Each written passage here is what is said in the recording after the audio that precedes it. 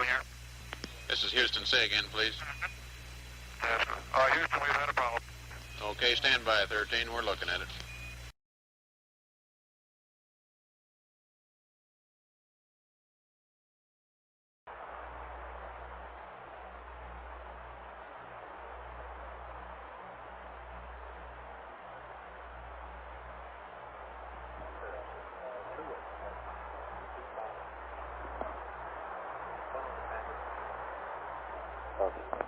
FAO, meet retro again, please.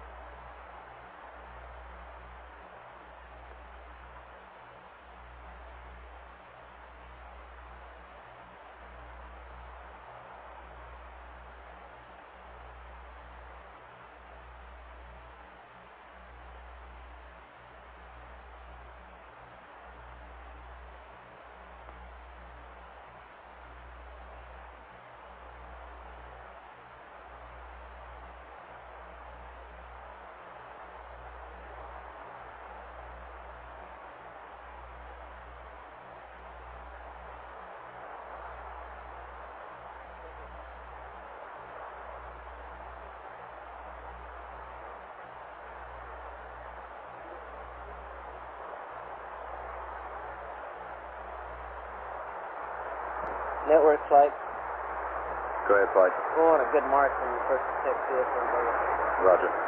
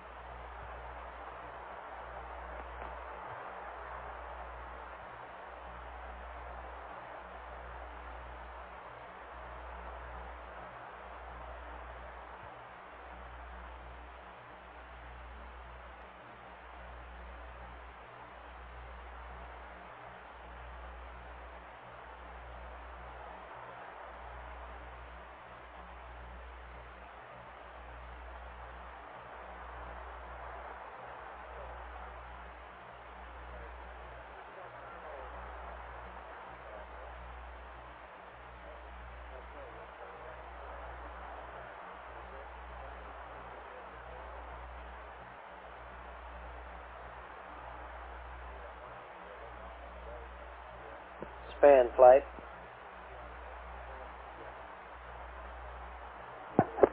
Go ahead, flight. Is Glenn Lunny back there? Negative, he isn't right now. Okay, thank you. Right.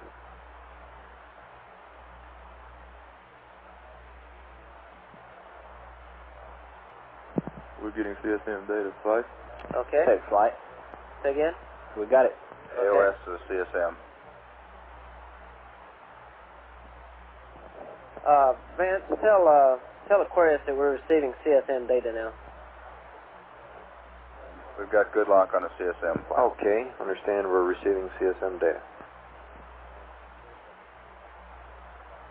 Aquarius Houston, we're receiving CSM data now. Roger.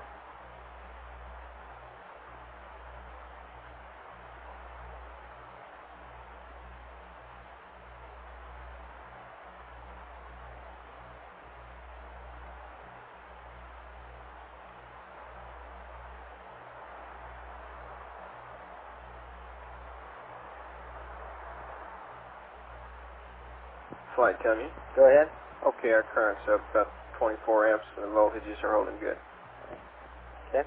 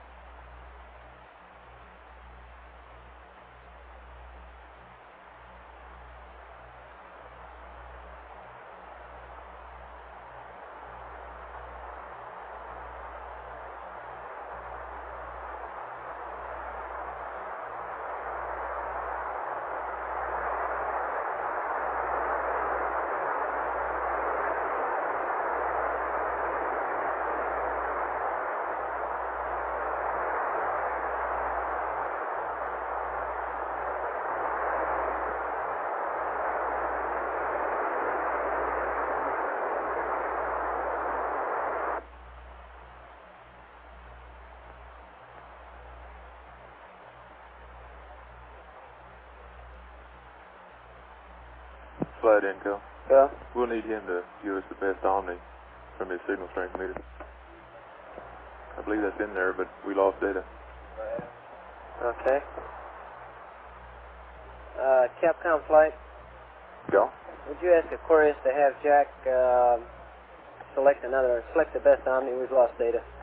Okay. Aquarius Houston. Flight Econ. Say again, Vince. Go ahead. Fred, we just lost data on. We can go ahead and Aquarius turn it off whenever we get ready. Jack, Okay, would he's you have probably him still select, getting some readouts, best so we might as well Omni? look at it a little more while he's... Okay.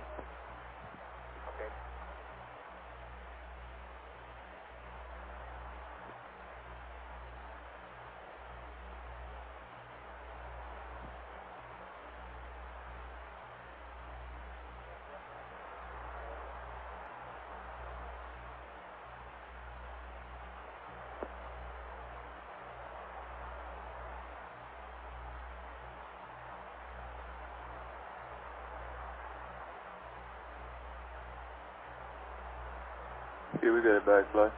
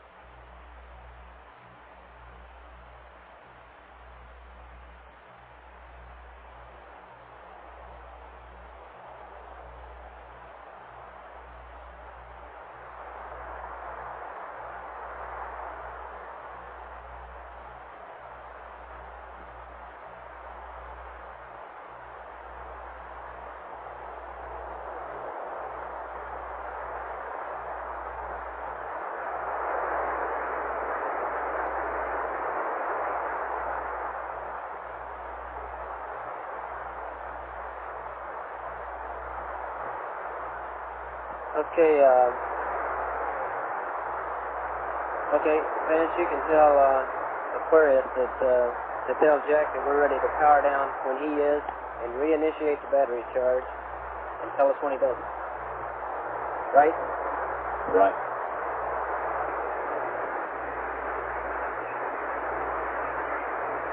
Just give us a time hack and when he does it.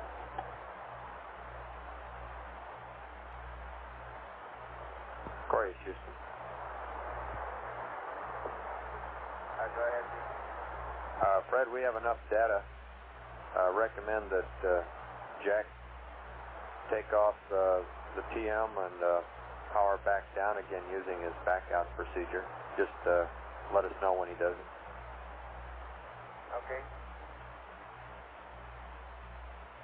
And after that, we'll start the battery charge, and we'll have to know when he starts that. Okay, starting to back out now. Just out of curiosity, y'all get a readout on what the cabin temp was up there? We lost it. What'd you tell him? 45. 45 to 46 degrees. LOS CSM.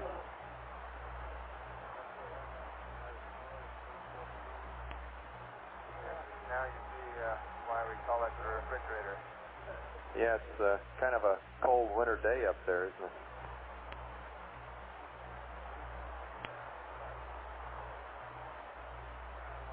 Is it snowing in the command module yet? Is it what then? Is it snowing in there yet?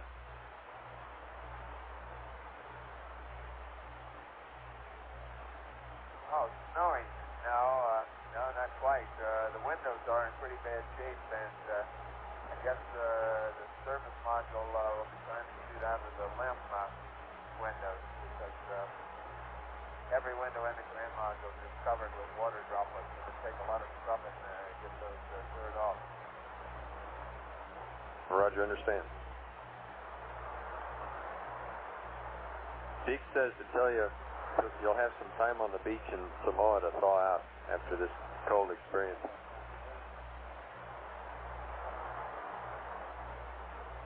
Yeah, that sounds great.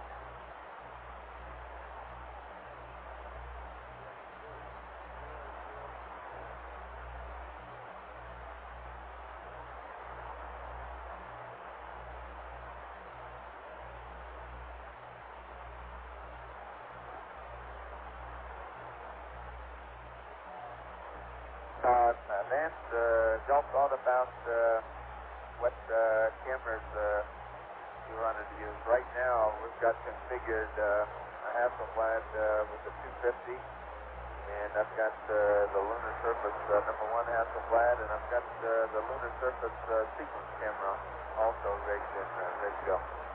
Did you have any other druthers about the options? You're referring to the photography of the service module, is that right? That's correct.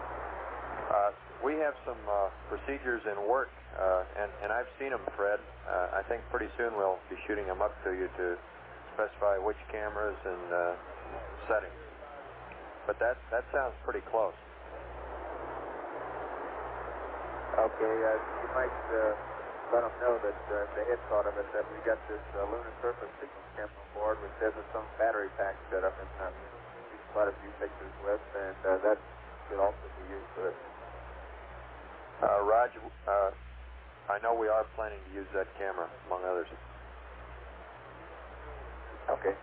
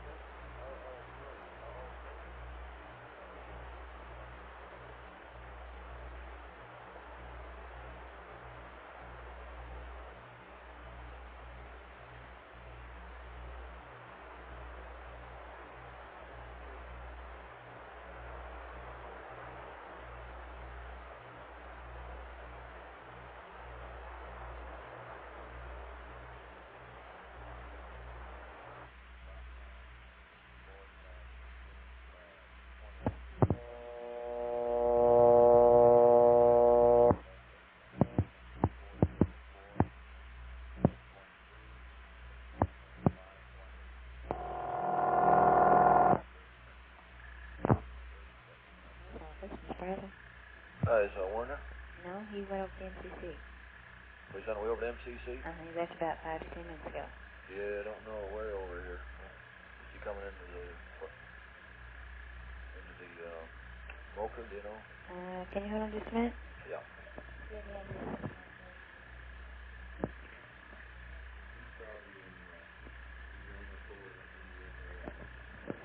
He's probably on the floor in the FAO. The FAO? Uh-huh. I'm looking at him and I don't see him. Okay.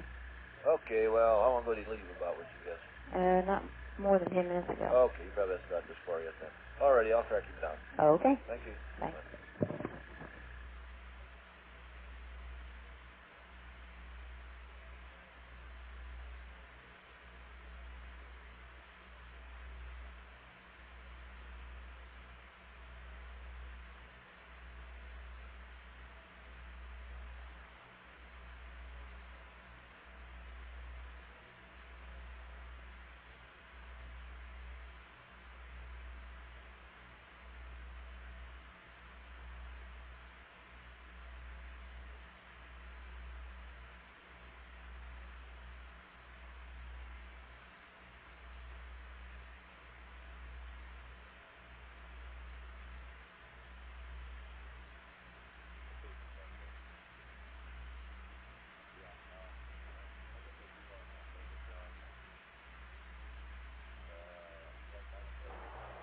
Okay, Houston Aquarius, Jack is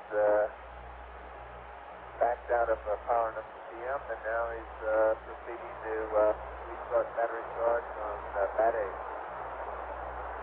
Okay, real good, Fred. We copy.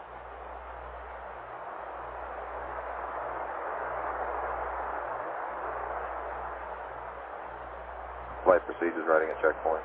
Okay.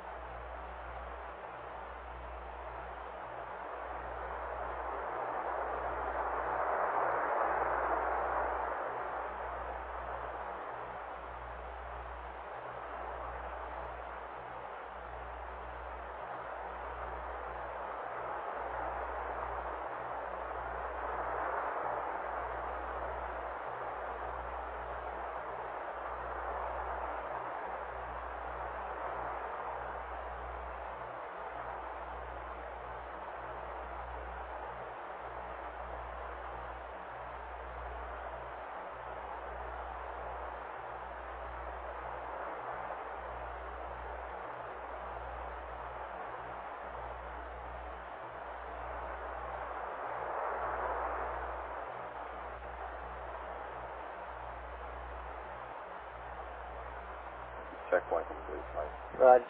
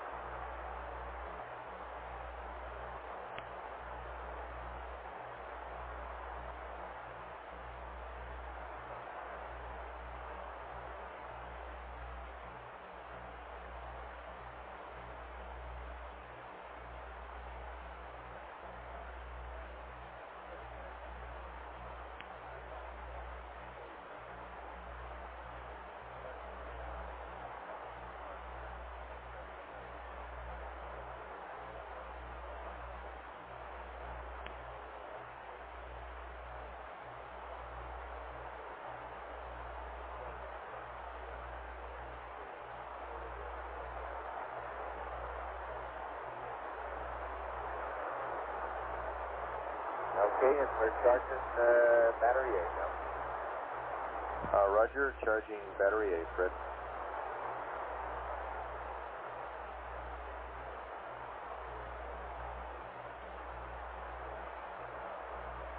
Flight Econ. Flight. Since we just started, I'd like to ask him for a voltage and current reading. Okay, let's get that battery voltage, charger current. And Fred, request now first reading of voltage, bat A voltage, and charger current. Okay, Vance, I can give it to you.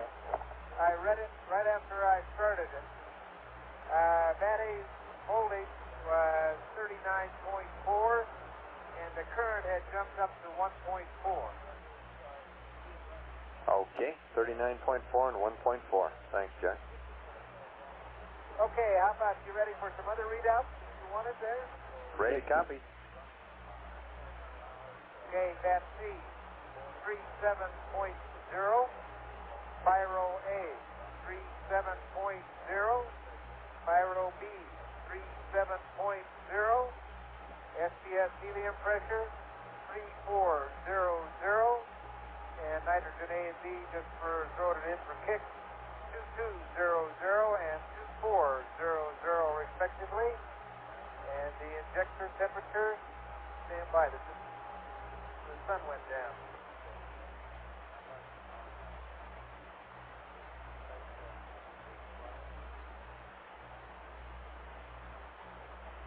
Okay, the injector temperature, 5 Charlie, 3.9, 5 Dog, 3.2, 6 Alpha, 3.6, 6 Baker, 3.9, 6 Charlie, 3.5, 6 Dog, 3.4. The battery manifold pressure, 1.4.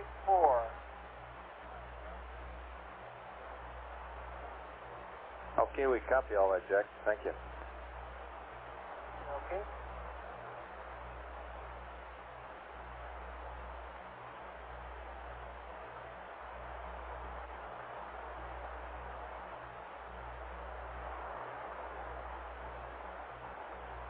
You say you figure you're going to be charging that A till about 126? That's approximately right.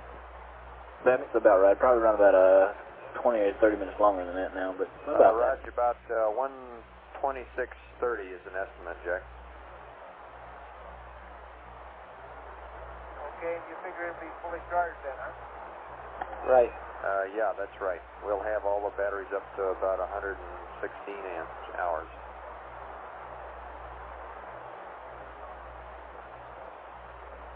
That's good news. That's better than 99, huh?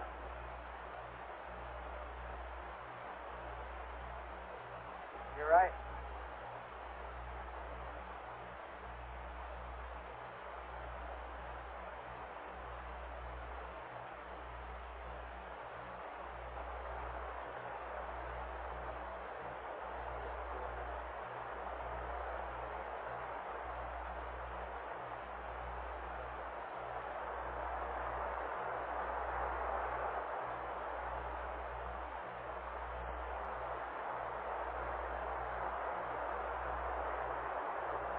How did all the systems look on Lunar, Dan?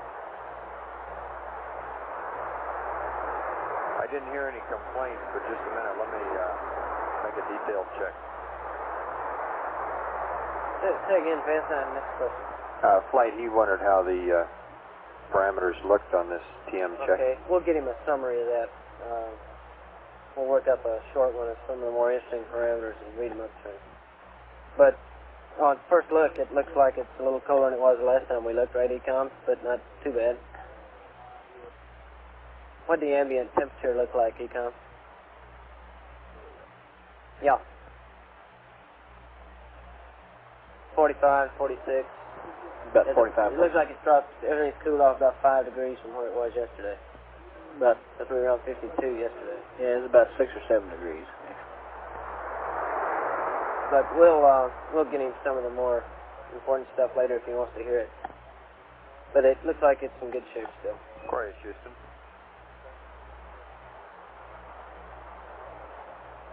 Go ahead. Jack, the general statement, it looks like temperatures have cooled off in the ballpark of 6 to 8 degrees cooler than what they were yesterday. Looks like everything has still been tolerance, but we're working up a detailed sheet of temperatures to send up to you for your interest.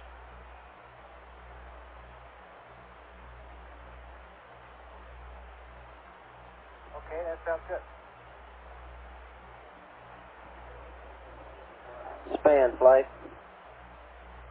Flight span?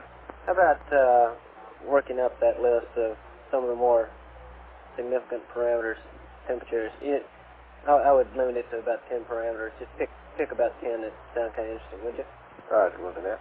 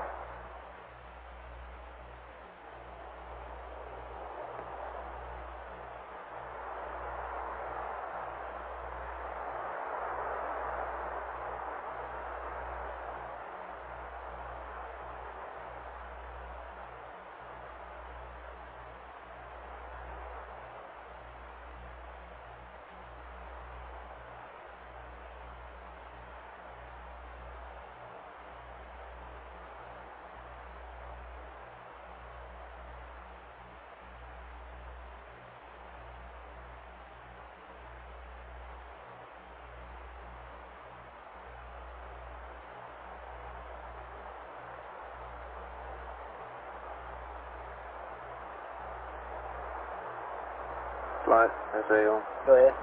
On the restorage of this black and white TV camera, the word we're getting right now is the camera, even if you took the lens off, would not fit in the B6 location. It'll only go in the A7. Has somebody tried that? Or is that just... That's the storage people. They've apparently tried it, yes, sir. Go ahead, Aquarius. Okay. Okay, Vance, Joe brought up the alignment at EI minus 2 plus 30. Were you going to set up or have a discussion about that later on? Yes. That's correct. Jack, we just about have procedures in hand, detailed checklist type procedures to send up to you. In other words, a timeline with reference to entry checklist and any changes in the entry checklist. So if you have a few pages of scratch paper, why, I think we'll have that to you within an hour. Okay, I'll be standing by. Okay, would you tell him, too, that our storage people have looked and said that that camera, even with the lens off, will not go into V6. It's going to have to go into A7. One other thing, Jack, you still with me? Yes, go ahead. Our storage people have tried out this black and white TV camera into V6 idea. They say even with the lens off, they can't get it in. So still recommend that it be stowed where we had it on the list. That's A7. Okay, no problem.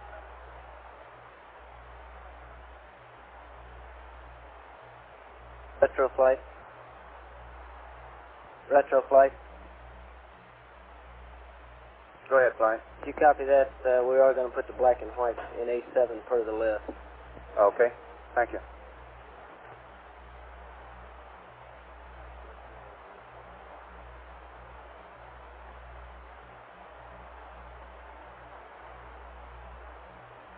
Flighty, huh? Go ahead. We'd like a readout of the charger current and bus A voltage. We'll get it kind of frequent here until it levels off. Okay, when you want that? Right now we can get it. Capcom flight. Go. We'd like another readout of bat A and charger current. We need it kind of frequently here till that thing levels off again. See what we've gotten back in there. I suspect it's going to level off pretty fast. Would anticipate it fine.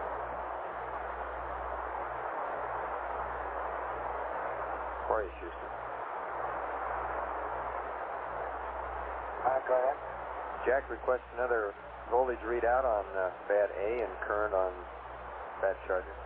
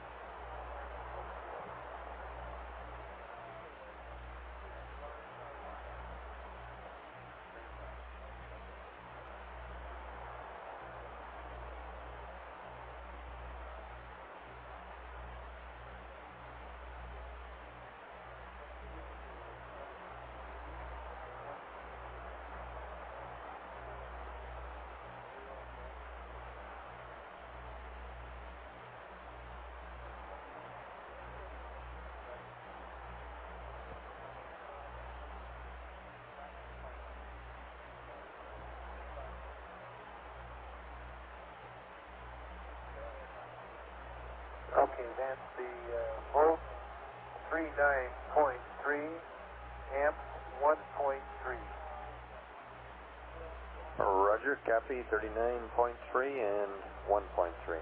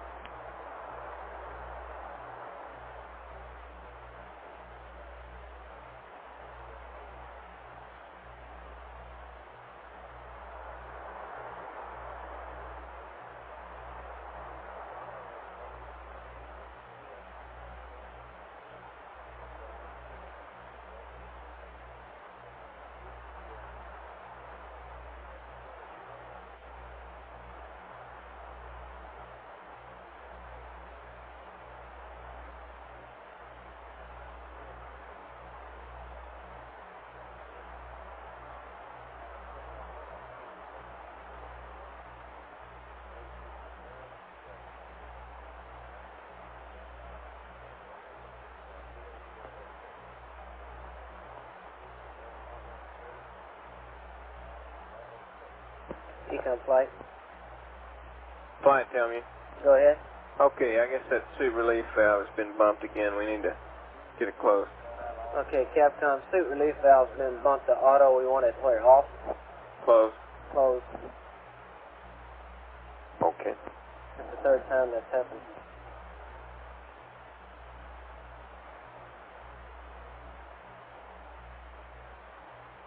Flight account. Go ahead. Did you come in a while ago? Yeah, stand on.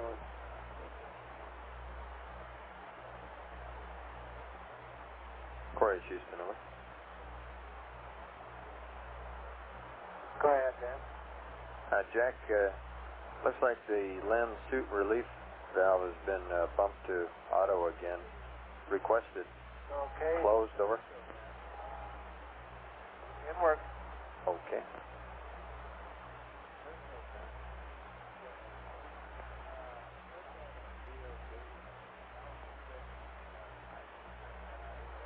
Flight, we see it. Right there.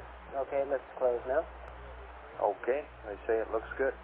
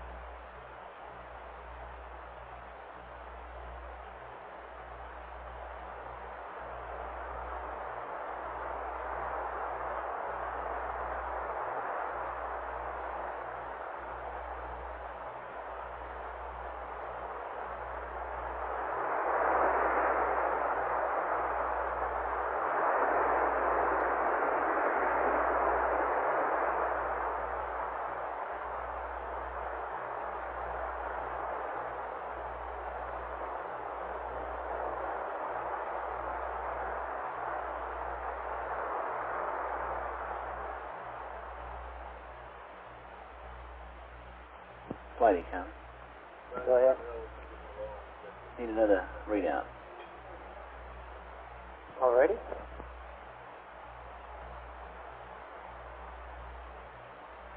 Roger, Dodger. We only got one 9 minutes ago. I'd like to kind of Where is Houston? better. Okay, we'll get one more, and that's surely enough for a while. Go ahead. Okay, Jack, we need another one of those voltage amps readouts, and maybe we'll get off here back for a little while. Oh, don't worry about it. I'd like to have you talk to us. Volts and amps coming up. Okay.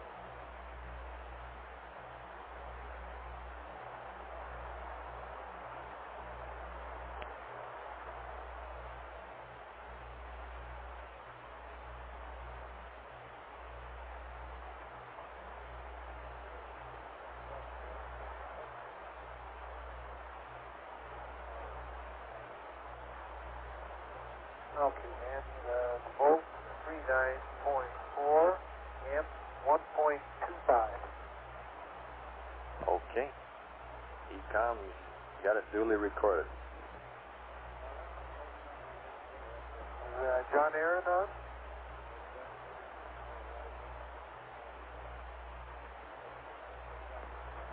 No, see, I don't know what shift he's on, but he comes in later, I guess.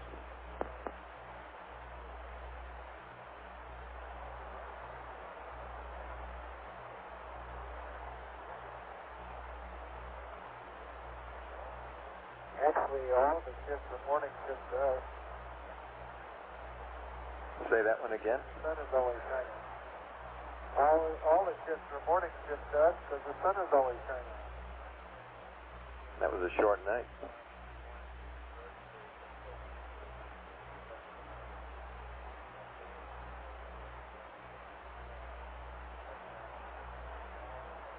Just for curiosity's sake, we still holding the entry angle of 6.25? You can tell him it's somewhere near 6 degrees right now, but we want to track some more. This mid-course correction is on the order of 2 to 3 feet a second right now.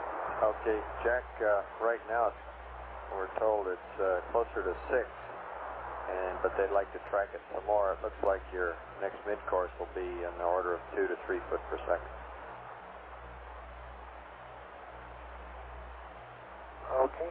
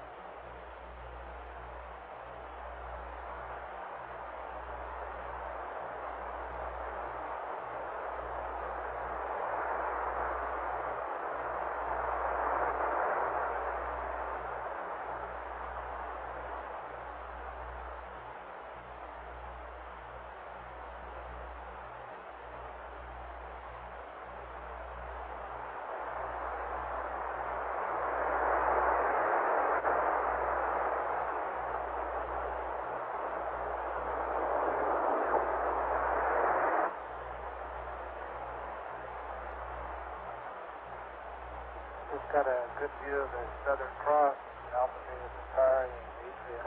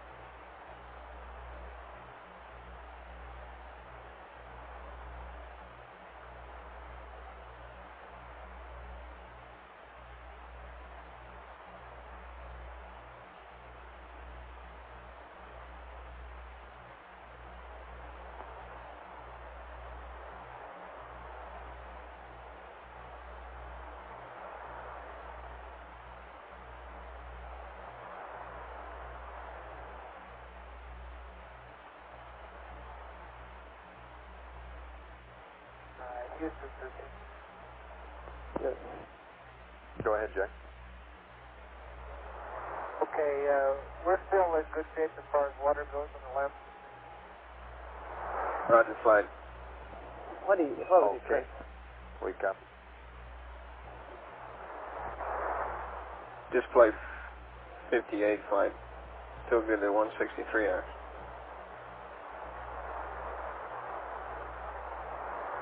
The reason I ask is I'm assuming that we are, and I have no idea each time I pressurize the surge tank to get water out of the command module how much I drop that surge tank. And if we're in good shape as far as water goes on the LEM, we'd like to fill a couple of drink bags to get some water for drinking purposes.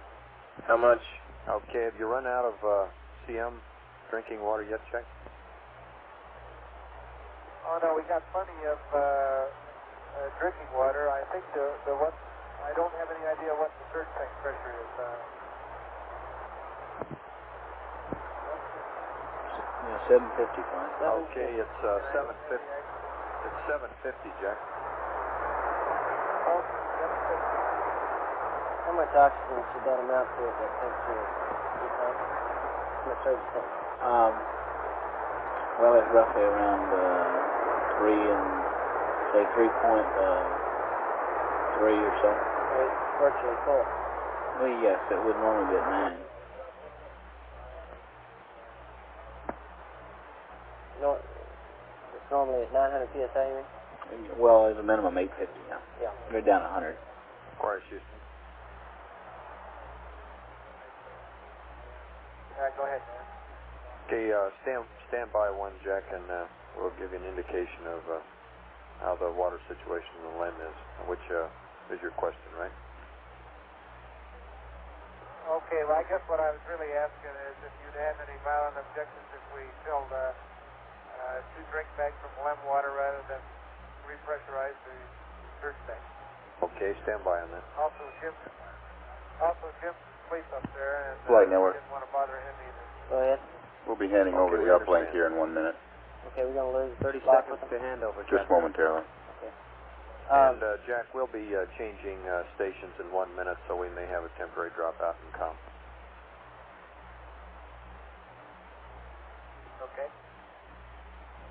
Okay. FAO flight. Go, fly. How much water is in a couple of drink bags? We'll find out in a second, flight.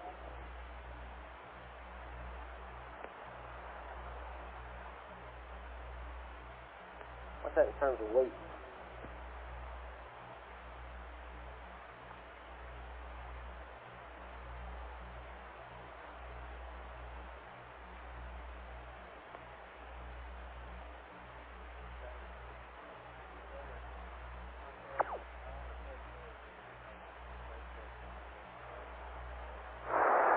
Flight Tommy. Go ahead. Okay, this pad you see on channel 58 there, that's assuming that we continue at the present rate, and I'm sure you're aware that there's a lot of talk of powering up early, and it essentially reduces that pad. Makes it pretty tight with the power up they're talking about.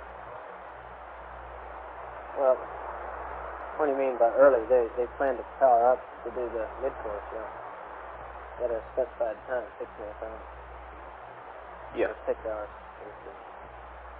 Okay, all I'm saying is this figure here wouldn't include that power up. Right. All right. So I was just saying, How don't. about taking one drink bag? That's about a pound or so. Okay, So that's you don't fine. have to go up in the command module and Go. do the drink.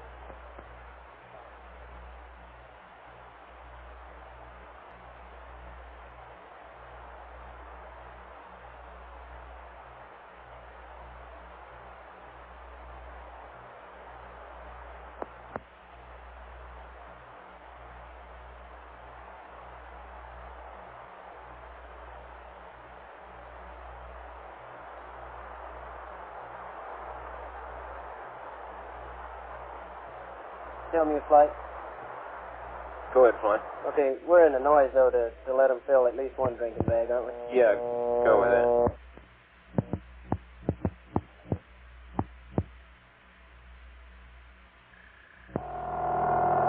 Okay, tell him that tell him to go ahead and get one drink bag. Center. And Is Milt reading there? we'd like to hold on Just after a minute. that and continue the command module order.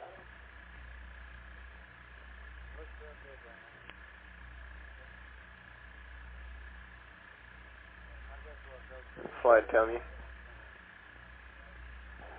Go. I wonder if we could get a mark too when he does that, so we can makes our calculations a lot easier.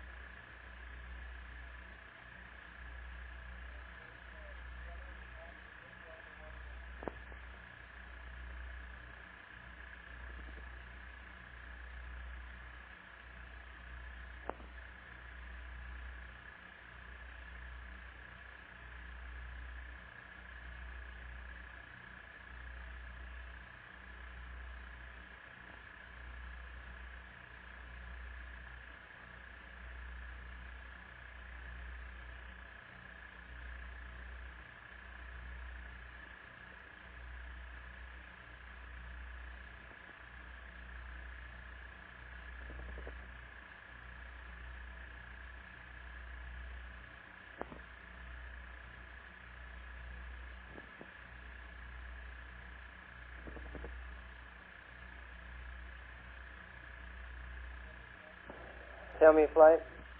Go fly? That was it, wasn't it? Roger, just went. I saw the percentage change. What did the quantity do? How much did it drop? It went down about a pound.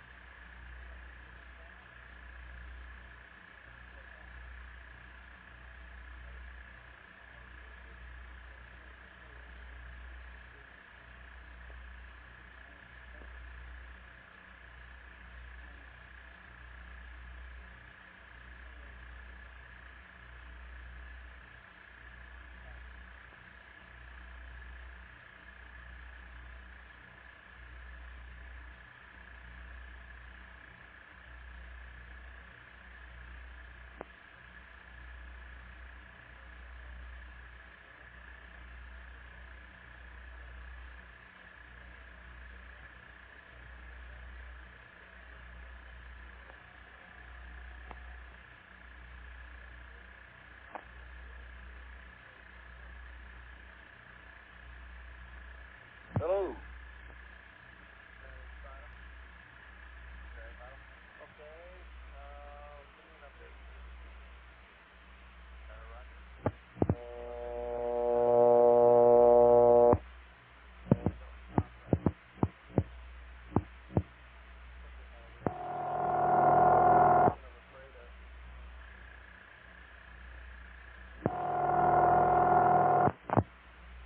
Apollo News Center. Is Milt reading that, please? Just a minute.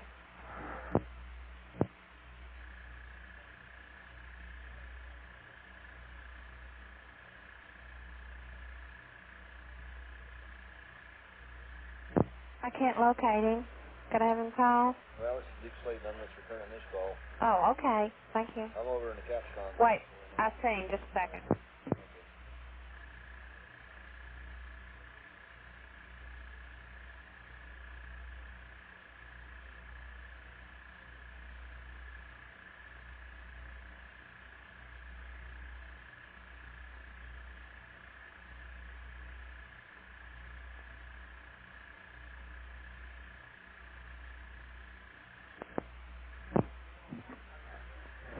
Hello?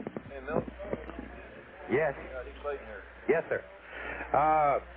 What I called about, earlier I talked to Warren, and he's been pretty busy about talking to Bill Hines on the simulation bit this afternoon. Flight span, go ahead. Stand by one. And he said he would talk to him, but apparently he's pretty busy. Is there any way we could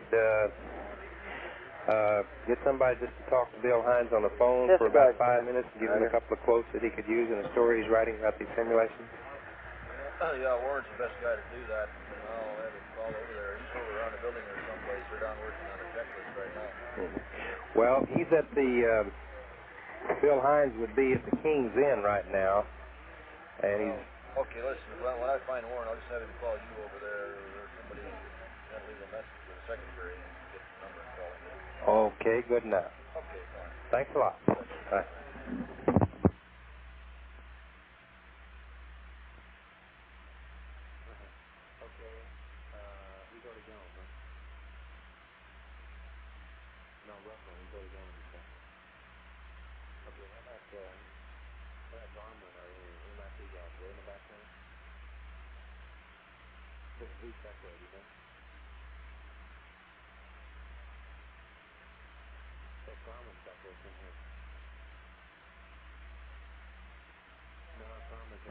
Span flight. Flight span, go ahead. Hey, Rod, how about getting a copy of this entry sequence out here for SIG? Will do. It evidently wasn't in your list. Okay.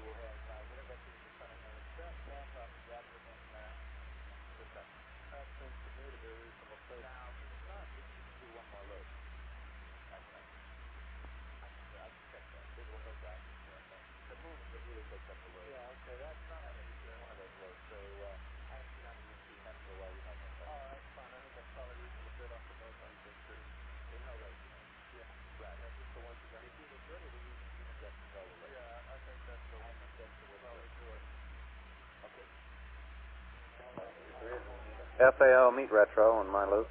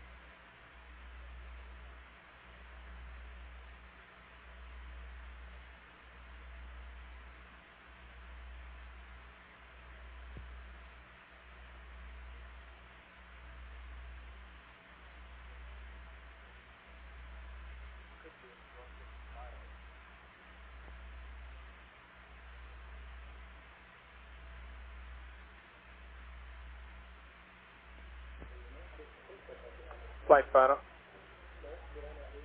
Stand over. Roger. Go ahead. Okay, just want to tell you we took another trajectory update, and the gamma EI continues to be less shallow, or more shallow. It's down to 5.93 now. This represents 2 more hours of data than we had before. Absent absolutely no prediction whether it'll increase, decrease, or stay the same. It does have quite a bit of ranging data though, so it still should be pretty reasonable estimate. Okay. Based on that last one you had, the 3.1, what length RCS burn is that? Delta T? Yes. 24 seconds. Okay. The flight pilot.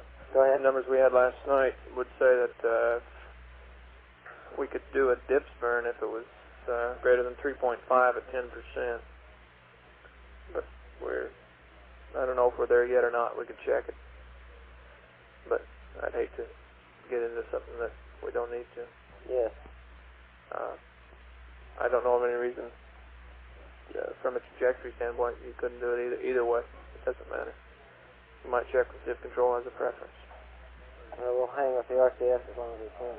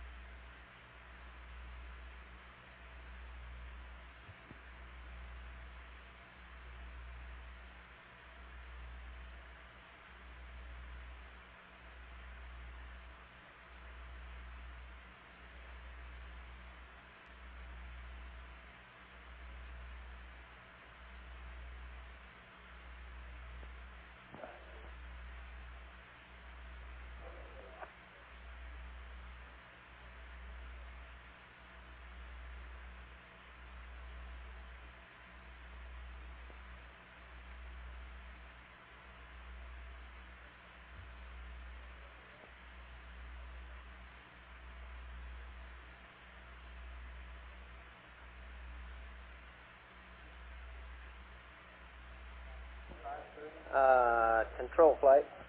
Go ahead, flight. Does your plot on channel 64 now for MCC7 indicate what size burn for MCC7? I think that's still updated on the 2.2, 2.1 foot per second flight.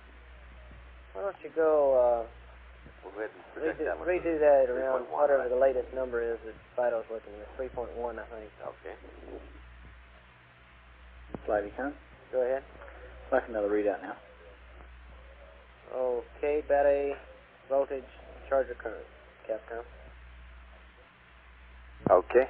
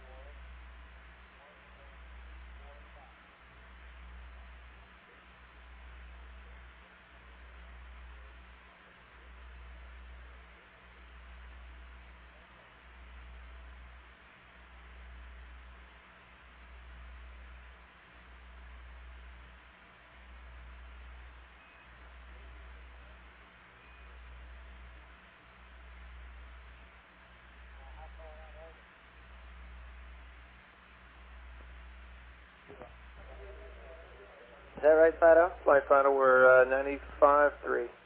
95.3. And 6068. 6068 velocity.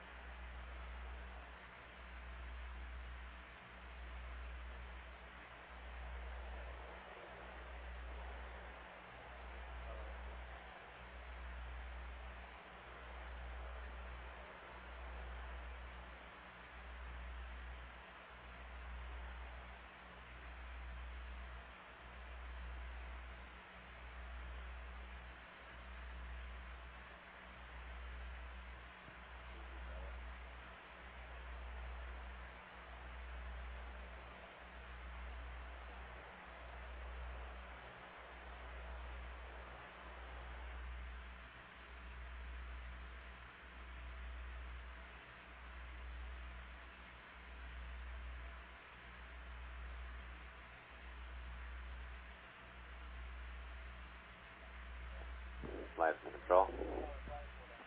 Calling flight. Control. Go ahead. The 3.1 second Delta V midcourse cost us about 5.5% of RCS. Grew to 4 foot per second, about 7%. We'll get it projected on the top. Okay. Okay.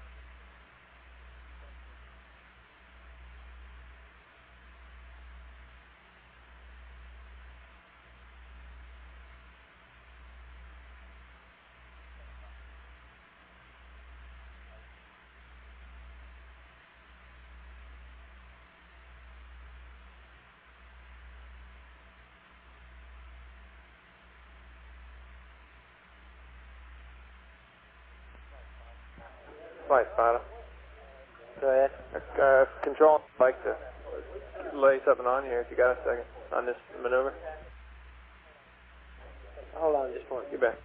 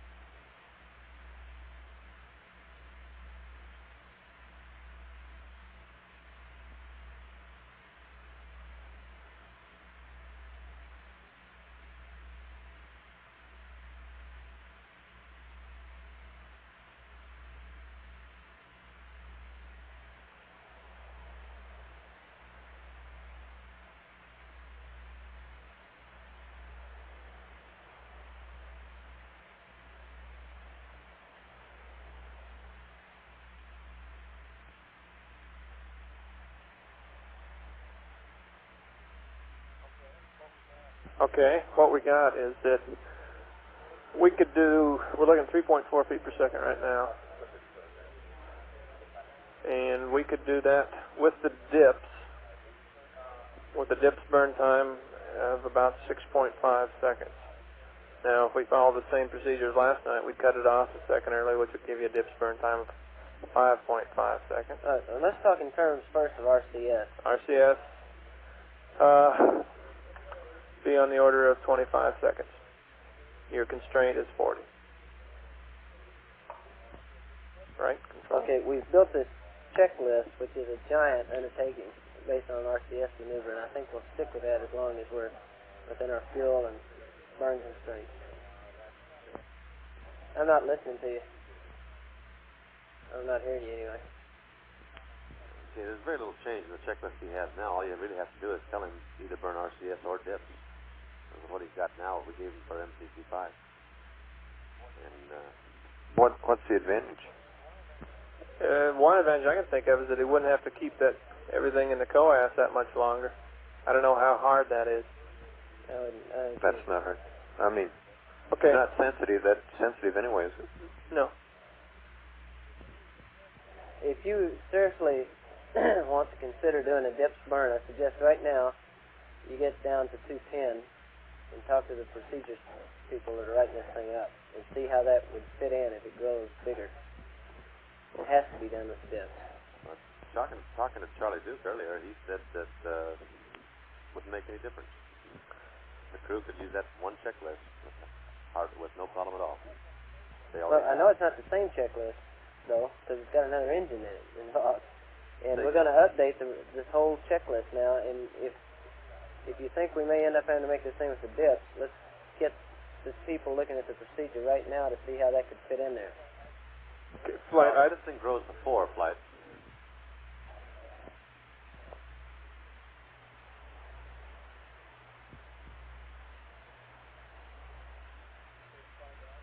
Okay, Flight, but I'd suggest that we pursue it because this thing has grown and is continuing to grow. That's exactly what I'm suggesting.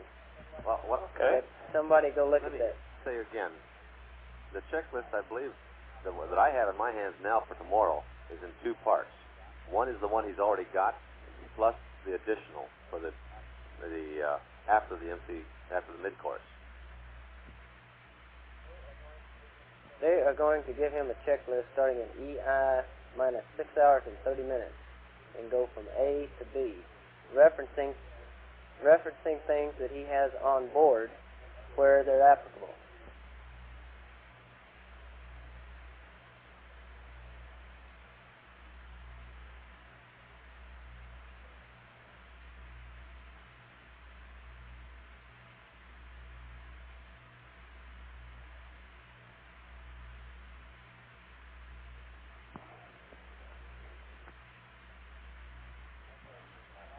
Okay, all I'm saying is you and Charlie Duke have talked about that. I think you better make sure that that is discussed with that group downstairs doing that checklist right now. You told me that's what it was. Yes, that's right. Now all I'm saying is go down there and tell them that that's what you're thinking about. Okay. They may come up with some clever way that if we had to go to a disk burn late in the game, that we can tell them that when they're reading the checklist. Okay, he says Charlie's down there now and has probably already talked about that. I'll tell you what, I'll excuse you for 10 minutes. You go check it personally and make sure that that's being done. Right. But one thing he might check with these prop people is that my rough numbers tell me it'd have to be about a 6 foot per second maneuver before we had to use the dip. Is that the numbers you guys came out with? Well, at 4 foot per second, at the 4 foot per second number, we have a 30 second haulage burn there, translation burn. Okay. So you're talking about, at about 6 seconds, you're talking about our constraint of 40 seconds. Right. So it'd have to be a 6 foot per second maneuver. Now, it is quite a growth, but I don't predict it to be impossible at this time. Yeah, we probably won't get that. But I do predict it to be improbable.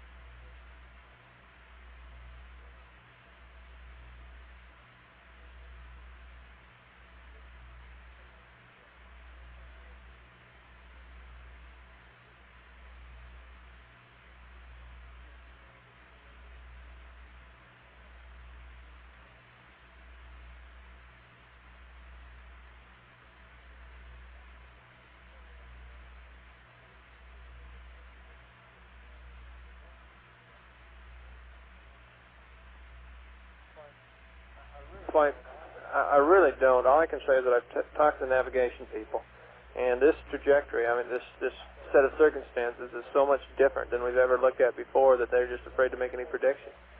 We've had we don't have really good data sometimes. Sometimes we're only processing two-way, and then we get to three-way. Very little ranging. All this kind of thing just makes them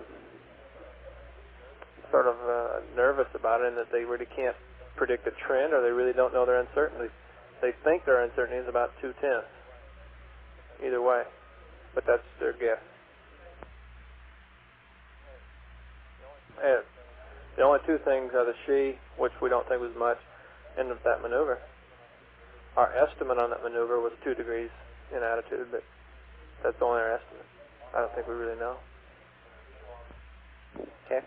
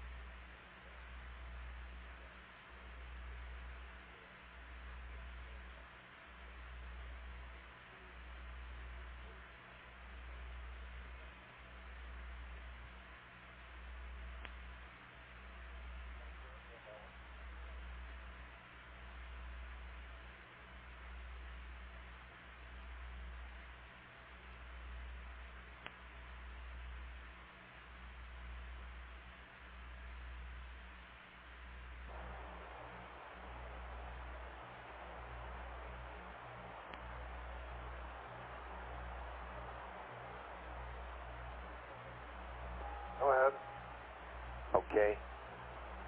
We have 3 cameras here. 2 of them to be used for picture taking from the LEM. 1 to be used from the number 5 window of the CSM. First I'll hit the LEM cameras. And this camera that I mentioned now has first priority. It's considered the one to give you the best results. That's the 70 millimeter DC Roseau camera, Hasselblad that is, with the 80 millimeter lens from box A13.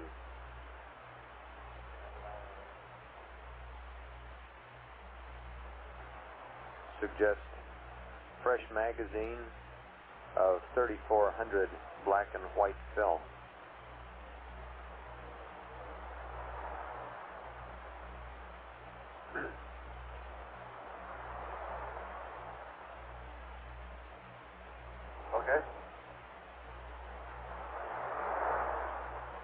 Okay, suggest either magazine R or magazine S from A13.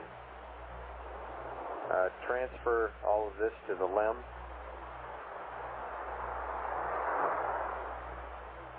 And recommend the following settings. LM/DC/80/BW 3400 in parentheses f5.6 at a 250th.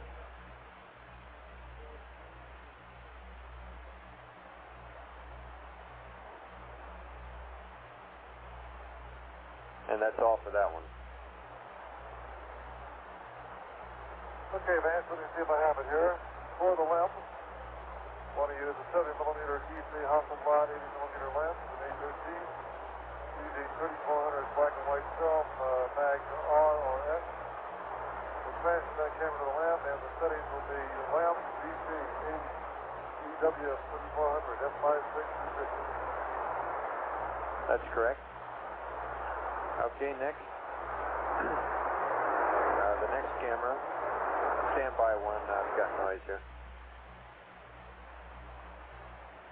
Okay, the next LEM, or the next camera for the LEM will be the 16 millimeter. And these photos are considered to be priority 3. Okay, 1, get the 16 millimeter DAC and power pack from A8.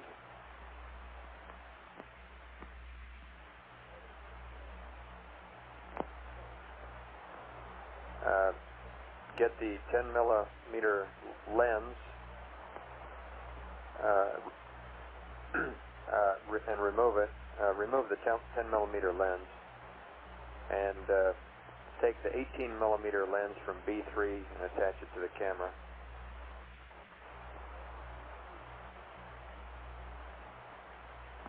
And set power cable transfer to the LEM. Set frame rate at 12 frames per second. And the same data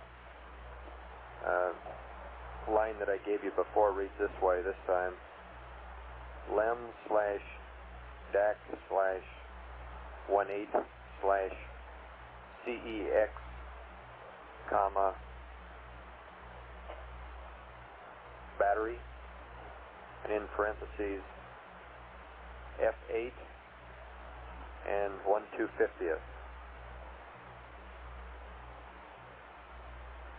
Okay, now looking at these 2 cameras in the LEM, it's recommended that you use the 16 millimeter for the first 2.5 minutes and then switch to the 70 millimeter. That's partly because the frames been, they've been optimized for closer and longer range. Okay, read back, please.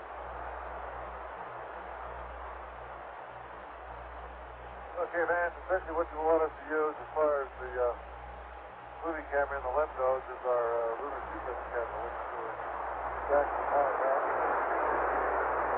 We use the 18mm lens instead of the 12 frames per second. We use CTX film with f8 at 1/250th of the setting.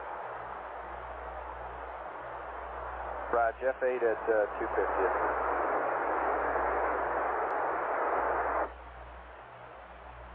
Right, f8 at 250th. Okay, would you believe that we have a correction now to the last camera I gave you? Correct that 18mm lens to 75mm lens. Change the 18mm to the 75mm lens. Okay. Right. Okay, next for the command module pictures, it may be a little hard to see the service module from the command module, but if you can see it, it'll be through window 5, people down here think. Recommend for that the CM 70mm. These photos have priority 2. So this is 70mm EL with which has the 80mm attached, and this is all in B3. Take off the 80mm lens and attach the 250mm lens.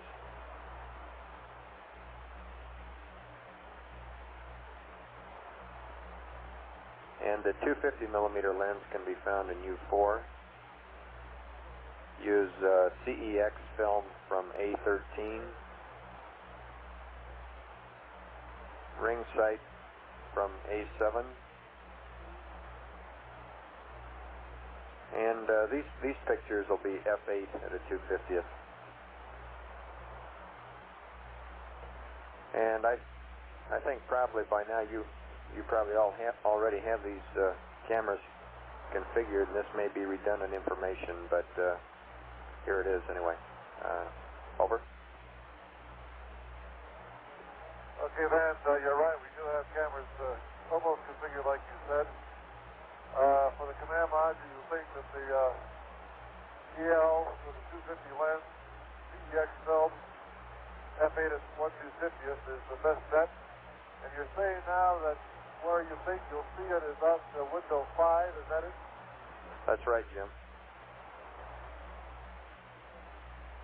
Okay, my procedure now, after service module 10 is going to be to pitch up in order to try to get the service module into the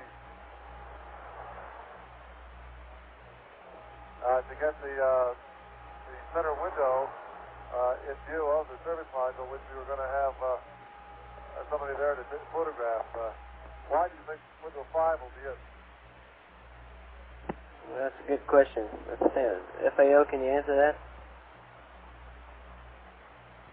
Where's Tom Holloway? Negative, fine. I'll get an answer to it, though. Ask Tom to come out here. Okay, stand by on that one. This is a question of geometry, and I'll get right back.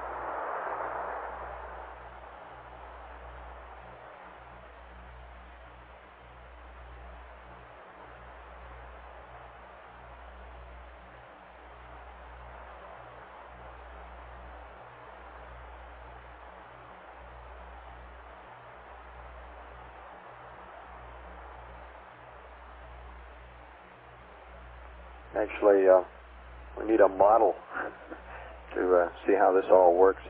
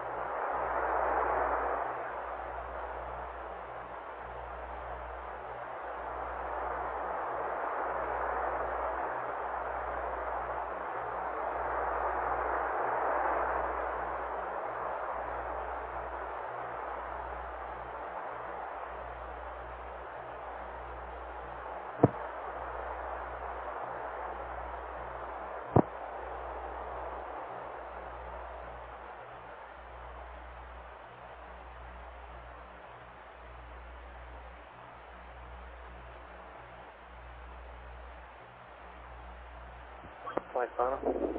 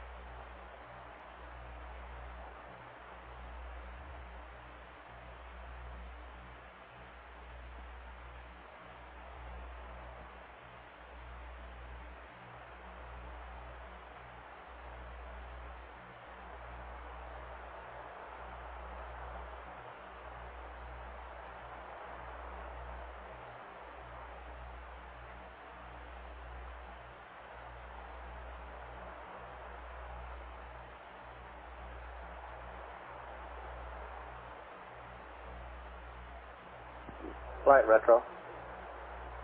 Go ahead. Yeah, did you ask John for a list of parameters? Yes. I have the data here. Okay. Aquarius Houston, over. Go ahead, Houston. Jim, regarding window 5, I have a drawing here, and when you're docked, you have approximately a 60-degree angle between the z-axes of the two spacecraft. It appears that peering out window 5, you would be looking at the rendezvous radar on top of the LEM, which would, if you pitched, more or less give you a view of the service module. That is, if you pitched. So, and I think that this has been run by quite a few folks here, so offhand I can't see where any other window would be as good or perhaps even possible. Okay, I understand. Yeah, you're right. When we look out window 5, we got the rendezvous radar, and we'll try window 5. Roger. It presumes, though, that there has to be a pitch to be able to see it. You guys sound a lot more rested today. I just went back down for an hour or so. Just came back up. Very good.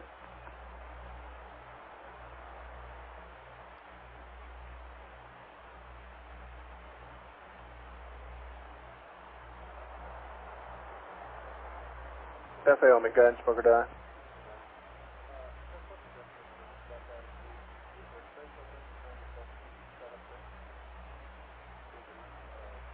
Retro flight.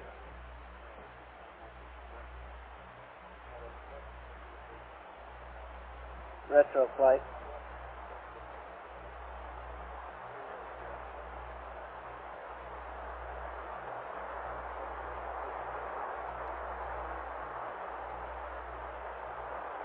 Could you also work up the 400K drogue, main, and landing time, assuming... Inter-sequence time? Yeah. Assuming the mid-course. Assuming the mid-course. Roger that. I have it on display. I just copied it on. In fact, if you'll just tell me what display, I'll call it up.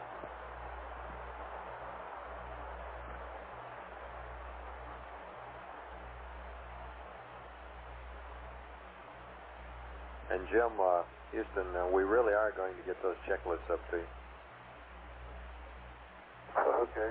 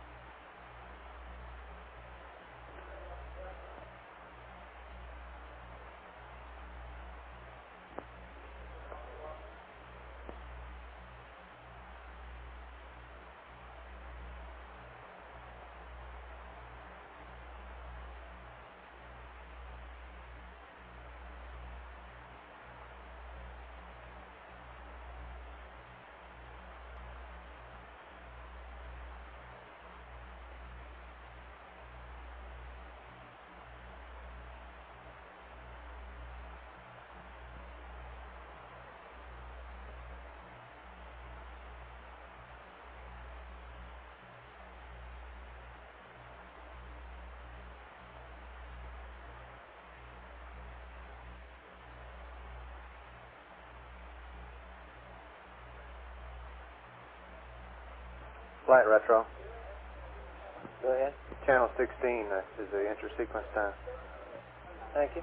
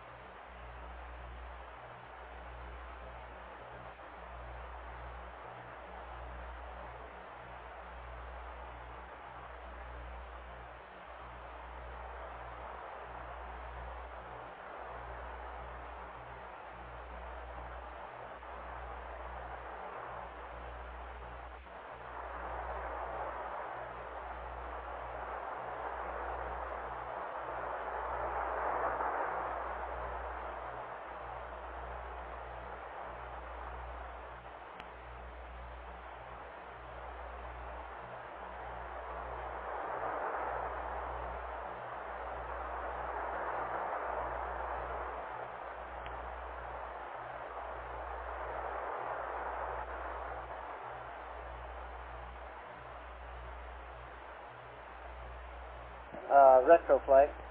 Go ahead, flight. What is the 400K time on this thing? It's Yeah, this is all based from EI. It's 142, 40, 40 flight. 142, 40, 40. Yeah, if you look up there at the upper left, it's re-entry reference time. Oh, okay, RETR. I got you. That's okay. the 400K time.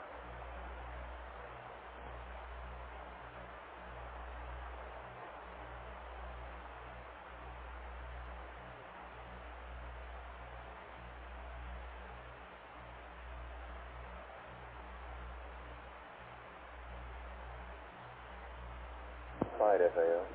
Go ahead. Just to go back to when they asked about the drinking bag, we've checked it out and it does contain exactly 8 fluid ounces, which is about a half an ounce. So if they filled one, that's all the water you should have lost. Okay.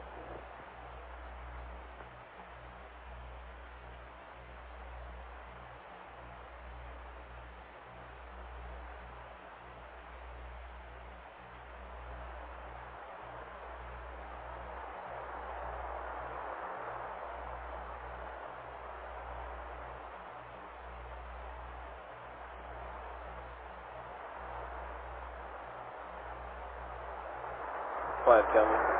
So? I'm going to step off a couple minutes here. I got the guys in the back room reporting to control. They're watching the data. Okay.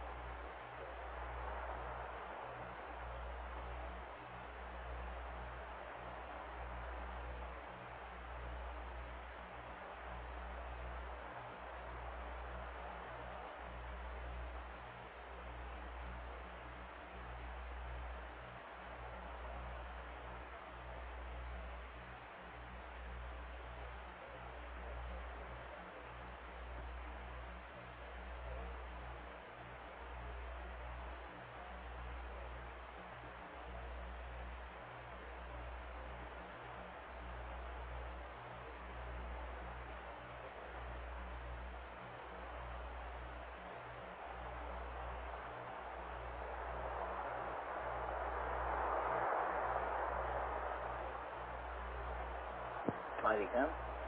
Go ahead. It's time for another readout. Okay. Capcom, readout on Beta A and the current. Okay. Charlie, ready?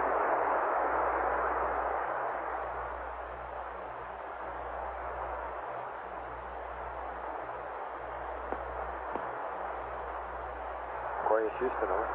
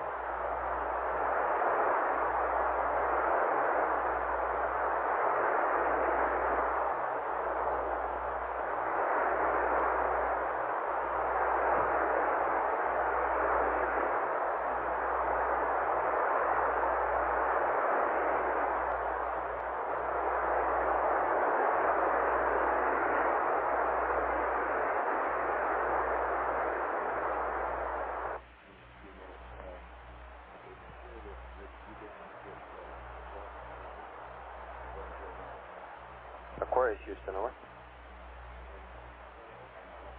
Go ahead, Houston.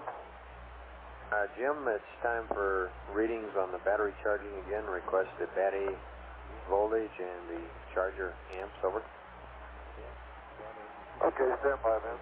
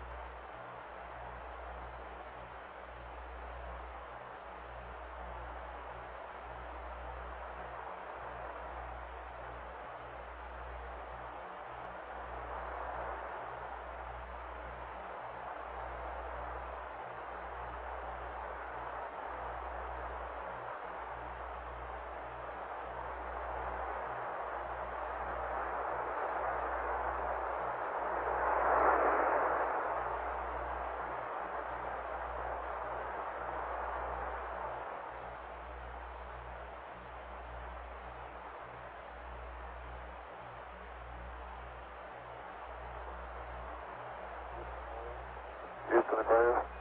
Go ahead, Jim. Okay, we have no more water in the portable tank. We tried to get some more out a few minutes ago, and there isn't any. Okay, understand you ran out of water in the CM potable tank. Affirmative.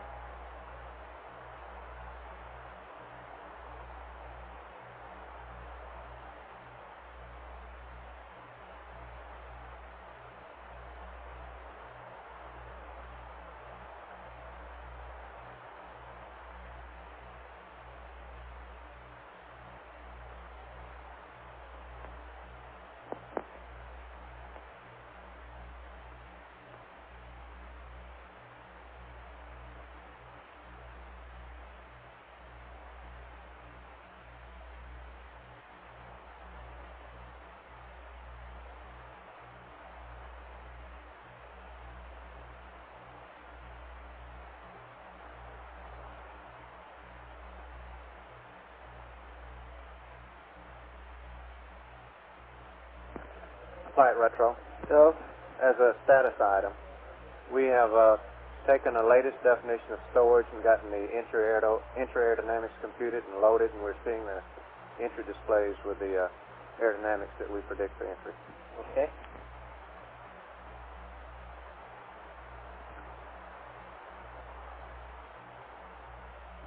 Okay, tell me your flight. Go ahead, fly.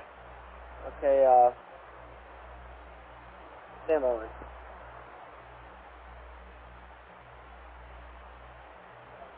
Okay, what should we tell him about drinking water now? What kind of pad are we looking at, etc., in the limb at the present time?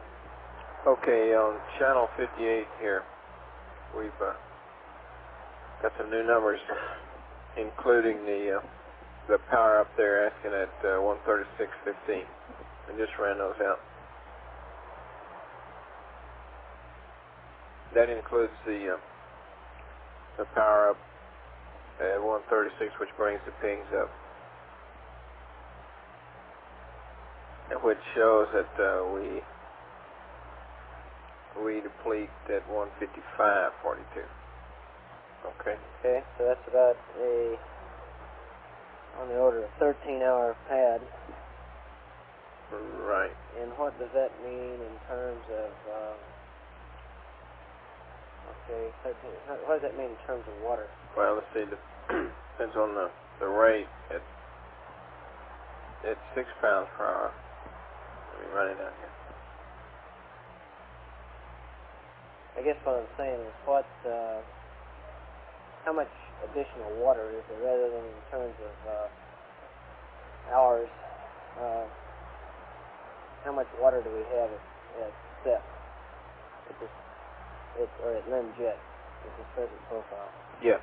Okay, I got you. That's pounds of water at LIM jet is what I'm really after. Okay, just a second. Because I assume then that much would be available for drinking purposes. For drinking. Well, we want to allow some pad, I guess. Oh yeah, but just tell me what the total is, and then we'll kind of look at that. Okay.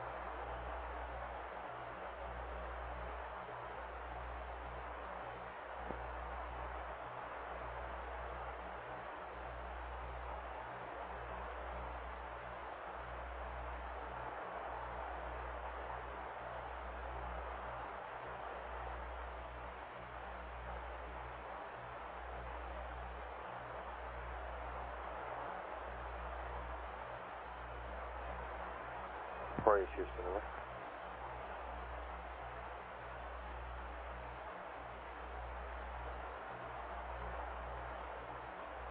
Flight, tell me. Go. Okay, so I guess run out about 78 pounds. 78 pounds? Stand by, that doesn't sound right. Sounds kind of high. Yeah, let me see if I can get a better figure.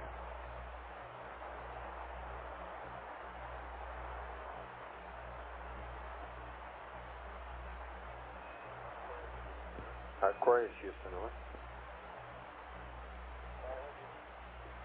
Houston. Jim, were you able to get those voltage, bad A voltage and current reading? Press up enough. Okay. And we're ready to read you the first checklist installment. This will, what we're going to read up is going to be a LEM timeline, a CSM timeline, and checklist changes to conform with these. And Go. Yeah, it's right 16.2. now I have the first installment of the CSM timeline ready to read up. Okay, Jack, I'm going to get, Van, I'm going to get Jack on the line for that, and he'll stand by. Okay, and you'll need a lot of paper. FAO flight. Have you got copies of this update? Okay. Where did it come from? Where did this one come from now? Both are 39.5 and 1.24, stand by. Okay, we got it. Hold on a readout a minute. We need to get these guys so that they can follow the thing and make sure they understand it.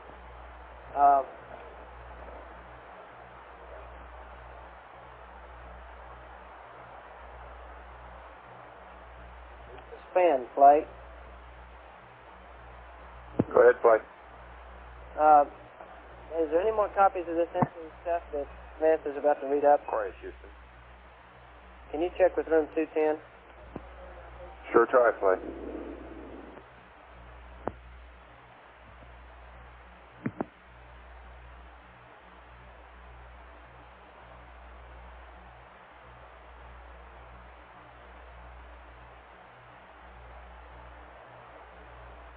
Okay, Vance, I'm on and ready to cut.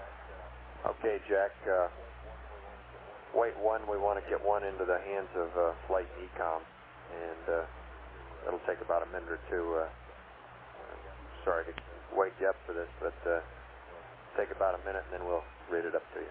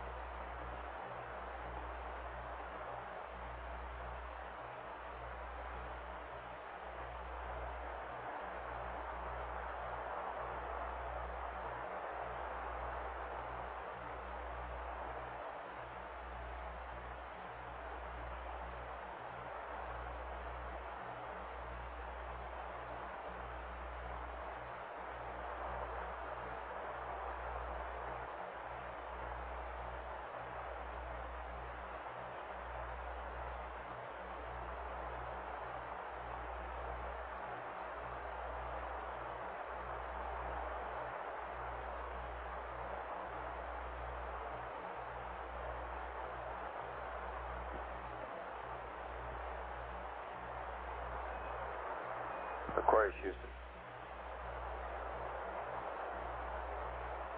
Okay, Vance, go ahead. Hey, Jack, do you have any of that CM water, bagged water left? Over. Negative. I went up and tried to repressurize the surge tank and get another shot of water. I was able to repressurize the surge tank okay, but there was no water that came out of the water vent. Yeah, we understand that there isn't any more in the potable tank, but we understood that you had put some water from that tank into bags, and I wondered if any of the bags were left. Negative. Okay.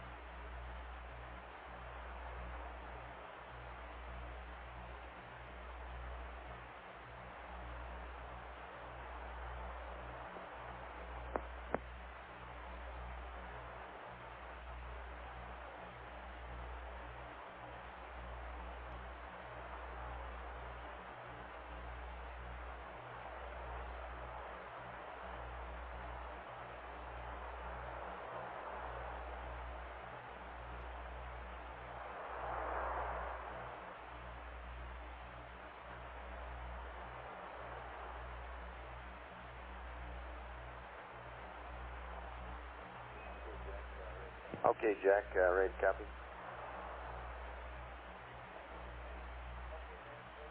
Okay, Dan, ready to copy.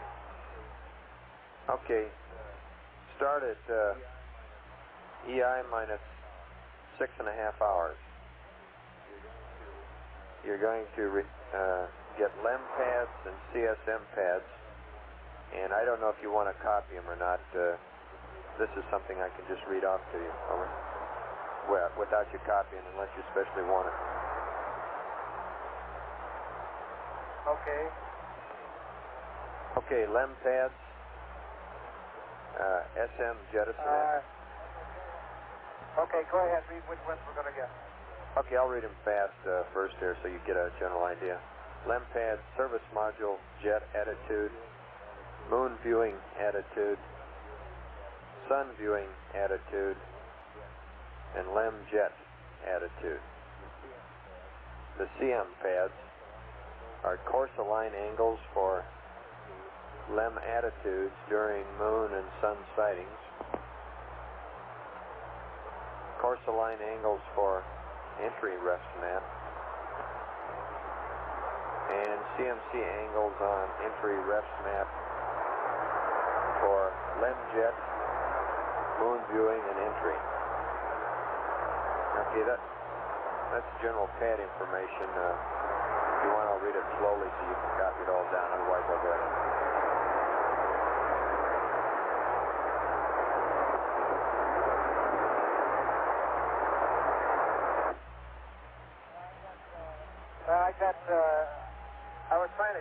as you were reading it, Dan.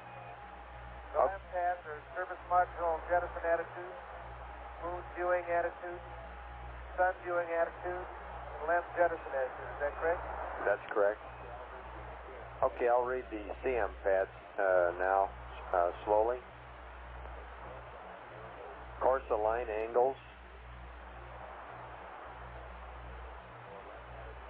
for LEM attitudes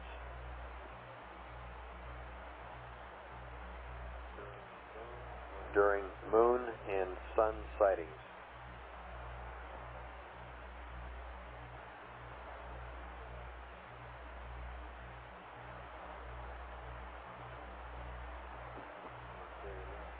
Okay, the next.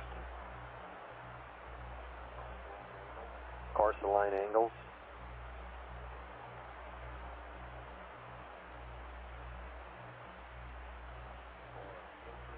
for entry reps mat.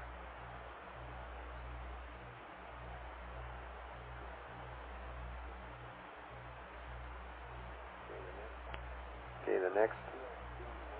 CMC angles on entry reps mat for 1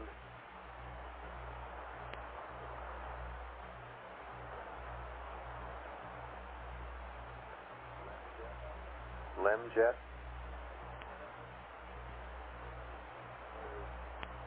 2 moon viewing,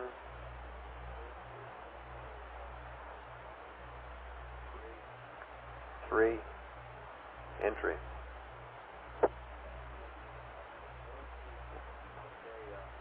Okay, I'll stand by till you read that back. Okay, the CSM pads will be course align angle for LEM attitude during moon and sun sighting. Course align angle for entry reps mat. CMC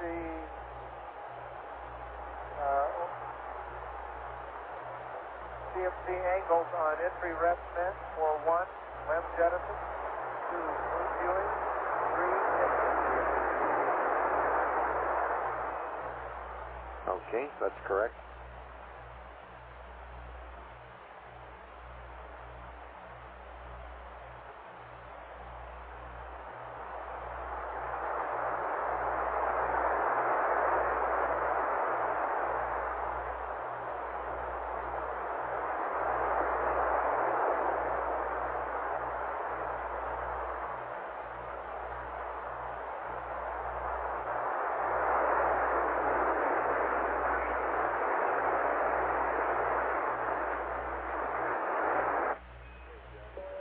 Okay, Jack, gonna hold up one. All the hordes of people that devised this procedure are gonna be coming into the room in a minute, and they'd like to hold up till everybody can listen in.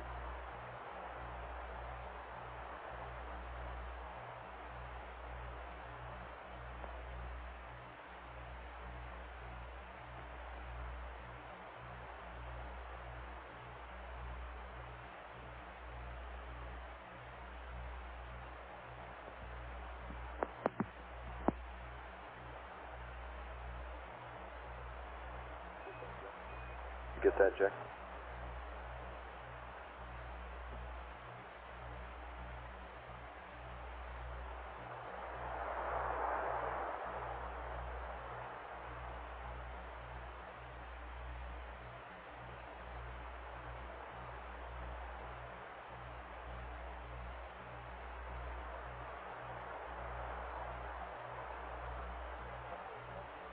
Okay, Vince, we're ready to go. Okay, we lost you there briefly while you were in an attitude. We couldn't receive you. Jack, we'd like to hold off for about 5 minutes. We have some more people coming in to listen to this, and it took a lot of people to devise this procedure, and a few people have been testing it out, so we'd like to have them all on hand while we give you the rest. Okay.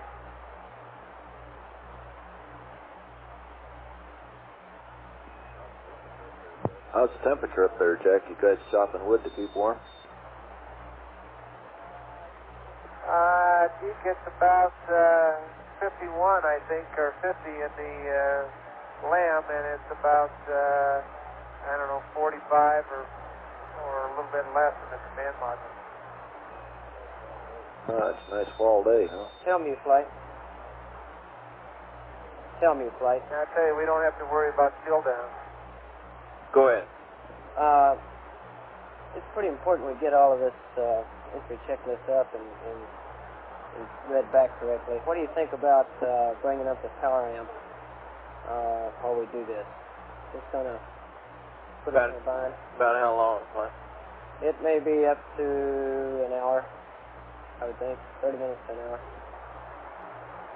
Well, that's about... Give that 3 amp hours. Yeah, it's about 25 amp hours. 25? It's only 3 amps, isn't it? Oh, you gonna bring it? Yeah. Just the power amp. Yeah. For about an hour, so About it's an hour. So we'll do that 3 amp hours. Yeah, we can afford that, I guess. I'd like to get the comm as clean as we can during this thing.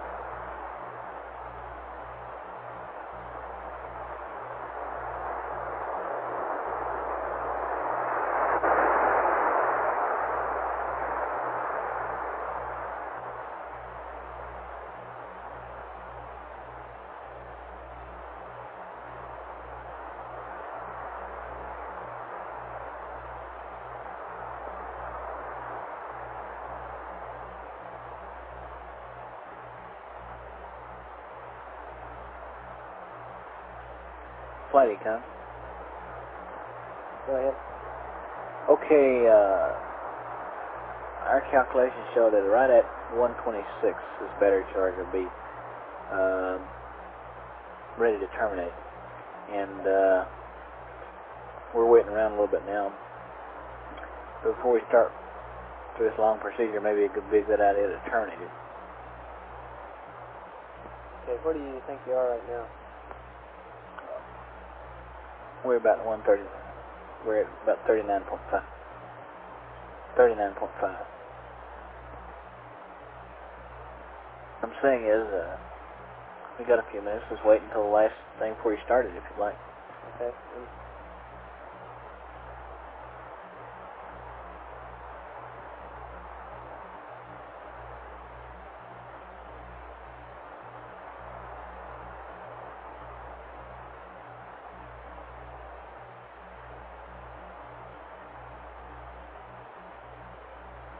Just a couple of amps down, right?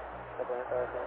It is. Okay, Van, while we're waiting, do you have there also what I can expect ground to uplink me?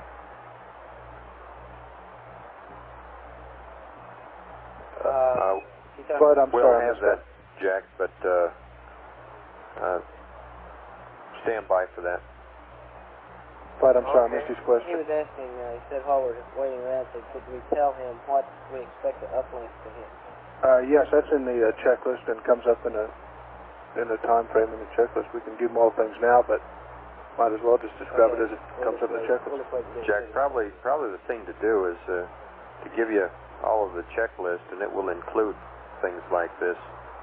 And then we'll have a big question and answer session afterwards, if that's okay by you. Okay, that sounds good.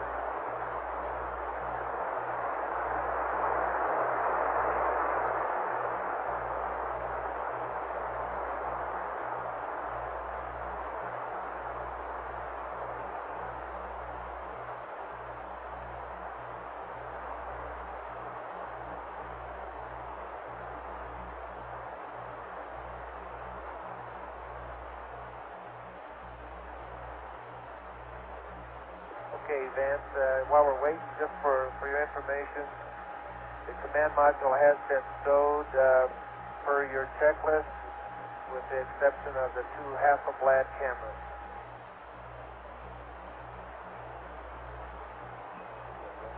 Roger, got that, Jack.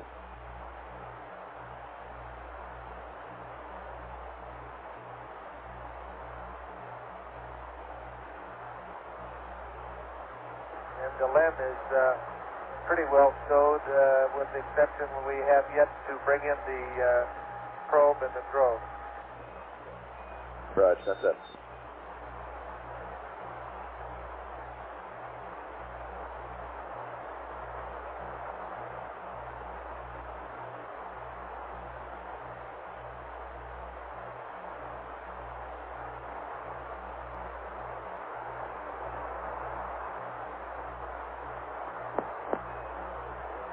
Relative to your water situation, Jack, we're going to have a pretty good hack on the LEM here in the next few hours, and we anticipate letting you fill your own tanks before we transfer over, so you should be in reasonably good shape there.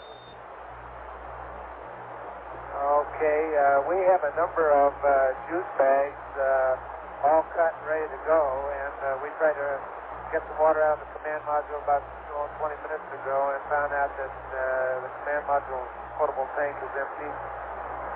So we have no bags made up now, so we're dependent on LEM water, plus water.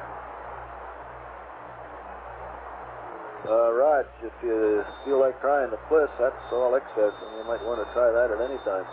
Yep. I'm sure it'll taste like Bliss, but you might as well try it.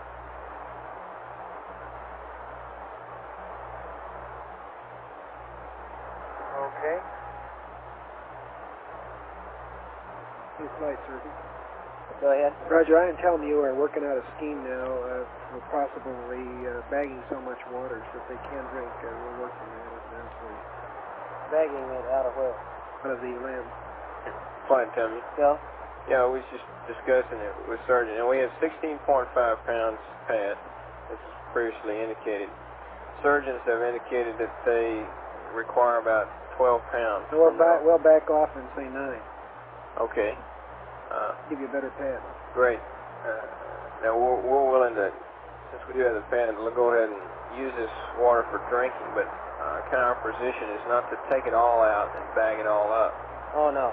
Because you can always take it out, but you can't put it back in. Yeah, I think we'll just take it out as we need it. That's kind of the way we'd like to see it done. But you ought to give them a handle then of how many bags that it's equivalent to, you see. And that way they know they can drink so many, and not remove it until needed, but tell them you can drink X bags, okay?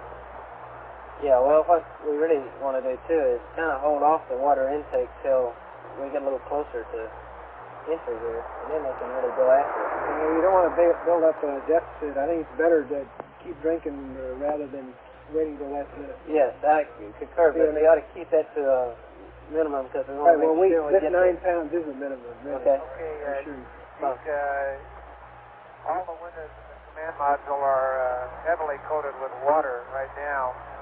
So I don't know what kind of pictures we'll get out of them, but I'm going to try and clean them off and do the best I can with the 250mm lens on the Hasselblad. Raj, that's why we have the top priority stuff in the LEM. We figure you got a much better chance of getting it through there. Okay.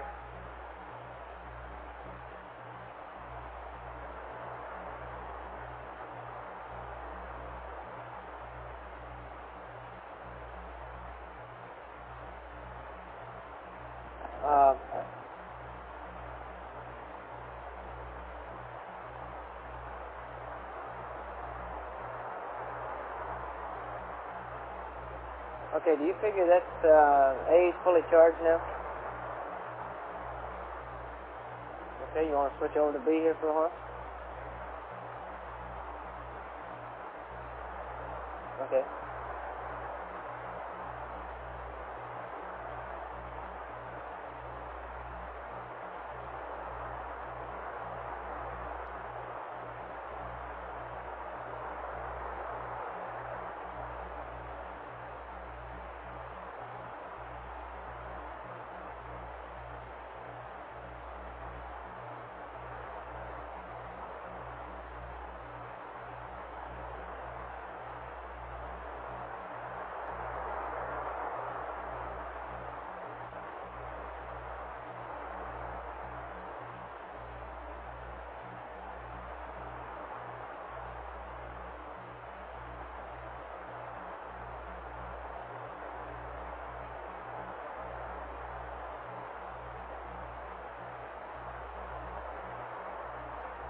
What do you think about going ahead and starting that now, Ecom?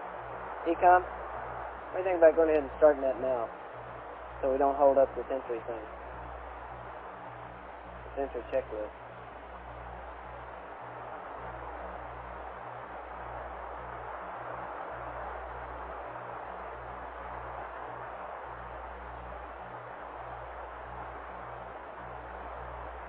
Let's start it, Flight. Let's go ahead and read this procedure up to him, and he can go ahead and switch over and start charging bat B. We'll get 2 more amp hours in it, and top it off, and then we'll be ready to terminate altogether. How long will it take, Ecom, approximately? Oh, no longer than a couple hours. Okay, a couple hours. But maybe by the time we finish the lead up of the entry checklist. Quiet, Houston. Are you ready to send it up then? Jack, before we start reading the procedure, we find that bat A is topped off and in great shape. We'd like to switch over and top off bat B some more. Give it 2 more hours of charging. Have about a 7 or 8 step procedure here to give you, if you want to copy that, for switching before we start recording the entry procedures. Okay, stand by. Let me get out my editor checklist.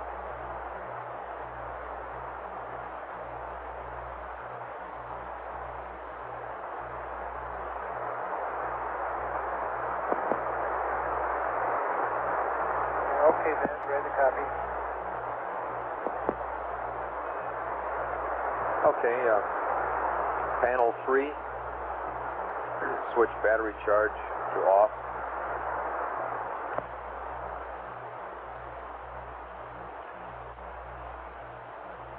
Panel 5. Main bus tie, bat AC.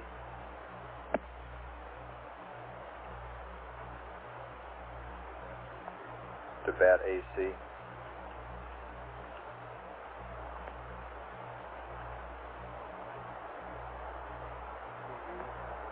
CB, battery charger. Bat A charge.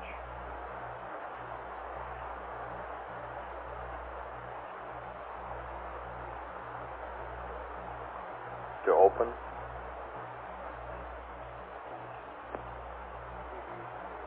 CB battery charger, bat B charge.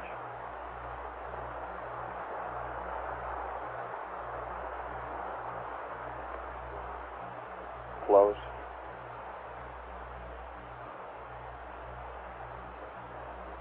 Next panel 250.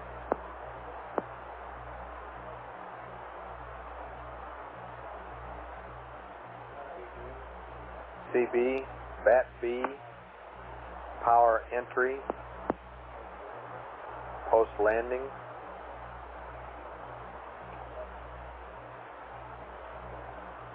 to close.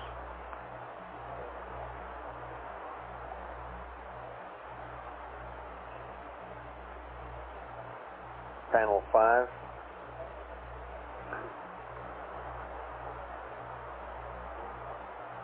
Main bus tie, bat BC, off.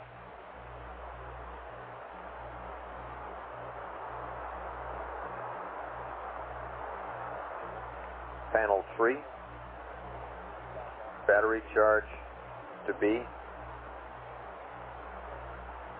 Advise, I'll stand by.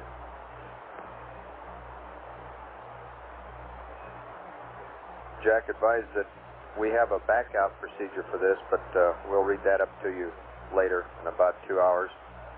And also that this procedure is a delta to the first battery charging procedure that we gave you. In other words, it's a delta from where you are right now.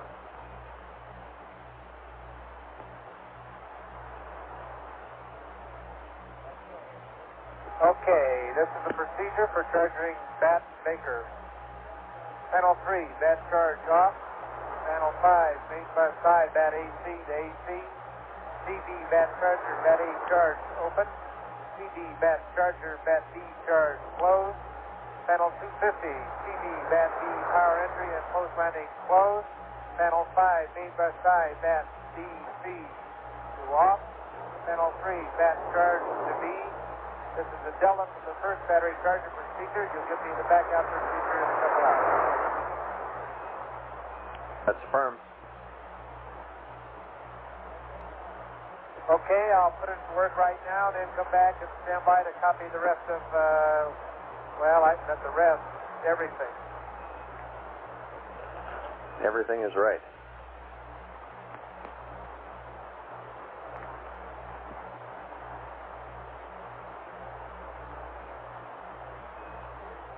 You'd never believe how much this procedure's been massaged in the last day.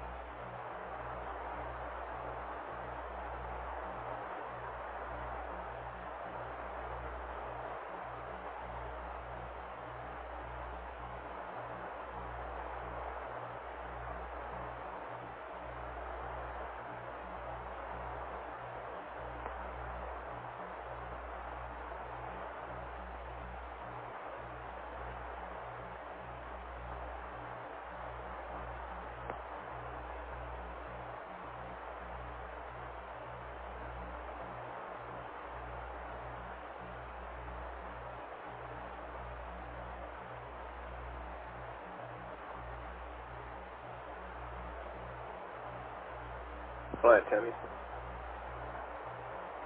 Go ahead. See, this checklist we're supposed to review, I don't even have a copy of this thing. It's down there. Okay. In room 210. Okay. Have your EPS if you want to call me a month or two.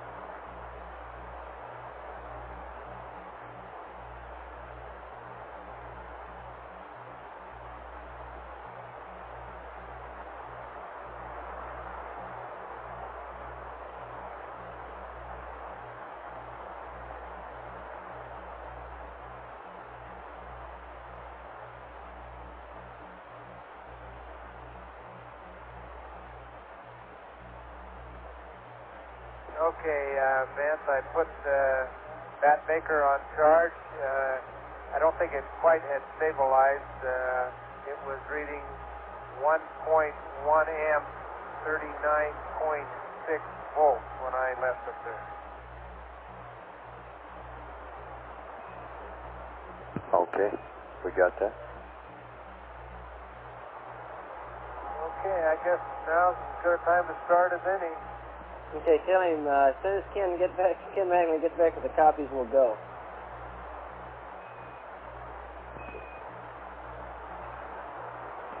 Just a second, Jay.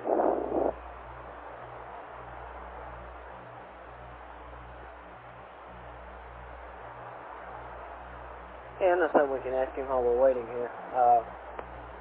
Ask him if anybody else is awake that could give us some bat readouts periodically.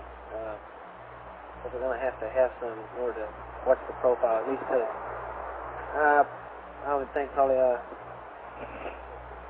every 15 minutes here until, probably every 15 minutes for at least one time, and then if it's still stable, maybe we can go a while longer. Right, Econ? About 15 minutes on the bat readout.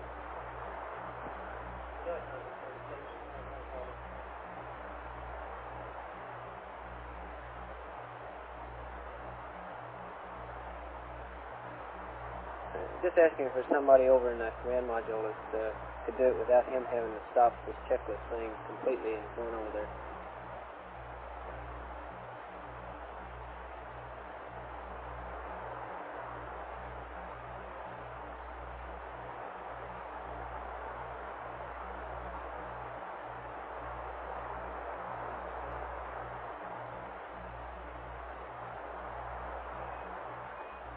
Houston.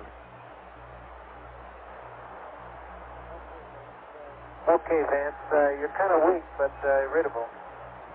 Jack, we're going to need readings on the bat bulb and charger amps about every 10 or 15 minutes for a while. So is there somebody else that can be reading them out while you're copying them? Yeah, Jim will take a run up there. Fredo is sleeping right now. We're trying to get some sleep here, and Jim will run up, take a look at voltage and current whenever you call. Okay.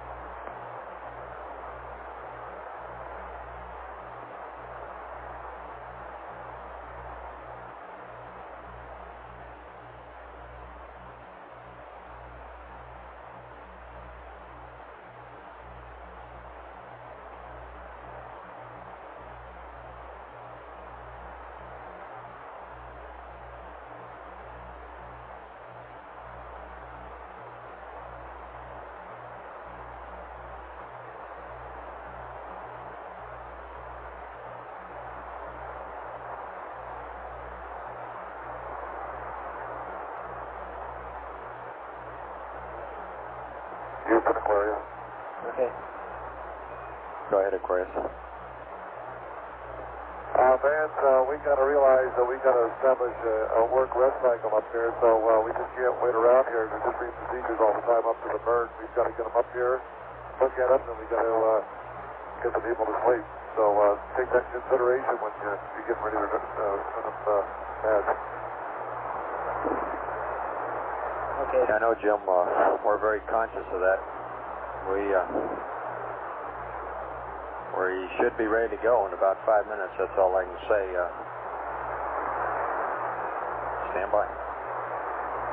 Okay.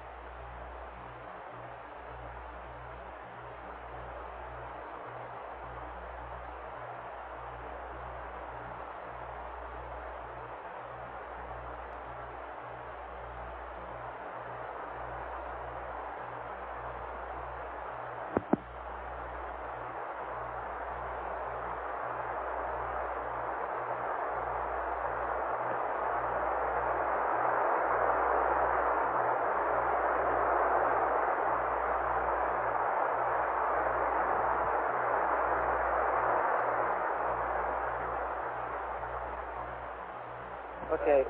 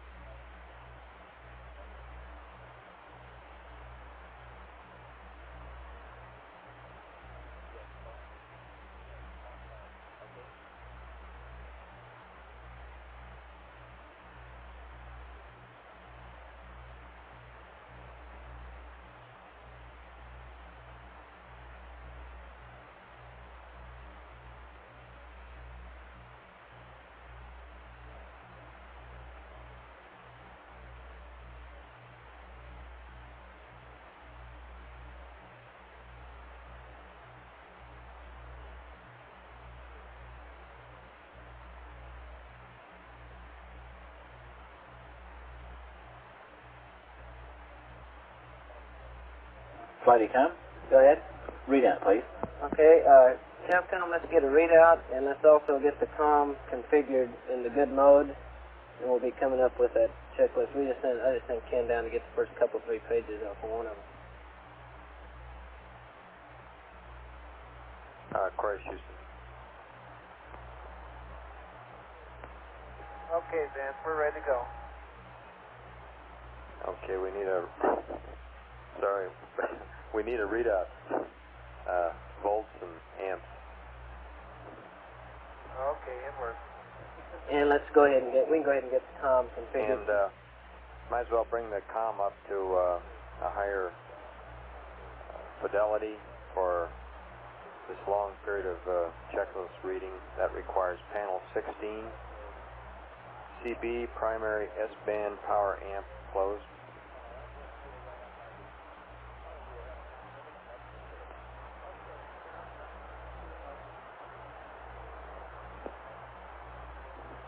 Primary S-band power amp closed now. How do you read? Okay, and next step, panel 12, S-band function to voice, and ranging function to ranging.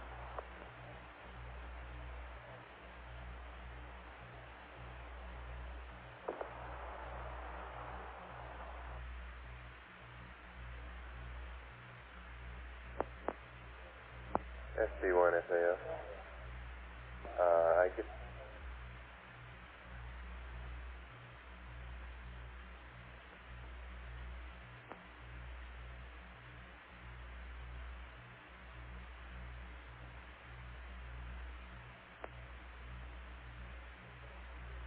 Okay, Vance, the S-band function is at voice, and the ranging switch was at ranging. Okay, that makes it so we can hear you better, Jack.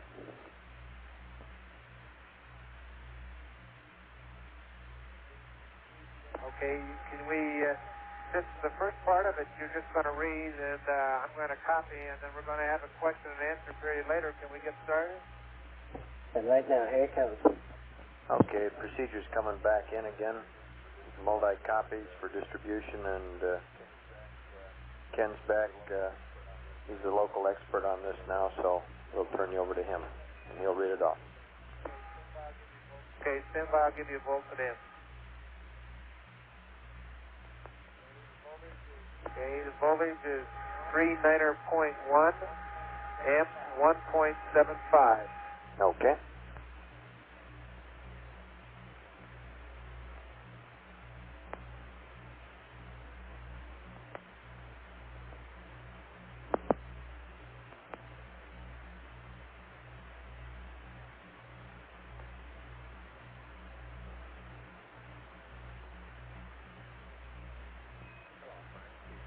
Hello, Aquarius, Houston. How do you read?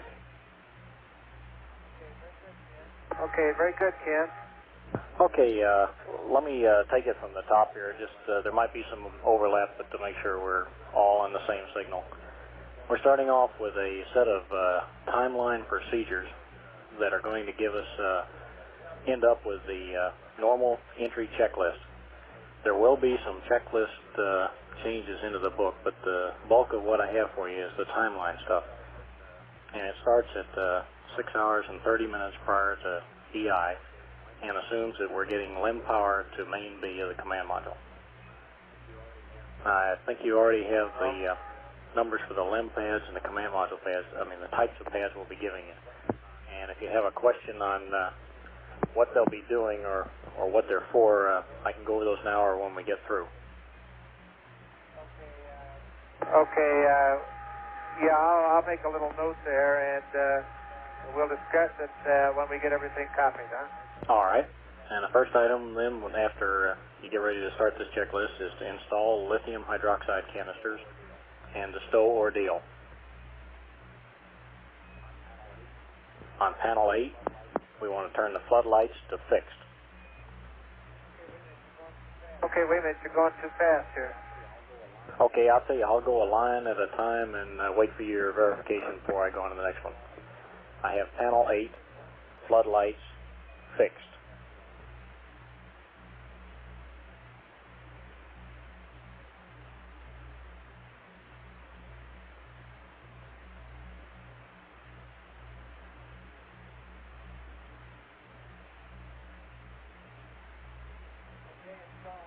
Okay, install LIOH canisters, stow ordeal, floodlights fixed.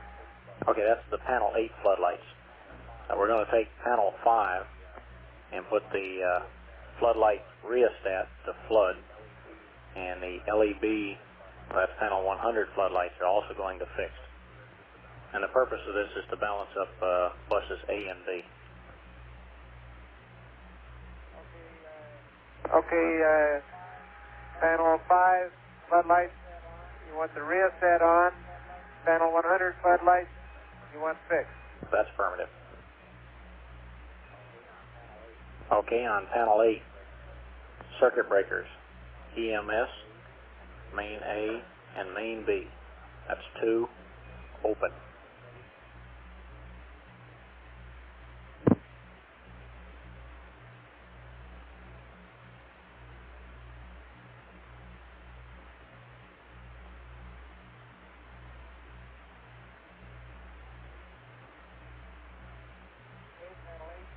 Okay, panel 8, EMS main A and main B open. Okay. On panel 250, circuit breaker, battery A, power, entry and post landing, closed.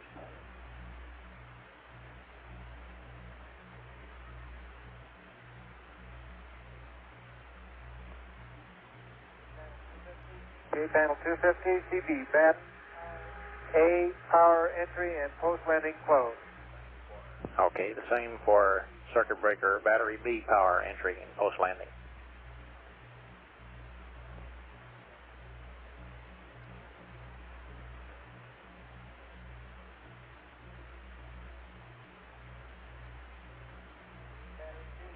Okay, battery B, power, entry, and post landing closed. Okay, and add battery C, power, entry, and post landing.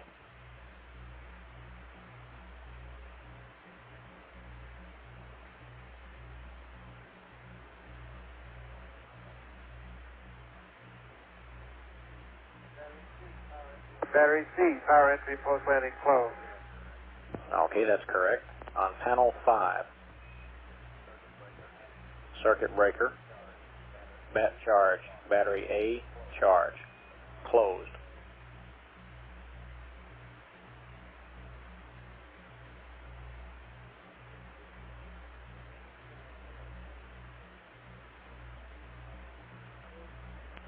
Okay, panel 5, CB, bat charge, bat A, closed. Okay, and the same for circuit breaker for battery charge, bat B charge, closed.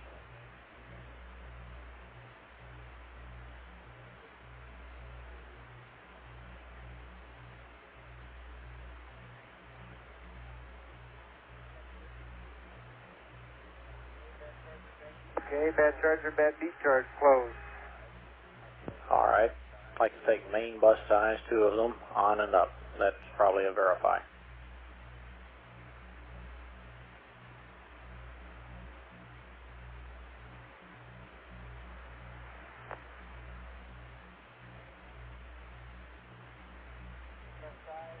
Main bus size, AC and BC on. Verify.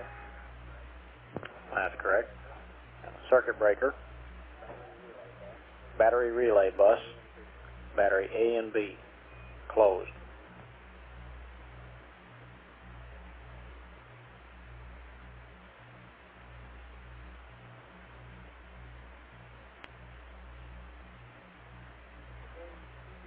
Okay, CB bat relay bus bat A and bat relay bus bat B closed. That's affirmative.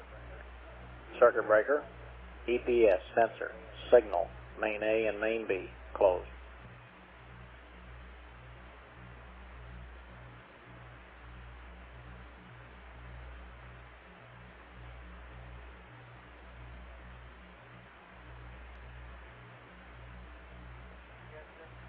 EPS sensor signal, main A and main B closed.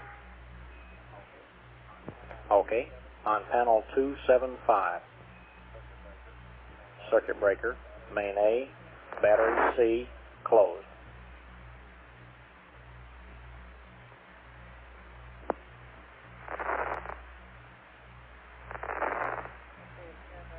Okay, Ken, wait on that one here. I'm just about to lose you here. Just so I got to change on me. Okay.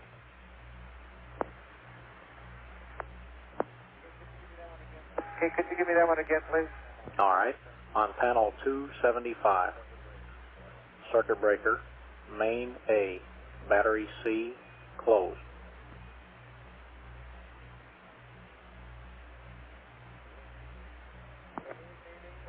Okay, main A, bat B closed on 275. That's main A, battery C, Charlie. Main A, bat C, Charlie. That's firm. That no negative on battery Bravo. Okay, negative on battery Bravo. That's main A, bat Charlie closed. Okay, good. On panel 276, circuit breaker, instrumentation power control, 3 and 4, open.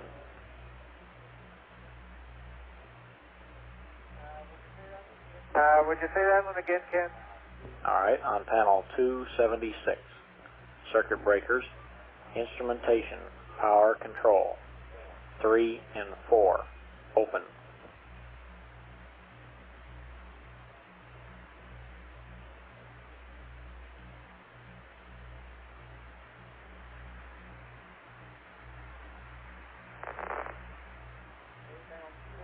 Okay, panel 276, CB, instrumentation, power, control, 3 and 4, open.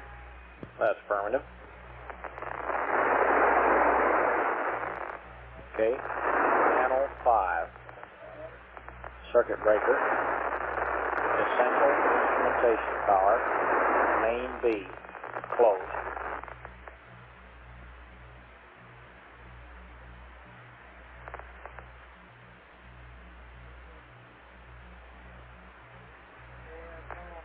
Okay, on panel 5,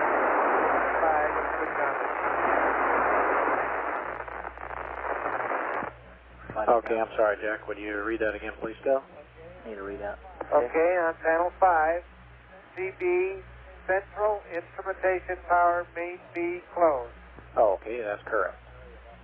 Primary evaporate water control valve, auto.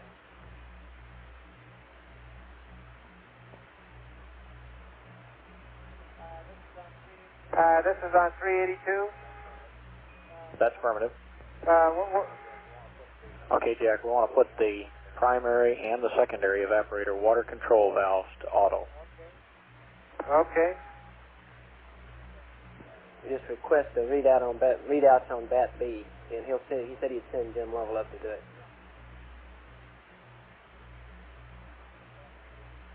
Bat B and the charger current. And Jack, can you give us a readout on bat B and the charger current?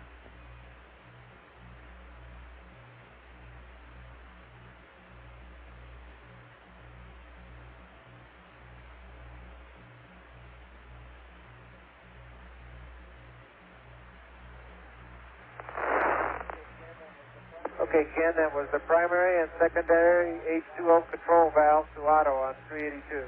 That's affirmative. And did you copy about the readout on the battery? Yes, Jim's on his way up. Okay, thank you. All right, the next step after your water control valves is perform the CSM RCS preheat. We'll do that on page 1-5, steps 35 and 37.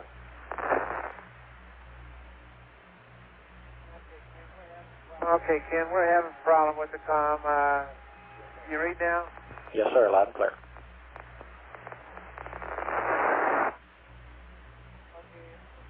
Okay, it's perform CSM RCS preheat, and could you say again all after? Okay, I'm referring to the entry checklist, page E1-5, steps 35 and 37.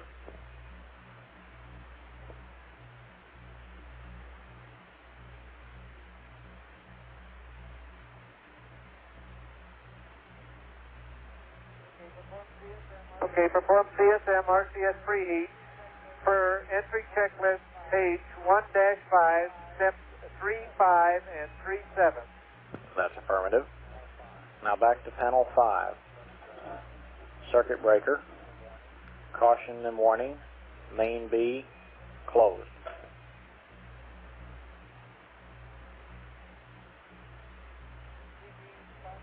CB, caution and warning, main B, closed. That's firm. On panel 2, caution and warning power to 1.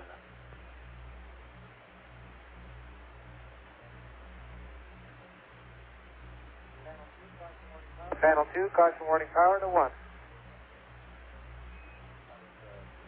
That was the power to number 1, Jack. Caution and warning power to 1. Oh, okay. On panel 5, circuit breaker, EPS sensor unit, DC, bus A and B closed.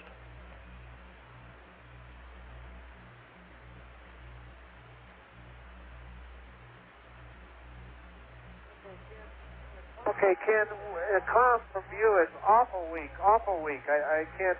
It's CB EPS sensor unit. Say again after that. All right, Jack. That's CB EPS sensor unit. DC, that's Delta Charlie, bus A and B, closed.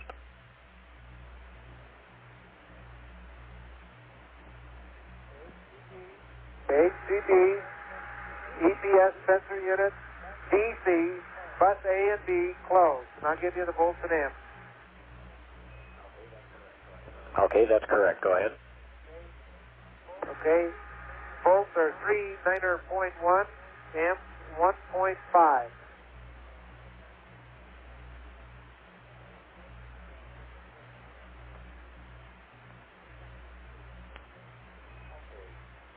Okay, on panel 3, main bus, A and B. Go to reset and leave it in the center.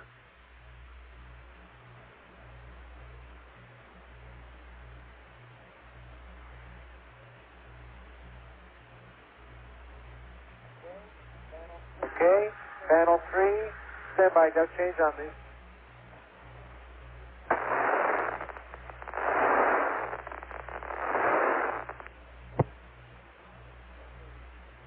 Okay. Main bus A and B, reset then center. That's affirmative.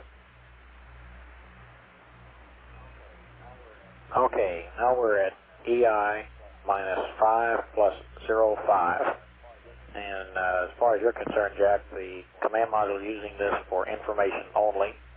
This will be the LIM doing an Earth Terminator AGS alignment.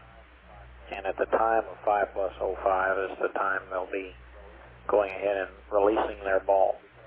And this will be covered in the LIM checklist that will be uplinked after this.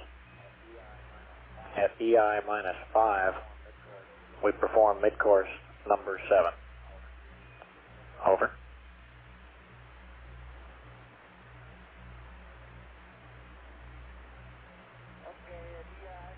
Okay, at EI minus 505, the LEM is making an Earth terminator align. At EI minus 500, we perform MCC7. That's correct. At the completion of Midcourse 7, the LEM will maneuver to a separation attitude. And this attitude will be sent up on one of the pads that you're going to get before all the sequence starts. And it'll be flown to the LEM ball angles on that pad. Okay, understand. All right, at EI minus 4 plus 40.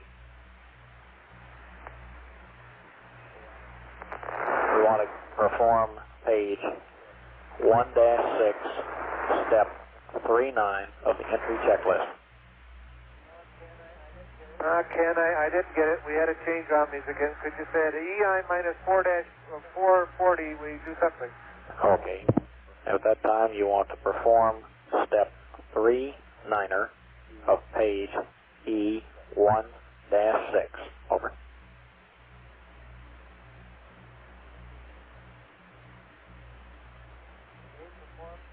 Okay, perform step 39 of entry checklist, page E1-6.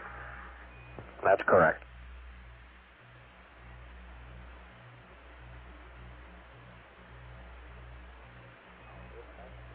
Okay, the next is the command module RCS activation. And that's step 41 of page E1-6.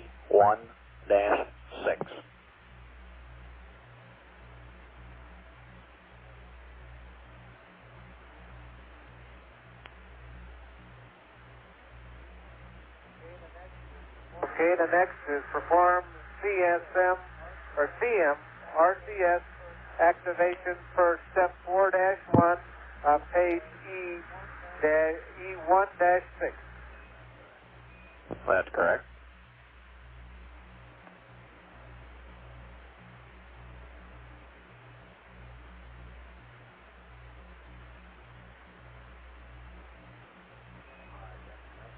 All right, Jack, the next is at EI minus 4 plus 30.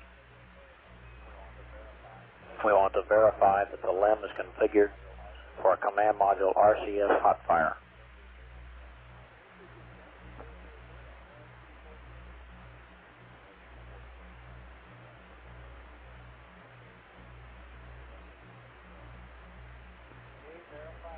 Okay, verify LEM configured for RCS hot fire at EI minus 430.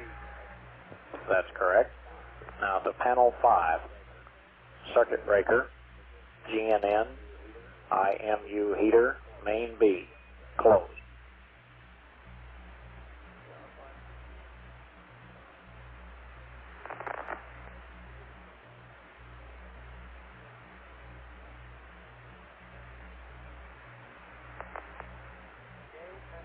Okay, panel 5, CD, GNN, IMU heater, main A, and main B closed. That's negative, Jack. That's main B only.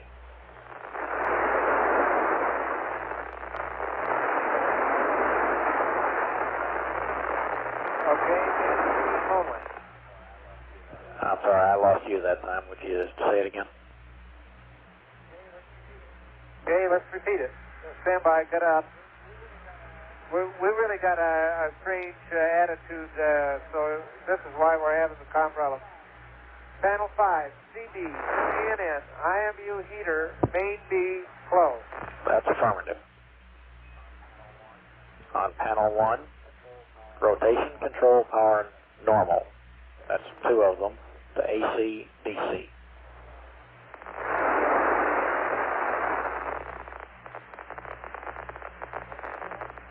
Okay, panel 1, RHC normal, 2 to AC, DC, 2 controllers. That's correct. On panel 7, SCS logic power 2/3 on.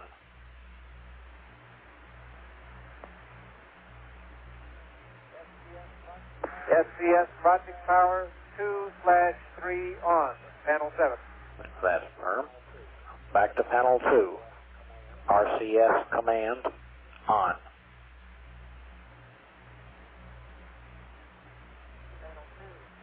Panel 2, RCS command on. That's correct. Now the command module RCS check per step 4 of page E, 2-1.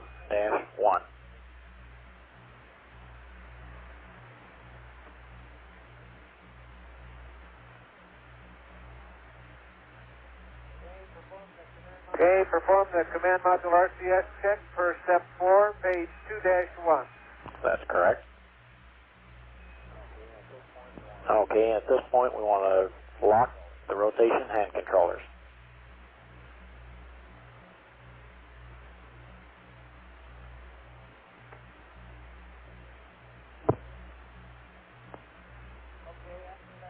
Okay, after that, lock both rotation hand controllers.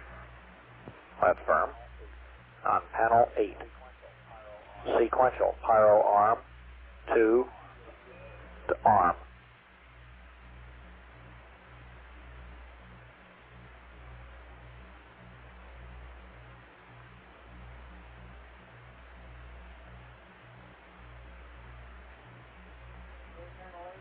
Okay, panel 8, second pyro arm 2 to arm. Do I get a miss-bin go for that? No, that's negative, Jack. We haven't powered up any of the downlink at this time. You'll be doing this in the command module RCS pressurization both by yourself. Okay. Okay, now the next event is going to be the separation of the service module. And these are some LEM steps, but so that you'll know what's going on, I'm going to read them to you. The LEM will do a LEM plus X of 1/2 foot per second. Then you'll be hitting the CMSM set on and up on their command. As soon as we're free of the service module, the LEM will do another LEM minus X for 0.5 feet per second. This is called the push-pull maneuver. I think it was described this afternoon.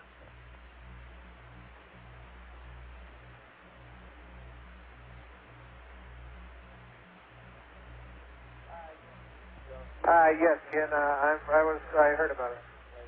Okay, I just wanted you to know that's the sequence you're in. Okay, at the completion of that, we go back to panel 8, and it's sequential pyro arm, both of them, to safe.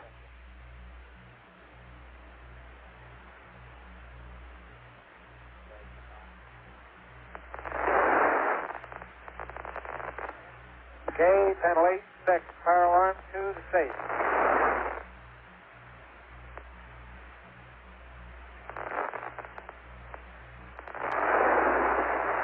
Okay, and following this, we take sequential logic 2 to off.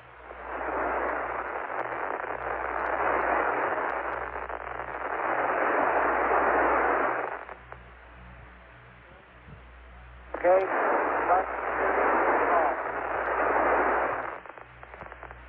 I'm sorry, Jack, I'll have to ask you to repeat that.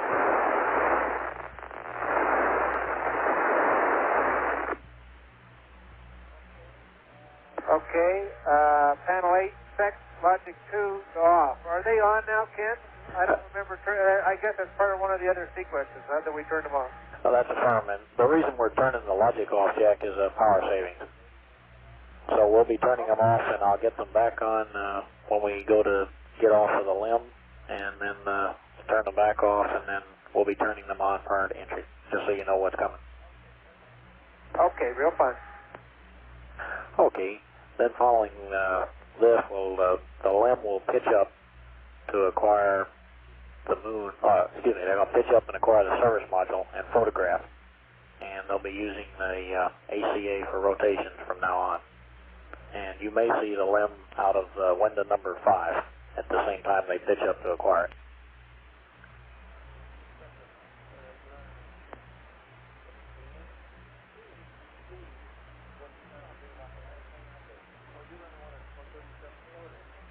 Okay, the LEM pitches up, acquires the service module, and photographs it, and I should expect to find, might possibly see the service module out of window 5.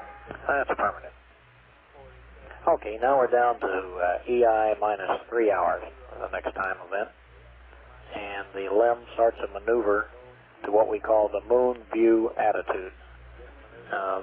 This maneuver is designed to place the command module optics pointing with 00 at the moon. And it'll be flown to on the LEM ball angle.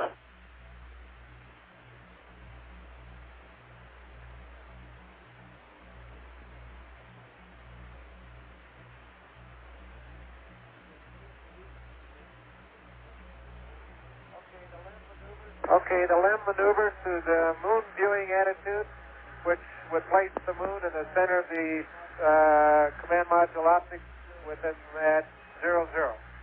That's affirmative. Okay, now we're going to panel 5. And it's circuit breaker, GNN, computer, main B, closed.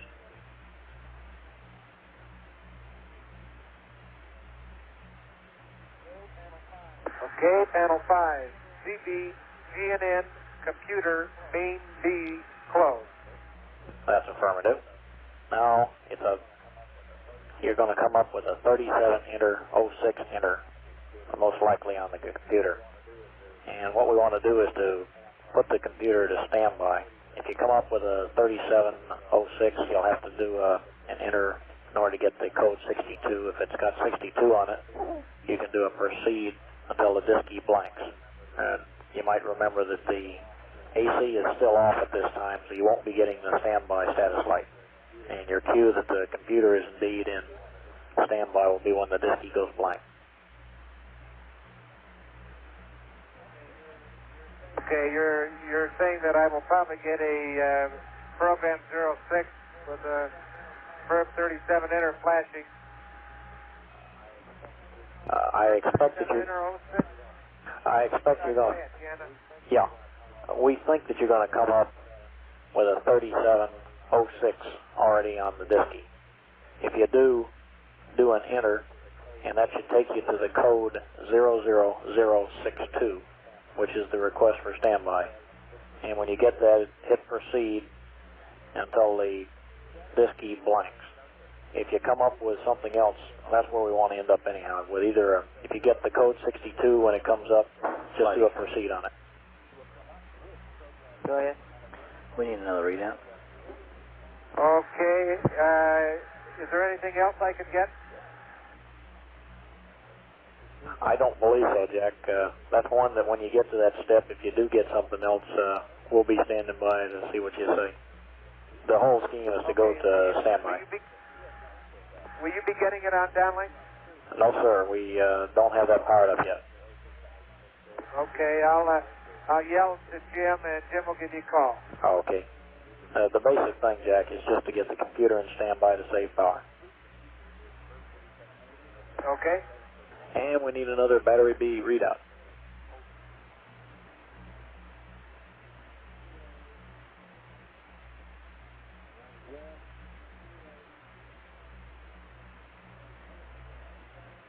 Okay, he's on his way. Go ahead. Okay, now we're at EI minus 2 plus 30. We're going to panel 5. Circuit breaker. Essential instrumentation, main A, closed.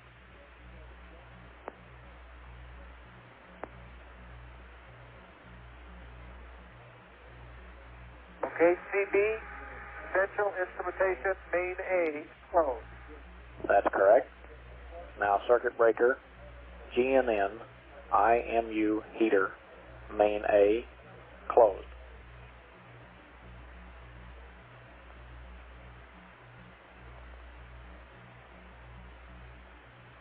CB, GNN, IMU heater, main A, closed. That's correct.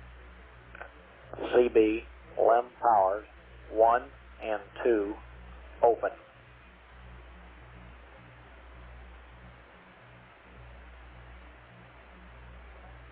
CB, LEM power, 1 and 2, open. That's correct. CB, GNN, computer, main A, closed.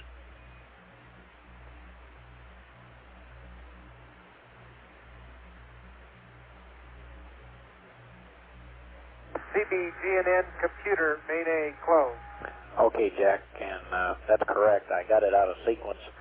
Would you put that computer main A ahead of LEM power?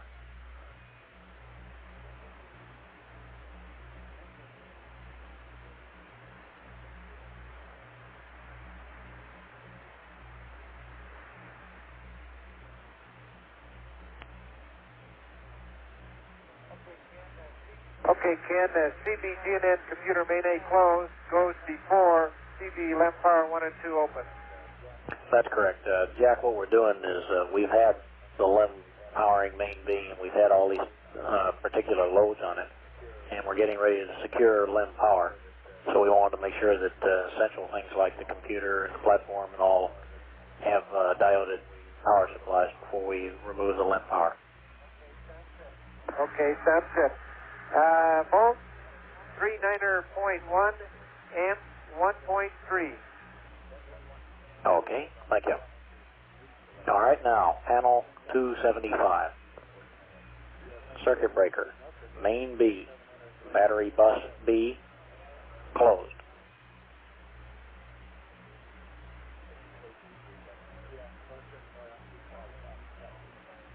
Panel 275, CB, main B, bat bus B, closed. That's correct. Circuit breaker, inverter power, 1, 2, and 3, closed.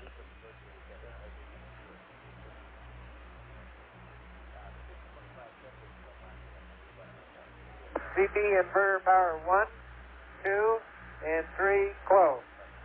That's correct. On panel 5, circuit breaker, battery relay bus, battery A and B, closed.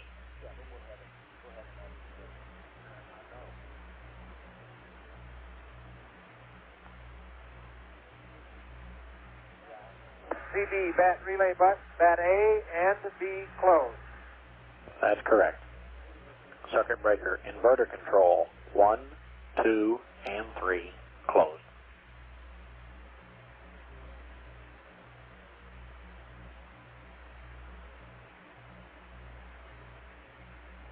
CB inverter control 1, 2, and 3, closed. That's correct. On panel 3, AC inverter 1, main A.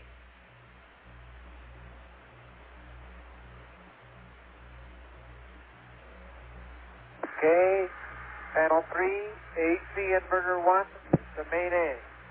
That's correct. Now AC inverter 1, AC, bus 1, on.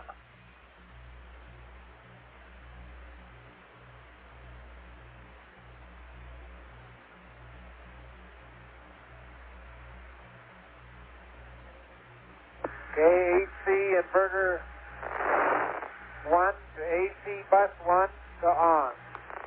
That's correct. And we're going to also put AC inverter 1, AC bus 2 on.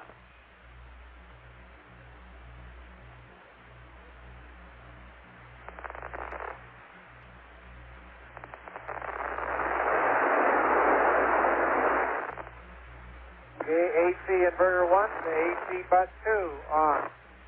That's correct. Back to panel 5. Circuit breaker. EPS sensor signal. AC 1 and 2. Closed.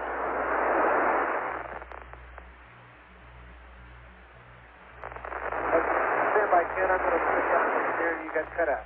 Roger.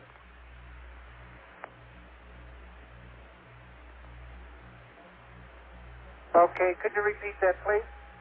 Okay, on panel 5, circuit breakers, EPS, sensor, signal, AC 1 and 2, closed.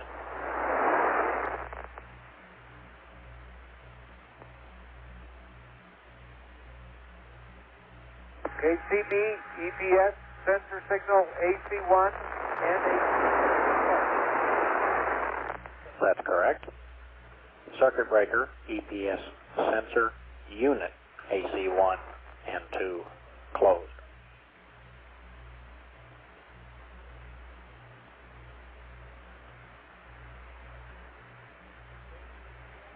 Okay, EPS sensor unit AC1 and AC2 closed. That's correct. And circuit breaker, caution and warning, main A closed.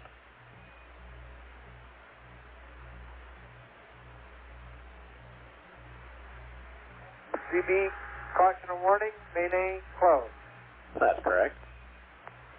On panel 3, AC inverter, AC bus 1 and 2. Reset and back to the center.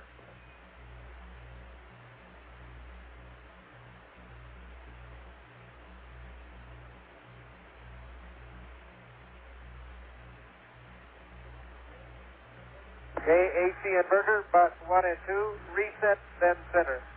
That's correct.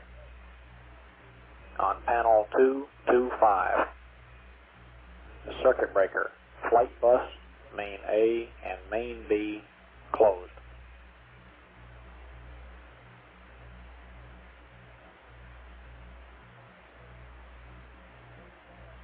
Okay, panel.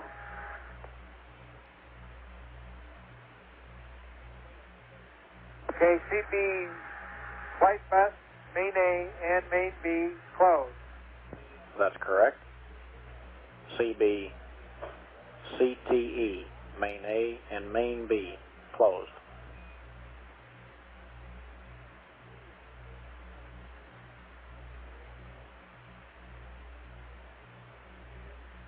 CB, CTE, main A and main B closed. That's correct. On panel 4, telecom, group 1, AC1.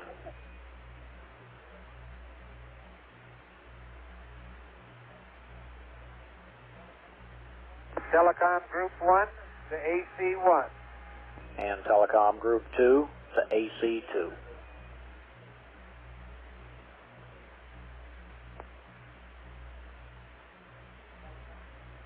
Telecom group 2 to AC2. That's correct. On panel 3, S-band normal transponder to primary.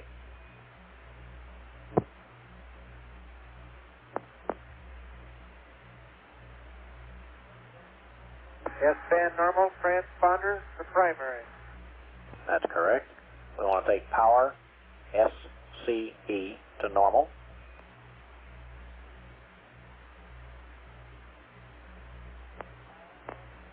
Power, SCE to normal. All right, and power, PMP to normal.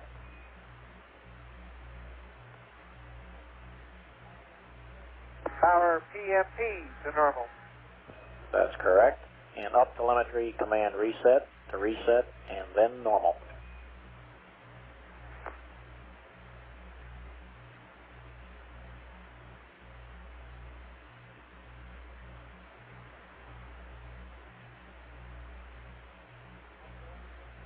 Up telemetry command reset to reset then normal.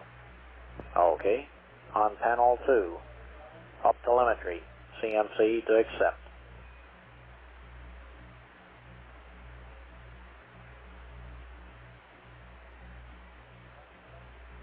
Up telemetry, CMC to accept. On panel 275, circuit breaker, flight, post landing, main A and main B closed.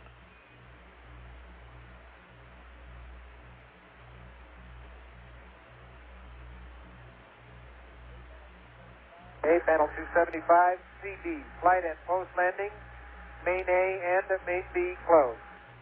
That's correct.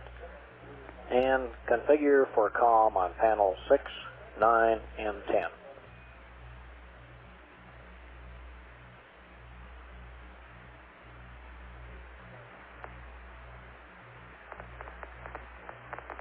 Okay.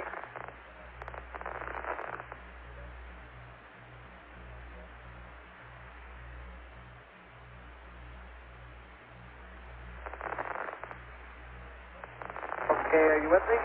All right, so you got that. Panel 5, circuit breaker, IMU, main A and main B, closed.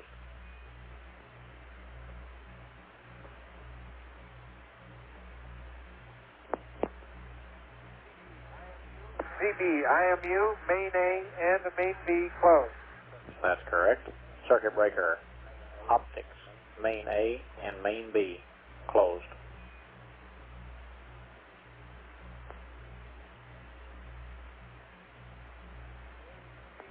Okay, CB optics, main A and the main B closed.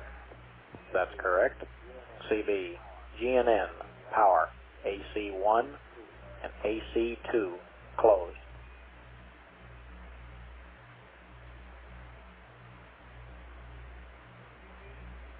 CB, GNN power, AC1 and AC2 closed. That's correct. And the GNN power switch to AC2.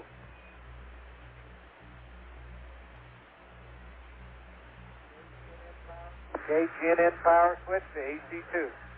That's correct. Now we want to perform the CMC power-up for the CSM GNC checklist. G2-2.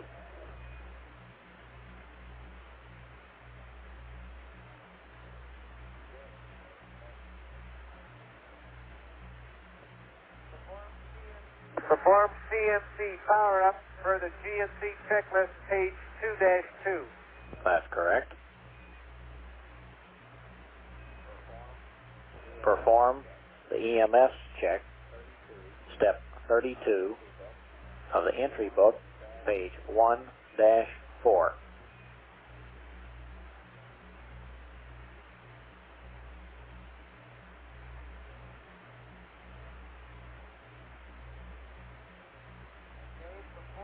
Okay, perform the EMS check per step 32 for the entry checklist, page 1-4. That's correct. Okay, now the ground is going to give you a P27 update at EI minus 2 plus 1.5. That's a time that you need to be configured to accept up telemetry. And what they're going to give you on a P27 update will be a clock increment, a state vector. They'll give you a verb 66.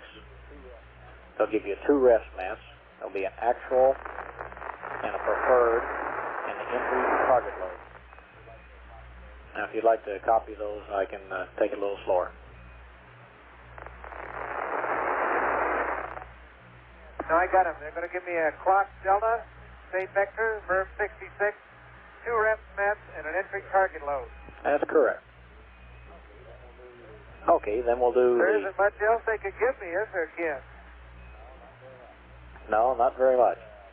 How about IMU power-up, according to the GNC checklist, G2-1.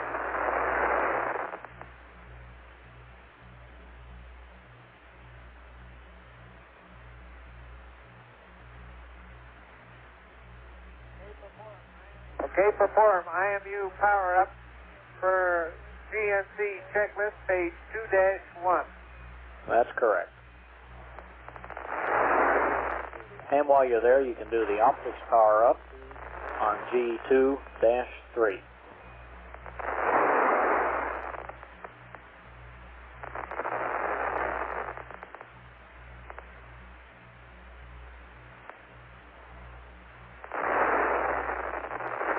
Perform the optics power-up per page 2-3. That's correct.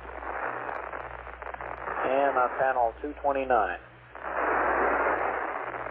circuit breaker timers, main A closed.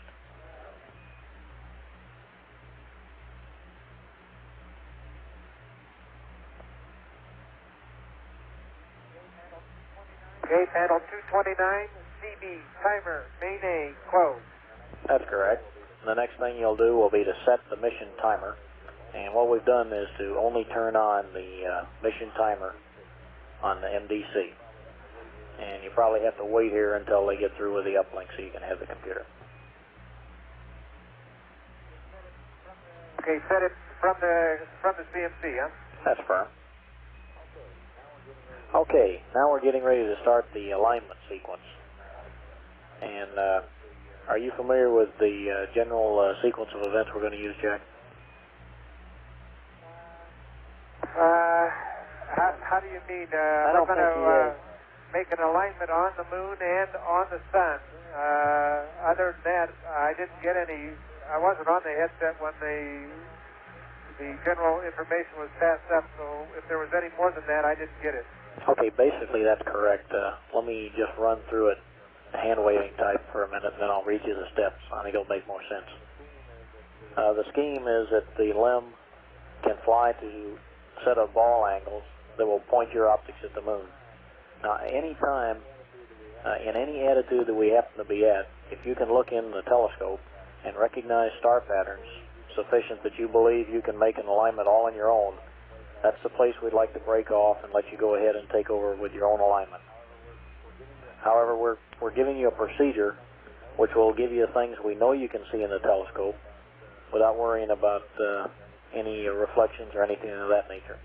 And it's not intended that this procedure has to be followed past the point where you know you've got good definition of star patterns in your telescope. If you need to go on, we'll maneuver, take a look at the moon, we'll take a mark there, and we'll then maneuver with the limb, FDAI angles again, and take a look at the sun. And get yourself another mark on the sun, and that'll complete the alignment. Now the alignment scheme is that we're going to give you a set of angles that you can course align the ball to when the limb is pointing you at the moon. Now this set of angles will agree with the rest mat that you have in as a nominal rest mat in your CMC. You can course align to that, set a drift flag and a rest mat flag, and you'll have a good platform. And we'll be within a couple of degrees of a good alignment.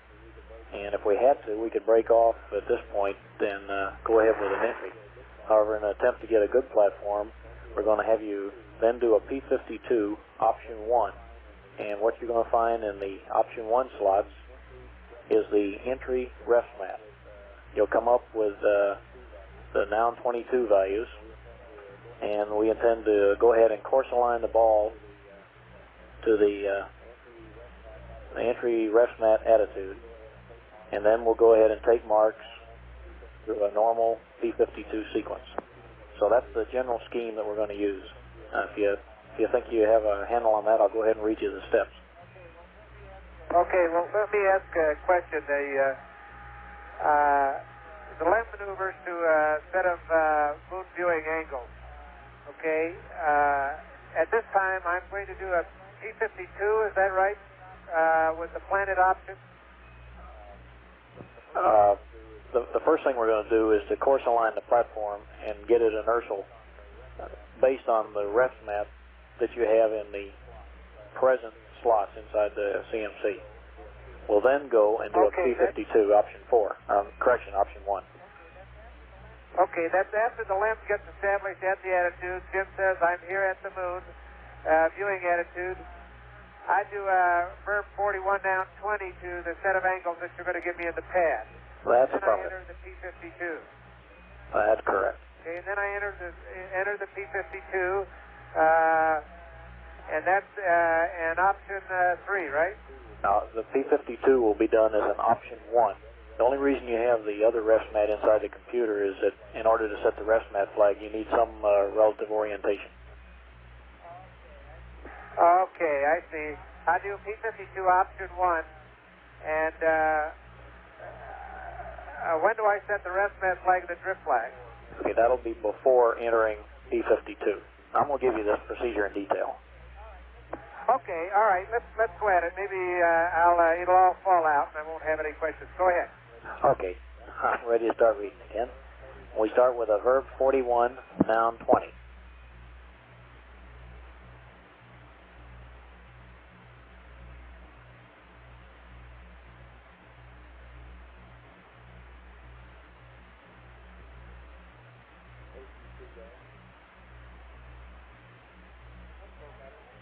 Okay, when the limb is at the moon viewing attitude, I do a verb 41 noun 20 enter.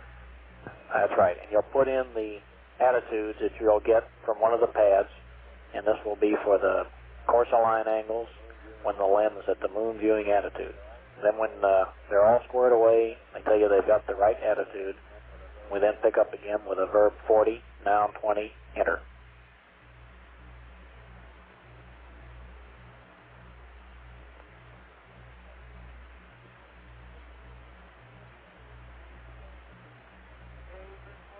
Okay, verb 40, noun 20, enter. When the moon is, the LEM is satisfied that they're at the moon viewing attitude.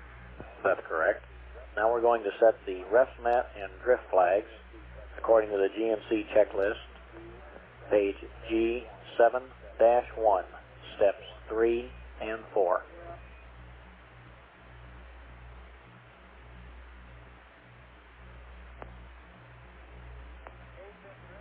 Okay, set the ref mat flag for GNC 7-1, step 3 and 4. That's correct. Now verb 37, enter. 52, enter. Go. Option 1. We need to read out.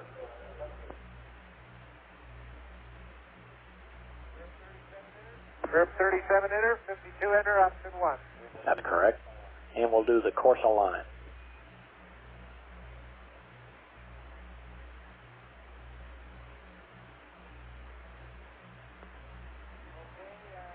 Okay, perform the course align function.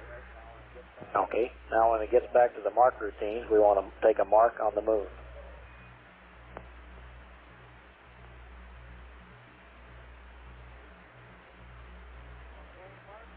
Okay, mark on the moon with the crosshairs in the center, is that right? That's affirmative. Okay, when that's complete, the LEM will maneuver to the sun viewing angle, or attitude.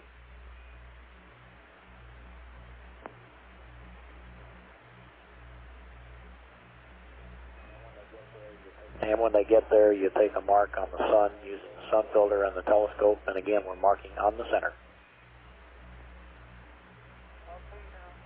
Okay, now, well, let me ask you a question. Is the first mark on the moon made with the, are all these made with the telescope and not the sextant? I'm not sure right offhand what the angular size of the moon is, Jack. If you can get it in the sextant, that's the best thing to do. But you may have to go into the telescope in order to define the center. Either one's acceptable. Okay, if I can define the center through the sextant, do it that way. If I can't, use the telescope. That's firm. But we know you're going to use the telescope on the sun.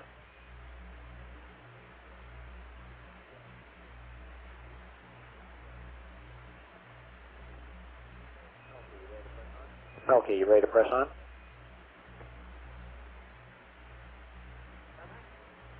I'm ready.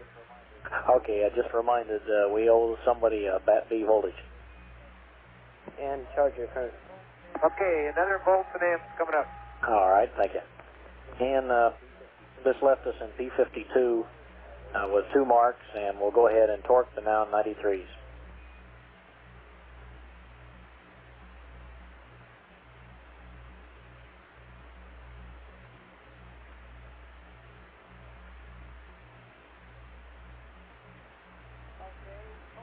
Okay, pulse torques are now 93 after the 2 marks. Okay, so that gives us a good platform. Now the LEM will maneuver to the jettison attitude. And the only thing of significance here is that you want to watch to make sure that the path they choose to go to the jettison attitude avoids gimbal lock on your own platform.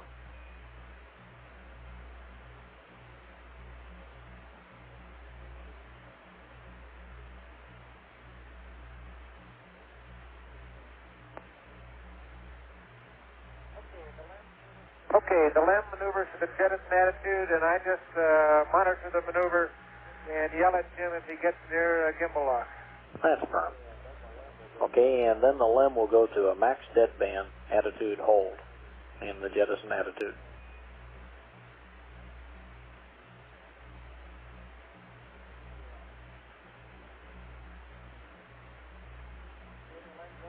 Okay, the LEM goes to max deadband attitude hold. Okay, now we're ready to go back to work. The next thing I'll do is continue the power-up procedures. Do you have any further questions on that alignment, Jack? No. No, I think it's all self-explanatory now. Okay, the one thing that everybody would like to understand is we certainly don't insist on using the moon and the earth. If you find you have good stars, why use them. However, this alignment was more than adequate to give us a good guided entry. Okay, if I get a set of good stars, do I start right out to a basic T51 and a T52, option 1? Affirmative, flight. That's affirmative. Okay. Okay, now we're ready to go to work on panel 275. And it starts with circuit breaker, main A. Wait just a minute. Wait just a minute. I owe you some volts and amps. All right. Okay, volts are 39.4, amps 1.25. Okay, I thought maybe your meter was stuck before. No. All right, you ready to go back to 275? Have a circuit breaker, main A, bat bus A, closed.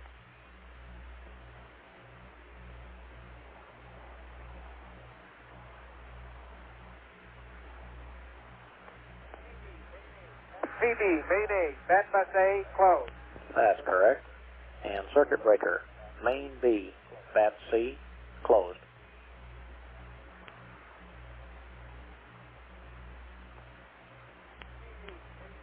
CD, main Baker, bat Charlie, closed.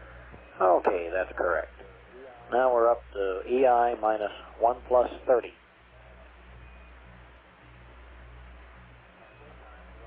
And at this time, we're going to proceed with the closeout and hatch installation.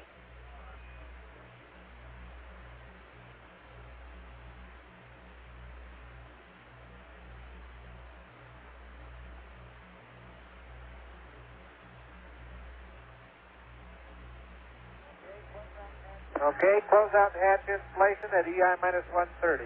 That's right, Jack. And we're going to close the LEM hatch.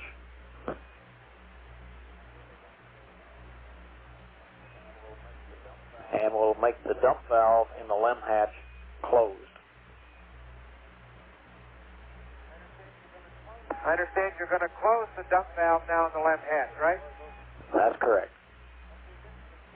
Okay, this is a change from what we had understood previously. That's correct. Personally, I'm happy to see it, but that's good. Okay, that's one vote on your side. Okay, and we're going to go ahead and do use the decal to perform the hatch installation, and we'll start on the hatch integrity check.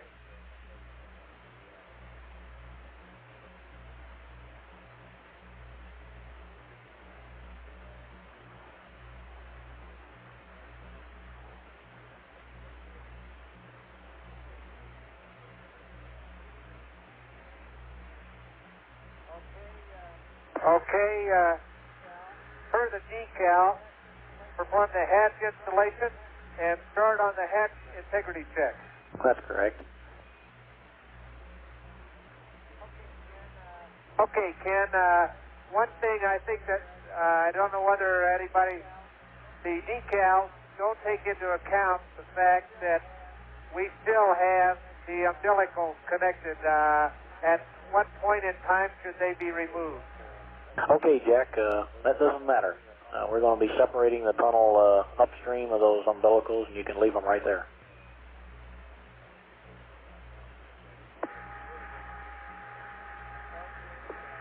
Okay, does it make any difference if we just engage? The LEM is, as the LEM, we have pulled the circuit breakers, LEM power 1 and 2, so if we choose to disconnect these umbilicals, there's no harm, right? That's right, and no sweat.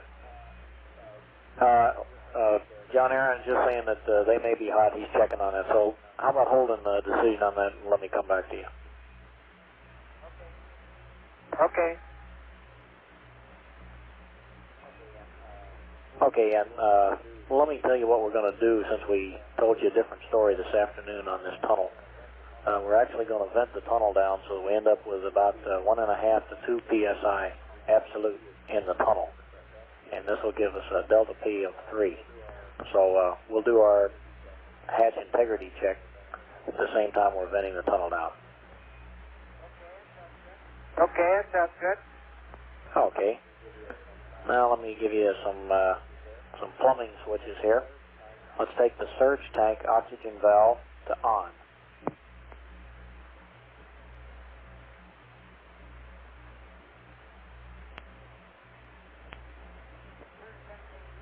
Surge tank O2 to on.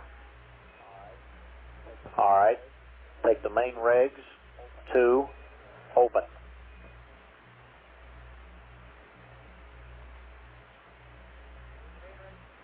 Okay, main regs 2 to open. Okay.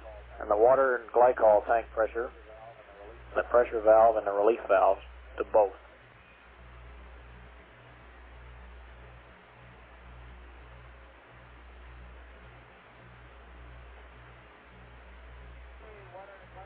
Okay, water and glycol tank pressure and relief valve to both. That's correct. And emergency cabin pressure valve to both.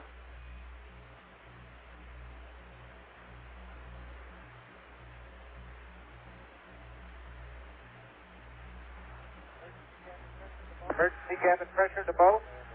That's correct. And the suit demand regs to both.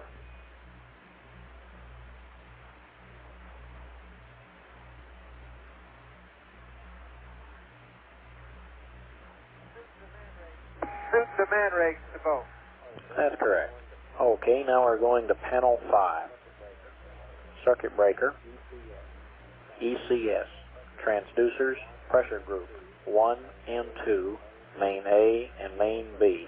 That's 4 circuit breakers closed.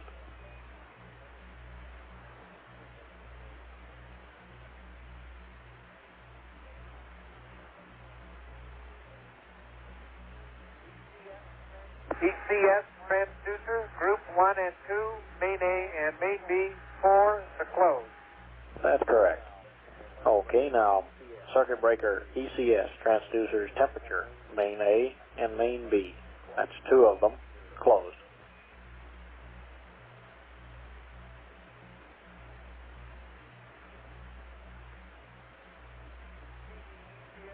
CB ECS transducer temperature, main A and main B closed. That's correct. On panel 4, primary ECS glycol pumps 1 to AC 1.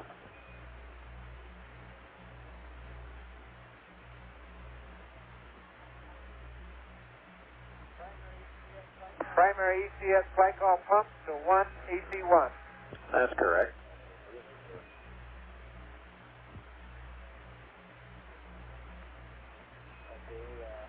Okay, then we'll finish going back to the tunnel vent and verify the LEM CM delta P and make sure it's been holding pressure. And we'll come back again and rehash all of the hatch integrity check and the tunnel vent procedures with you. The next thing I want to read off is EI minus 1 plus 20.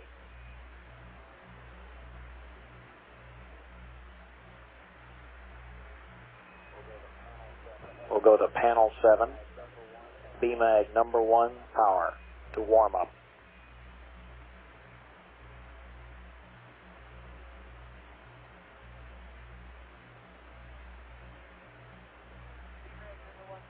BMAG number 1 power to warm up.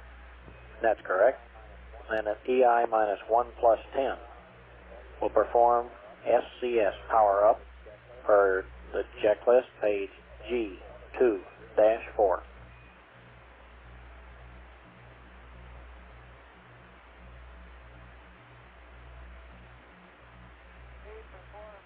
Okay, perform SCS power up per GNC checklist, page 2-4.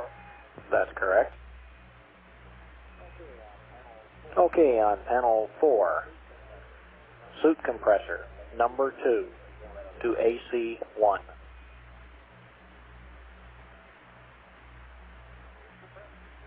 Suit compressor 2 to AC 1. That's correct. Spacecraft control to SCS.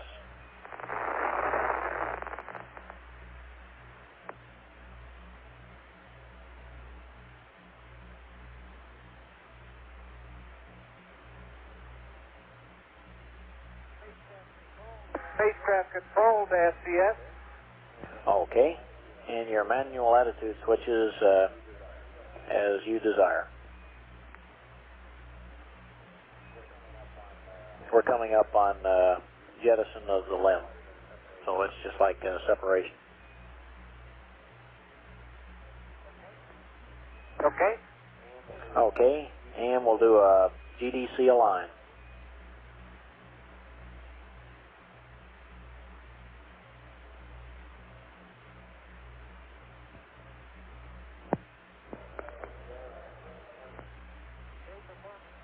Okay, perform a GDC align.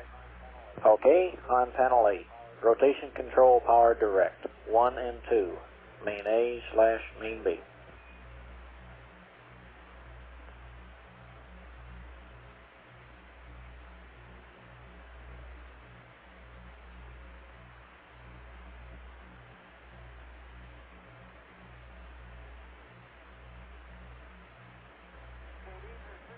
Okay, these are circuit breakers, rotation control power direct, 1 and 2, main A and main B closed.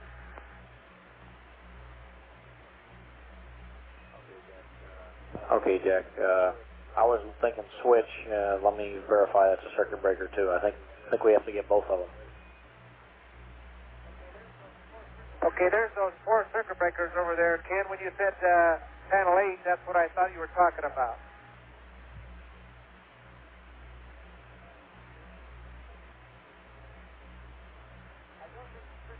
I don't think the circuit breakers are out right now, but why don't we just verify the circuit breakers, put the switches to main A, main B. Okay, that's correct, Jack.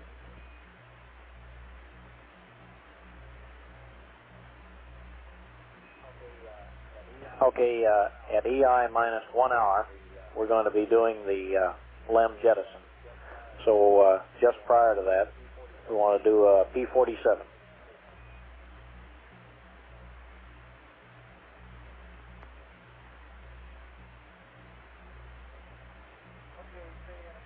Okay, say at about 1 minute prior to LEM jettison, huh? Yeah, just something that's comfortable for you.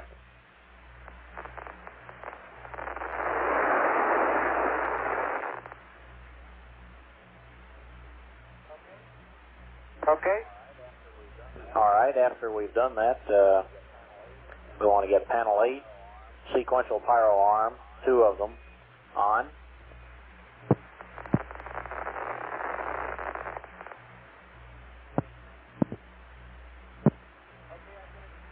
Okay, I get a go for misspin for this? Okay, John says we can watch it.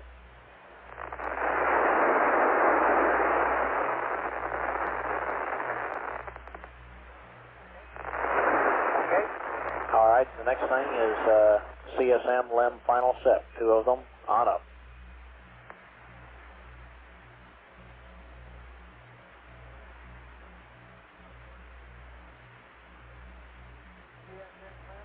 CSM LEM final set, 2 on. That's correct. Now we're going back to panel 8, and it's sequential pyro arm, 2 of them to safe.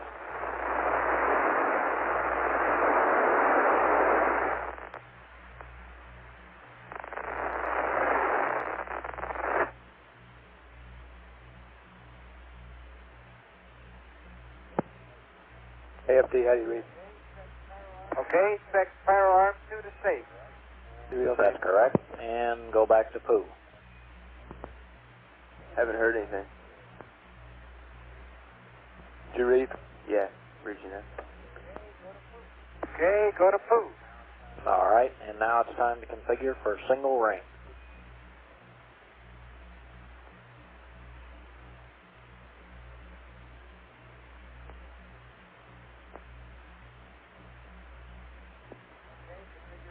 Okay, configure for single ring RCS. That's right, and since you're still an hour from EI, I guess it wouldn't hurt to use minimum impulse or something like that rather than the DAP, at least not to where you get a little closer down. We'll have the DAP loads for you later. Okay. Okay, and as soon as you've gotten yourself all set up with a good control mode, we want to maneuver to the entry attitude.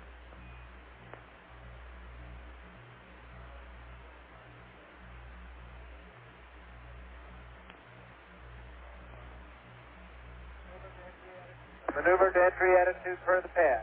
That's correct. And we show EI minus 55, which really means when you get to the entry attitude, we have a sextant star check for you. And that'll be on the pad.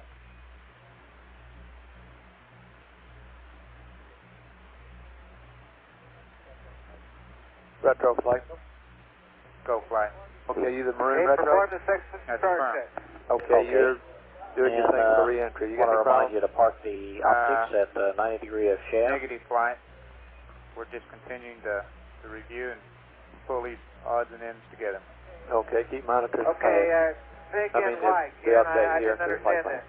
Okay, this is just a precaution, Jack.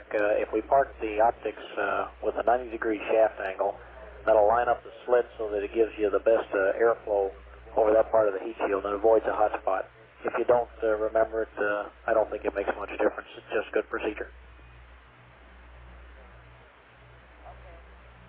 Okay. Okay, and after you've got it parked wherever you want it, we'll turn the optics power off and stow the optics.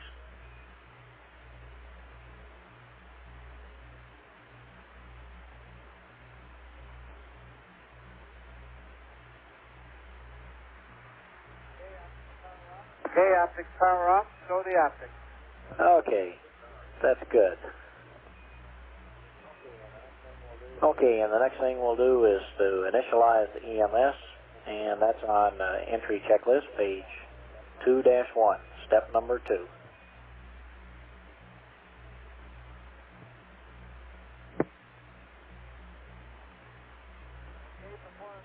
Okay, perform EMS initialization for entry checklist, page 2-1, step 2. Okay, that's correct. Now we're coming up on EI minus 45 minutes, and we'll give you an entry pad and a final state vector.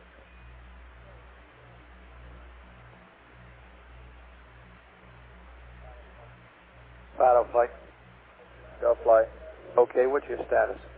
We're green right now, flight. We got a last update we took was a 126.6. minus 45, entry pad, shows a final gamma state entry of vector negative from 6.05. Okay, now we're going to perform What's your mid-course looking like now? what we call the moon check. Rather than go into detail, you already know what we're doing, just say so, otherwise I'll describe the use of a moon attitude set.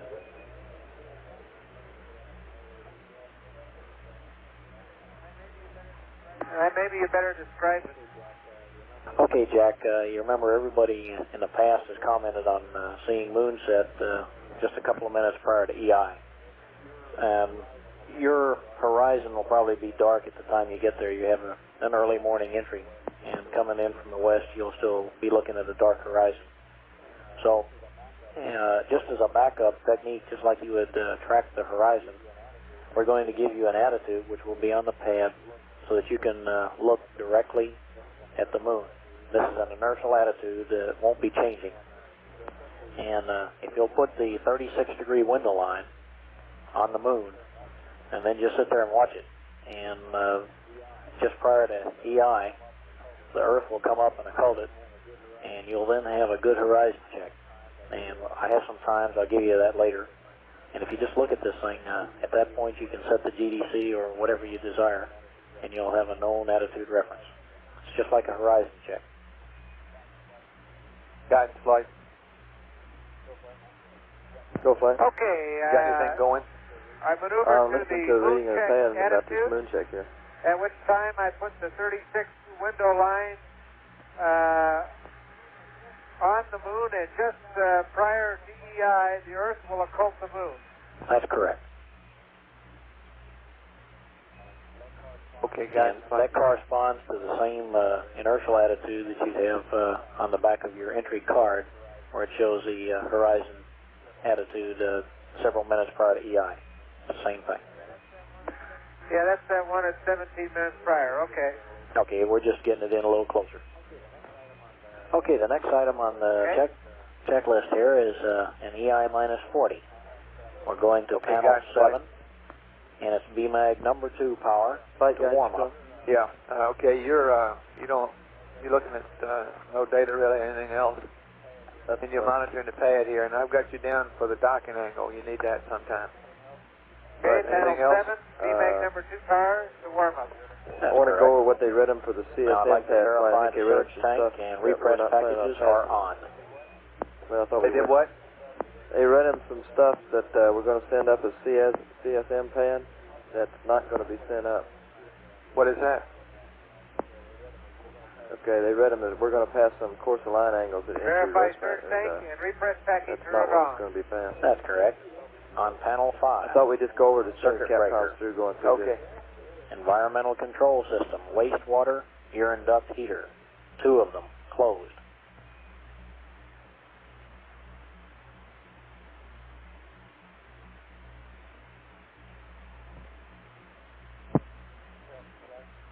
Tell me, Flight. Flight, tell me. Okay, are you the panel Marin 5? Tell me? Or are they still down working on that checklist? Well, I am for right now, Flight. We That's switch correct. over a couple hours later than you do. Soup compressor number 2 to I off. got something here to talk to you about here. If you got a minute? Yeah, I do. Okay, yeah. Right now, Excuse me, wait a minute, stand by a minute. No, I'm with you. Okay, go ahead.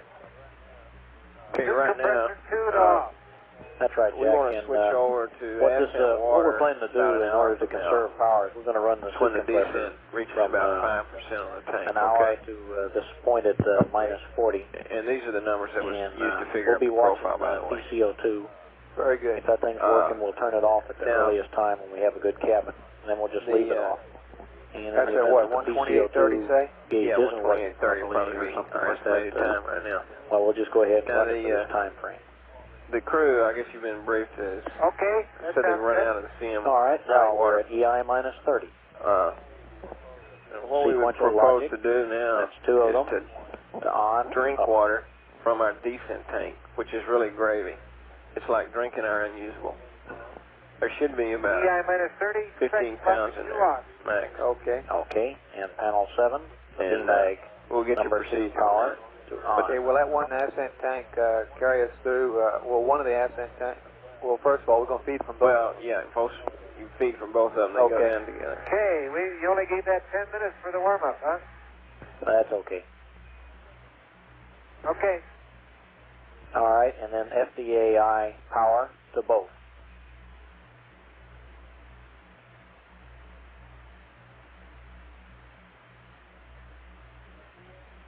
FDA power to both. Okay. And we want to activate the primary evaporator. Tell me, Flight. Go, Flight. Okay, what about the lithium hydroxide? When do we want to go on the M activate system? the primary evaporator. We're supposed to go in there at... what have we been getting our cooling? Right now, I think we have the radiators that pull the bypass. That's correct. We started out that way, and we turned the glycol pumps on, and we're just circulating it internally.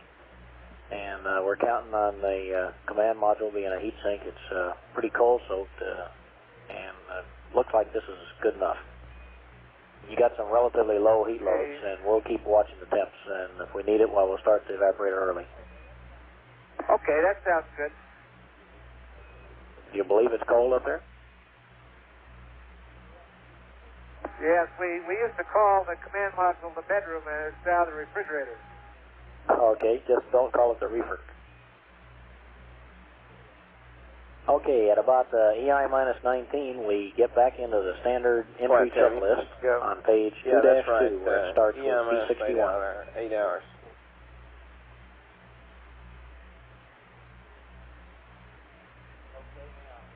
Okay, now, are you guys happy with this battery mal thing? Battery 2? Oh, yeah, fine. It's been briefed. It's flickered off and on. It's been off most time I've been here tonight. Page 2-2. Okay, everybody's completely satisfied. That's no problem.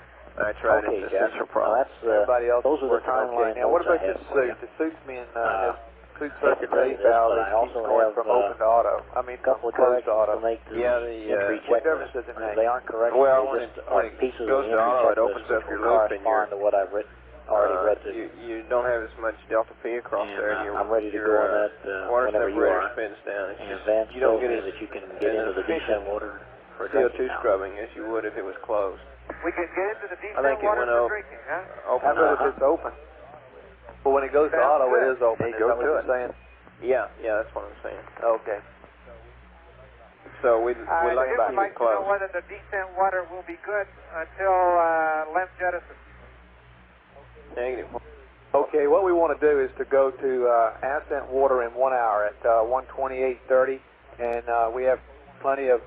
What we want to do is to go to ascent water tanks at 1:28:30, and we have the consumables that's figured on that. He has plenty of water, and he can drink all he wants from the descent tank. Okay, Jack, looks like we're going to go on the ascent tanks at 1:28:30. Yeah, that was our estimated time. Let's watch the percent. We'll tell you And when it looks we like switch over. you have plenty of water. I'm sorry, we cut each other out. Say again. Yeah, I was going to say, I understand we're going to I go on gave the you an ascent estimated tanks time. at 1:28:30. Based on the current rate. That's right. Based on the current rate, that's what they predict. And Well, I don't see any point. you can go ahead and drink the We're water. about No a sweat. few minutes one way or the other. We got plenty of ascent Okay, water. We real can always fine. go back and And check I've from got the the descent entry tank if we checklist need to. out, and I'm ready to copy. Right. Just give me the Can't page. Yeah, Oh, just okay. like to, use all we can. Sound like an LMP? Not a decent tank. Yeah, but I'm going to come to you guys in a minute and tell you to get everything configured and not bother the crew too much because they're trying to rest here before entry. So we're not going to be passing them a lot of data. A lamp Yeah, burn understand. All from of us inside notice the lamp we're going to give you the space percent light. when to change. I hope it stays that way. Okay, Jack, we're starting on page 1-1. Okay, go ahead. Okay, down in the middle of the page on line 9, we're just going to strike out the activate GNC VHF flight, did you have a checks copy of this? and Not line right 10, now, Clay, but I've seen this. verify the DSE. We're going to leave Well, I was the getting DSE a off. copy in your hand. That's all safe power, as is the VHF activation. Okay. Okay, on page 1-2. At minus 2 hours, there's a title logic sequence check, and we're deleting that entire sequence. That's included in what I read up to you. Okay, delete the logic sequence check at minus 2 hours there. That's correct. And delete lines 23, 24, and 25. That means the maneuver to super circ entry attitude, everything below that is deleted.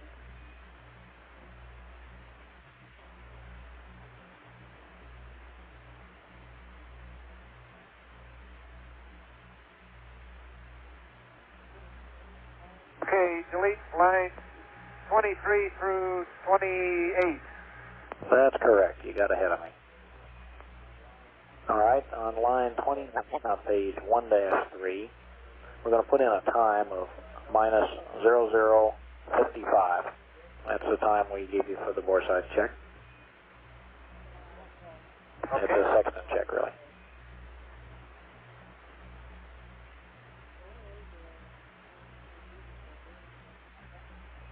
Got that?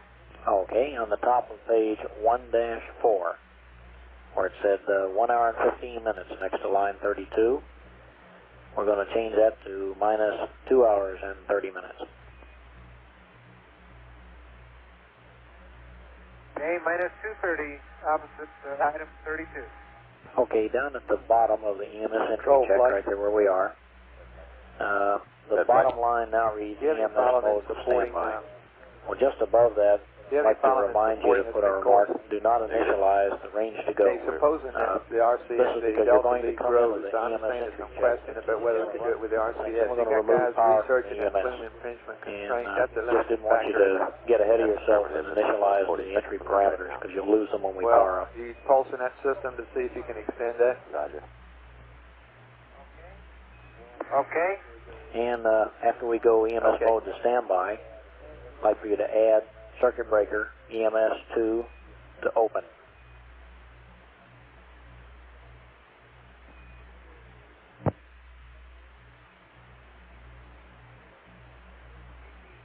Okay, EMS2 to open. That's correct. And we want to delete this setup camera listed on the bottom of the page. We're deleting that for power reasons. That's line 33 alpha. Okay, we're way ahead of you. We already got it stowed. Okay. On the top of the next page, where it says secondary water evap, just keep in mind we don't plan to use the secondary evaporators unless the primary fails.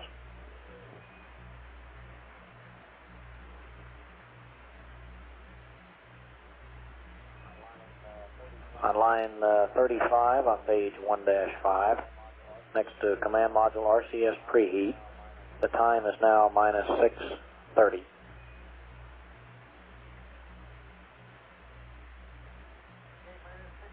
Okay, minus 6:30, and the voltage reading 3.9 still is good, right?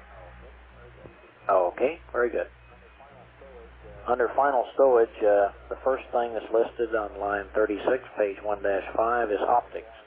And if you want to get started on your stowage, we'd like to leave the optics out because we'll have the star check coming up quite a bit after this. The rest of that stuff can be taken care of at your convenience.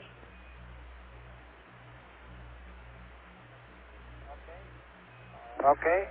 All right, still on page 1-5, line 37. The time is now minus 6:10.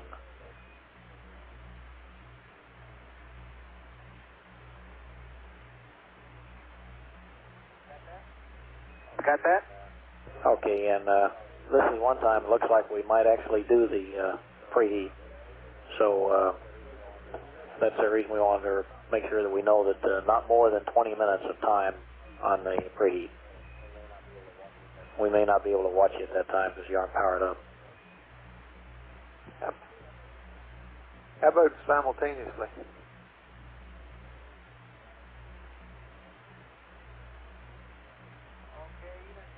Okay, either 20 minutes or till 3.9 volts DC. That's correct, Jack. And now let's go to page 1-6. And about a third of the way down, it shows panel 275, CB main A, bat C closed. We want to strike off that line, the next two lines. So we're going to strike out main A, bat C closed, main B, bat C closed, and DC indicator, main B. Okay, after that step on panel 275, strike out CB main A, bat C, CB main B, bat C, and DC indicators to main B. That's correct. Now under panel 8, it tells you to close all circuit breakers except, and I have 4 additions. The first one is CB service module, RCS heaters, quad Charlie, main B, open.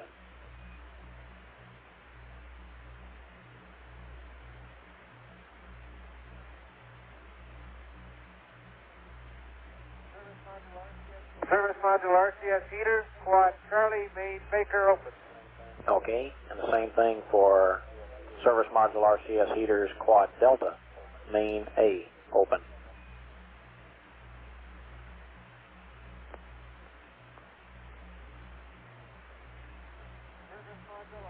Service module RCS heater, quad Delta, main A, open. That's correct. And circuit breaker EMS, that's 2 of them, open.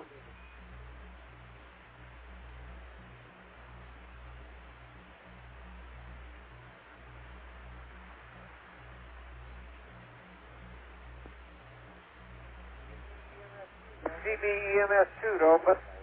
All right, and the last is the circuit breakers for SBS gauging, 4 of them, open. Flighty come. Go. We need a readout. Okay. SBS gauging 4 to open. Okay, and how about a readout on the battery and the charger? Okay, fasten bolted in. That's firm. And let's go back to page 1-6, line 41. Let's put in a time minus 4:40. Yeah, work, flight. minus Flight number. 440. Go ahead, any problems? That's correct. No problems at all. Flight 1 good shape. Okay, we're On tied to the White page House. 2-1. We're tied to the White House. They're beginning to set that up. That's right, Flight. Let me know when that's completed. Right, will do. Line number 2, put in a time of minus 55 minutes.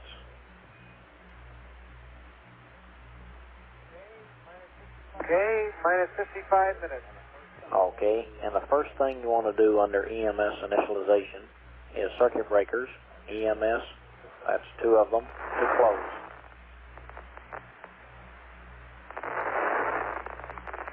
ACB, EMS 2 to close. That's correct. Alright, line 4, or step 4, where it shows CMRCS check, that occurs at minus 4:30.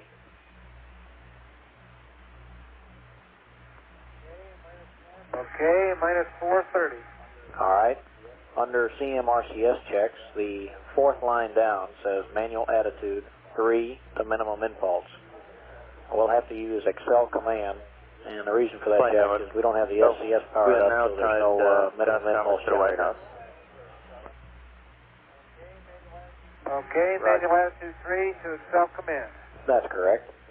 And on the same page, 2-1, strike out the last 3 lines, starting with RCS transfer to service module.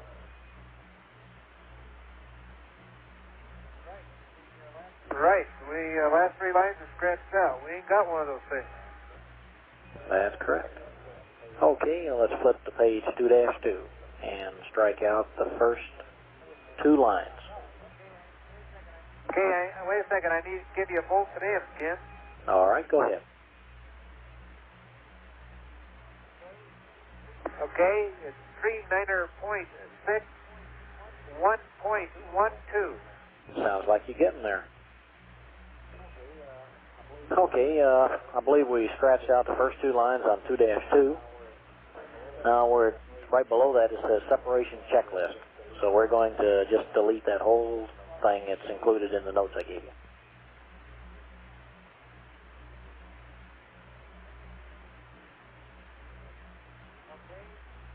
Okay, it's included in the notation. All right, line number 7. It says maneuver to horizon check attitude. We're going to call this the moon check attitude. This is the one we discussed, Jack. The angle of 265 is not correct. I'll have one of those for you first thing in the morning. Okay. Okay, and at the bottom of the page, step number 1. That'll be at EI minus 19 minutes, and we're off and running through a normal sequence of events. Okay, that sounds good. Ken, I guess you've run this thing.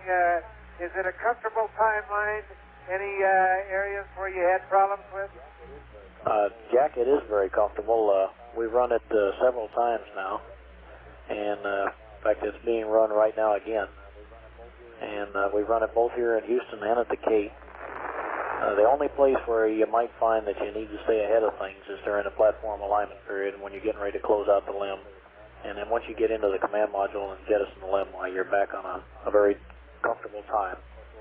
And of course, we'll be watching you. Anything we can do, like keeping track of time for you, we'll remind you of that as we go along. Yeah, that'd be good. That'd be good, Ken. Inco flight. Flight Inco. Do you have any problems? Okay, let me emphasize, Jack, that 2.5 hours is the earliest time we can start in on power amp. Everything else you can do the way you normally would, where you get as far ahead of the game as you can. But the 2.5 hours is based on saving command module consumables. There's no if data you do that, drivers here. we've got plenty of time. Yeah, we're just about 100%. Fans on the water even. So that's the one point you don't want to start early on. I do have a couple more lines to run through on the entry checklist and 2 pages in the GNC. And I think that'll clean us up. The battery charge should be terminated around 128. 128, that's in 10 minutes, like. Yeah. Now's a convenient time. Why don't we terminate it now? Well, we got to read up his procedure to do it. Okay, Capcom. Capcom flight. Okay, Ken, in the GMC checklist now? Well, let me finish a couple more Flight things. Capcom, go ahead. You still got that? We want to terminate battery charge on Bravo, and we have Okay, a procedure here for these him are to just cleanup stop items, terminate Jack, that. on page 2-3. Hey, let us finish the CM stuff. We're near the end. How you separate if you don't mind. CM, Okay. SM, Well, and all that. So let's do this obviously before we on start step to the 5 GNC and 43 checklist. minutes down, that's all deleted. Well, let's see, that's not very long. The problem is that we want to terminate And it that gets deleted all the way over onto page 2-4, up to the line where it says 50 Tell you what, minutes. it sure be nice if we at that could point, do the we GNC pick back up and checklist. everything Okay, from we're 50 almost minutes done. down is valid. It's only 3 pages. All right. Yeah, those page updates go pretty quick. But we do have to read a procedure up to Okay, terminate delete battery item charge. 5 down to the point Yeah. where it says minus 50 Incidentally, minutes. if I can get that, I'll be all primed to go. Okay, on page 2-5, the top line where we have horizon check, that's now the moon set check, and the time is approximately 57:37, and that's minus 2:23. Sergeant's light. Sergeant's light. Go play. Okay, what, do you have any problems at all here? And that angle that's listed in the book there, 177, that's really the We're right doing a angle, handover 2 flight minutes now, below. really. You can look that up on the back of your entry cue card, and I'll look that number up again for you tonight. Okay. Okay, another thing is to remember when we begin blackout, which is around 05G, and you can write this in your checklist wherever it's convenient. Once we've lost comm, we're going to go ahead and power down the SCE power off and the PMP power off. And we just want to do that after you lose comm, which comes up around EI. Anytime after that, just go ahead and secure the PMP and the SCE power.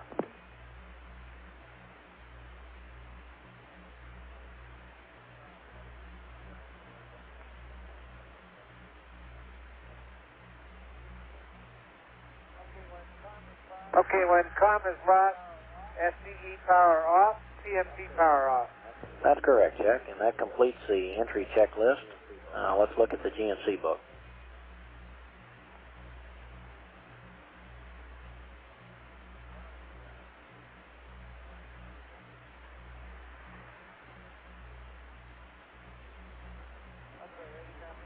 Okay, ready to copy? Okay, let's go to page 2-1.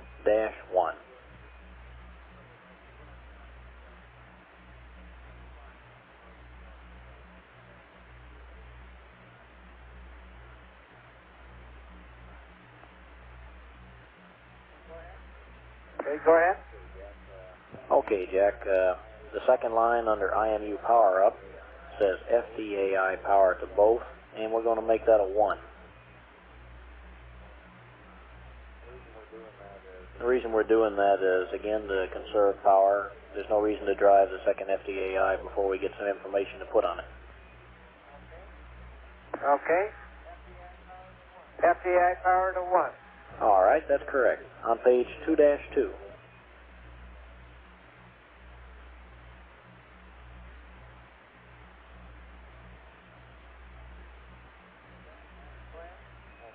Go ahead. Okay, under CMC power up, line or step 2 says flashing 3700 enter. The time we're going to use this, Jack, is going to be when you've just brought the computer up, and it has a state vector in it that's way back many, many hours ago. So we want to do a verb 96 enter to stop the integration, to keep it from just sit there ambling along. And when the ground gives you a new state vector, why, then we can go through poo and we'll be back in business.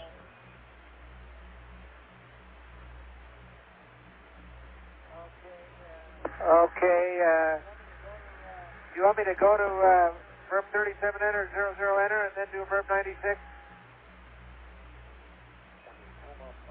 When you come up, I guess you're going to, once you get the CMC powered up, you're probably going to be going, you're going to come up in a flashing 37. And if you'll just do a verb 96 enter right there, that'll take care of it. Agree with that, guys? Okay. All right. And the last one I have for you is on Guys, page you agree with that? 2-4.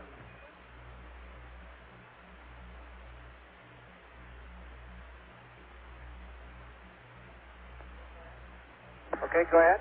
Okay, under the SCS power-up, the first line says Auto RCS Select 16 to off. Okay, you can just delete that part. On the fifth line, it says Circuit Breaker SCS Logic Power. That's really Logic Bus, 4 of them to close. The Delta V CG is not important since we're not burning the engine. The Signal Conditioner Driver Bias Power lists 2 to AC1. We're going to make that just one of them. Make it Signal Condition Driver Bias Power 1 to AC1.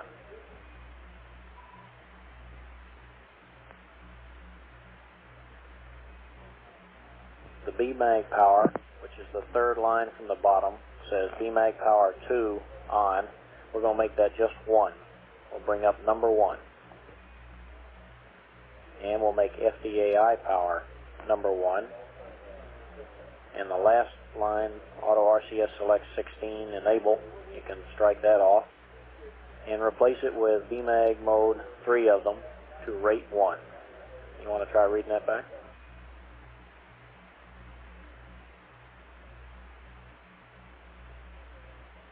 FAO play.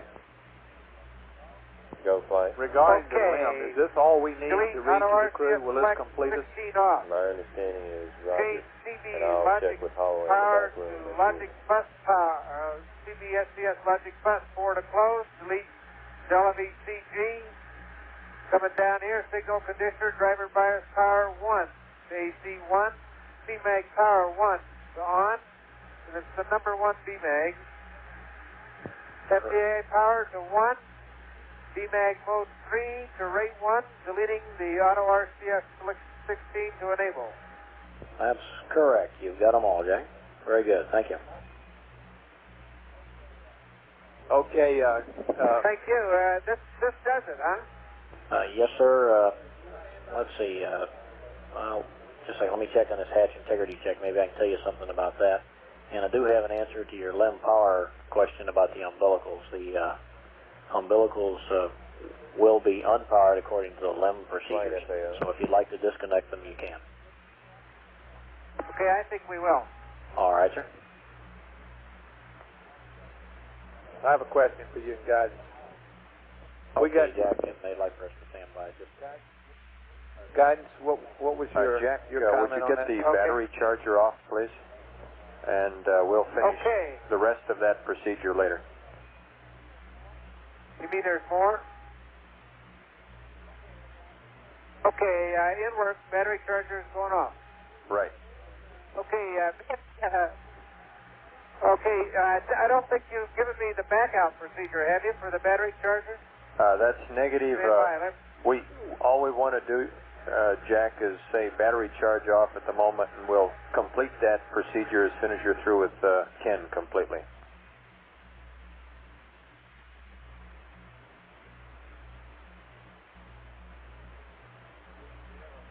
Do we have a?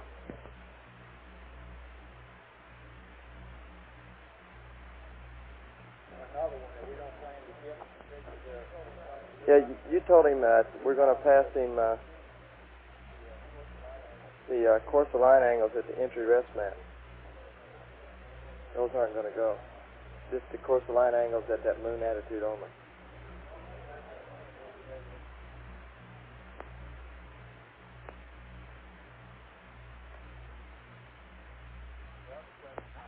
The other question I have is, did you agree with that procedure on the 96 center here for CNC power up to flash invert 37 and hit enter? I hit 96 center, I mean? 96 center, yeah. Okay. Off the flash in 37.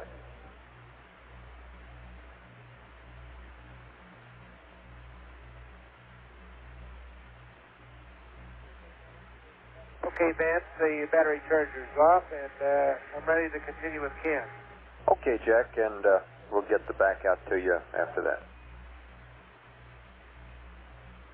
Okay, Jack, it looks like we've closed up the loose ends. There's, amazingly enough, out of all that stuff, it looks like we only generated one question on the floor, and we'll research that one. We'll even let you guess what it might have been. If you have any questions after you mull it over, why, we're always available. Just ask us what you're thinking about.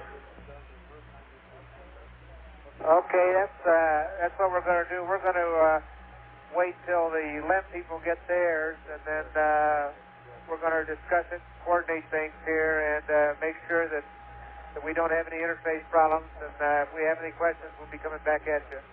Okay, we did run the thing integrated, so we think we've got all the little surprises ironed out for you. Flight Econ? Has the turnover hatch verification procedures been passed around through the span circuit and all that? Jim, this is Jim. We're getting ready to read that up to him. Is everybody just appreciate the work you've know done, what that is and how they have Jack says it's going to be hard to beat his record about saving SMRCS fuel all the way there and back. I can't do much about that. Some people will do anything to set a record. Hey, Jim, you even did good on service module fuel this time.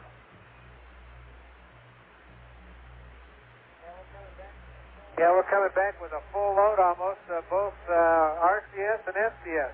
That's pretty much for record. Okay, Control, tell them you, FAO, and Capcom, and the span. I have in my hand a thing called an entry limb prep. Did you want to put Fredo on or somebody to copy the limb? And I think that this is all coordinated, and this is all we owe the crew for the limb, and I propose we go ahead and read it on up. Hey, Jack, and let them copy don't it wake right him up now. yet. And then, Stand by one. We won't wait for Charlie. Oh, he's awake.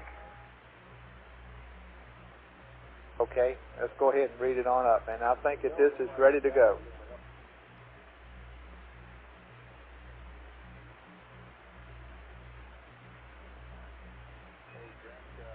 Hey, Jack, we'll give you this battery charging backout procedure, and then Deke says you ought to get some sleep.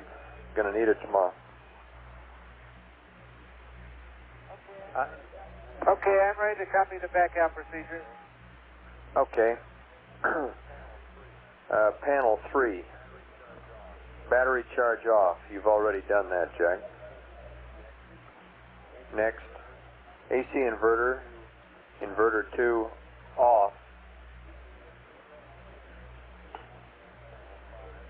Panel 5.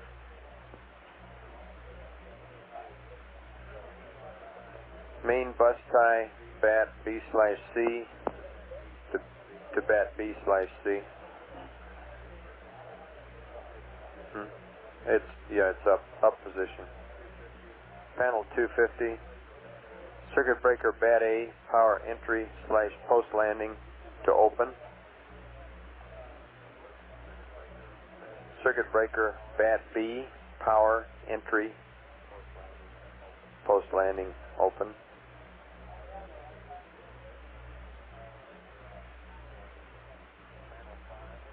Panel 5. CB battery charger, bat B charge, open. Okay, I'll let you read that back, Jack. Okay, bat charge up. AC inverter 2 to off. Main bus tie, bat DC to on up. Panel 250, CB bat A, power entry and post landing open. Go. CB. Okay, we're about to hit our 5% on the decent water. We'd like to go ahead and select ascent water now, and we have a procedure here. Charge open. Okay, that's correct. Stand by. Now that gets you nothing magic but back to the place where you can back out. We don't want to bottom out on the tank. I don't think big battery charging procedure, which you have, and I think you have the backout procedure for that, but I'd like to check with you. Flight Econ. Go. Did you call me? Yeah, but okay, everybody, let's get a little noisy in the room, gentlemen. It's good that we read up that CSM checklist, and that's fine. However, we're going to put Jack Swigert to bed now, if at all possible. So anybody that's got anything for the CSM should come forth with it right now, because we're getting ready to let him sack out. Okay, Jack. Be advised of that now. Do you have that backout procedure in your hand there? Yes, I do, Ben. Okay, just to verify, starts out GNC panel and 3, battery charge switch off, AC inverter 2 off, panel 5, main bus tie, bat AC on up, etc. Rod, continue. CB Bat A, power entry post landing open. Inverter power 2 main B open. And then you reverse the steps that you had. Fine, we need to go ahead and change that ascent water right now. We're that's fine. Dropping our reference pressure. Okay, and we have one other comment regarding the systems checklist, and standby 1, and that'll wrap it up for us. Capcom, we ought to go to ascent water, please. But the procedure we gave. He's got it. Oh, a new item came in, Jack. We need to switch to ascent water, and I have a 3-step procedure for you, if you're ready to copy.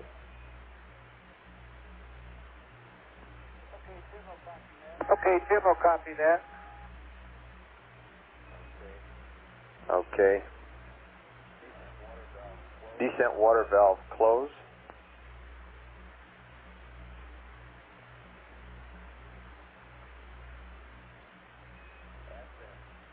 Ascent water valve to close. Tell me, Flight, is that right? Ascent water close? That's affirmative. And water tank select valve to ascent.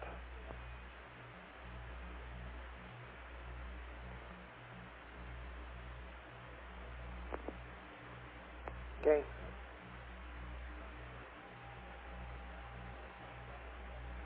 You might just tell him, Capcom, that he can drink all he wants to out of that descent tank. That's not right now, Flight. We're going to watch the ascent flow a little bit. Okay, well, that's you're right. descent water valve closed, ascent water valve closed, and water select tank to ascent. Is that correct? Water tank select valve ascent. That's correct, Jim.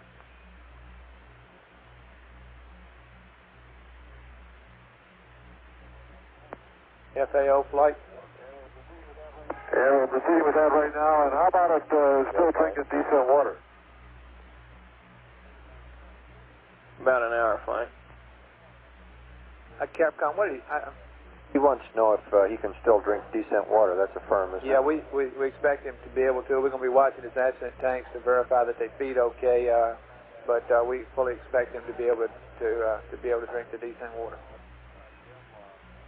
Jim, we understand that you should be able to continue drinking it. In about an hour, we're going to let him drink. In the present configuration, he cannot drink. Okay, we switched to ascent water, but we'll probably have to have the decent water valve back open up again to drink water. Yeah, Roger, but when he wants to drink, let's open the descent water. That's a firm, that's the one thing you'll have to do is whenever you want to drink out of the descent tank is open the descent valve, the descent water valve momentarily. Okay. And we are now on ascent water. Okay. How does it look, telling you? Looks real great, Flight. Okay, and I need Jack back again, please. Okay, FAO Flight. Go, Flight. Okay, Ben, Do you have glad to anything hear especially you have for something in the Jack? systems checklist. Negative, Flight. That's right. Just getting the Refer to S2-6. This, really what we're talking about, Jack, is the hatch integrity check decal. And I think it'll be easiest if you open to S2-6 and I explain it to you.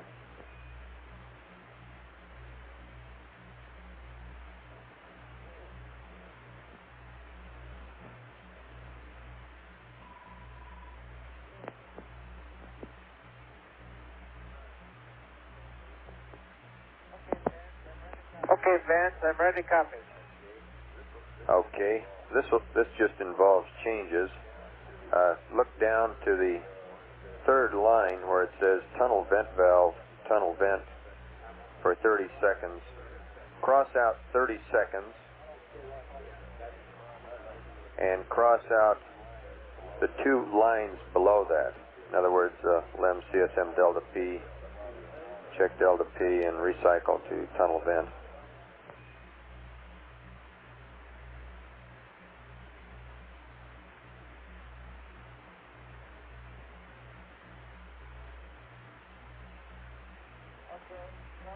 Okay, you want me to delete for 30 seconds? That's affirmed. And the two lines below 30 seconds. And actually the part of a fourth line there, which is 8.5 minutes. Stand by. Can you read okay? Yeah, I hear you now. Okay, delete the 2 lines below that, or the 2.5 lines below that also. That's affirmed. And now we have an addition to put in place of what we deleted. Stand by when the comms bad. How do you read? Right, loud clear. Okay, we want you to vent, tunnel vent until, and add the following, until lem/cm delta P is equal to 3.0 PSID.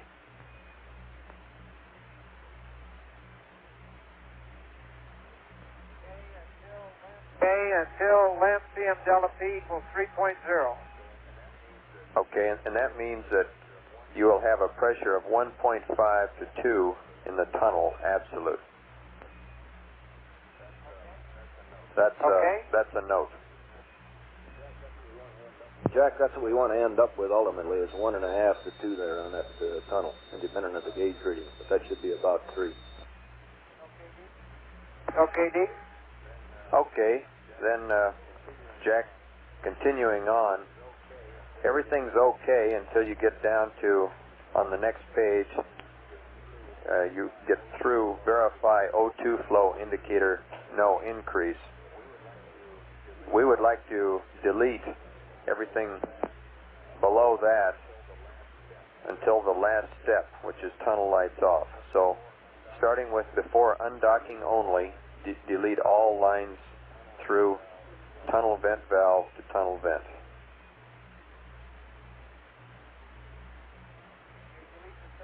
Okay, delete the section that says before undocking only down to where it says tunnel vent valve to tunnel vent. Yes, through that.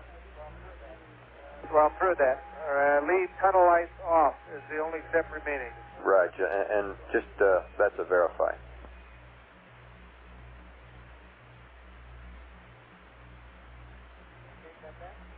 Okay, got that?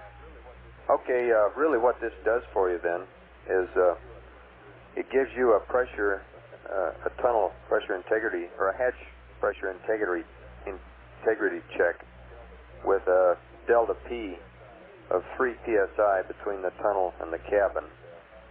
And then you never go on to the steps of venting that on out. You just leave it in there for the time that you separate from the lem. And that gives you a shotgun delta V Okay, effect. Ecom, GNC. You have anything for Swigert before we go to Okay, the copy that. Ecom? Okay, I think that's all, but we're polling the house here to see if there's GNC flight? another comment for you. Stand by. GNC flight? Go ahead, Flame. I'm sorry, I'm confused tonight. I'm looking for the guy, though. That's the guy I'm pointing at. Go. Okay, you have anything else for the crew? For Swigert particularly, before he goes to bed? No, Ken and I talked over the thing about the pad. Oh, what's the answer to that?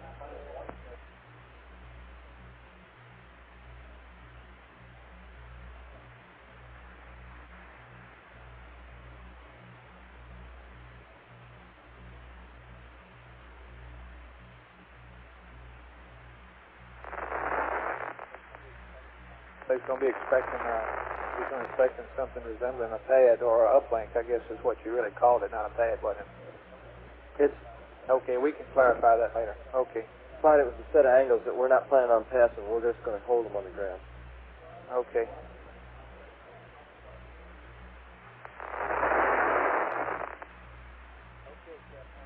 Okay, Capcom. We're saying that we don't have anything else for Jack, so at his convenience he can go to bed. Tell me your flight. Aquarius, Houston. tell me, Go ahead, Dan. Jack, that's it. Unless you have any more questions, why everyone's hoping you'll Tell get me the sack your and get some rest. Okay. Go ahead, Frank. Okay, how does that SM water look? You want okay, that we battery, see it now, Frank. back out procedure Looks real good. to take What that, reason do we have for not complete letting the him remaining drink water from the descent tank right away? He can drink now. We're not sure. We might not have much water in there, though. But that's affirmed, Jack. We before we just want to make sure you go ahead and finish out back out completely till you get to square one. Over half a pound at a time anyway, right? Probably not. Unless he fills, yeah, well, he has to fill a bag, so that's right. Okay, Capcom, and also they're cleared if they desire to, and we encourage them to drink from the descent tank. Roger, and what was that 1 hour I heard? Is that a limit? No, you can forget that. We were just wanting to verify we had good ascent flow, and we can already tell in advance. Okay. Do you have any more updates for us? We've still got a LEM update, but we strongly recommend that you and you are Jack happy with the work as hard as you can. Sleep in for about the next 5 hours. Fred can handle it. Very good. Okay, that's what we'll do. We'll put Fred on watch here, and Jack and I will take it easy. And if Frank copies on updates, then we'll all start from fresh in the morning. You bet.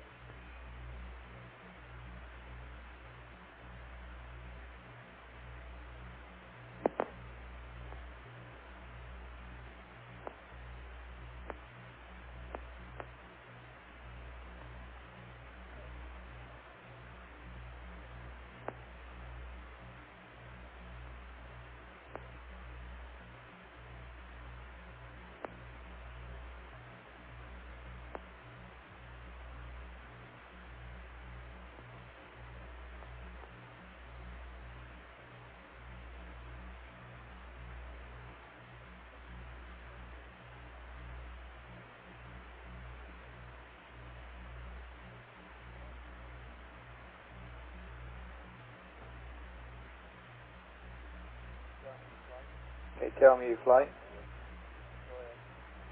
Go ahead.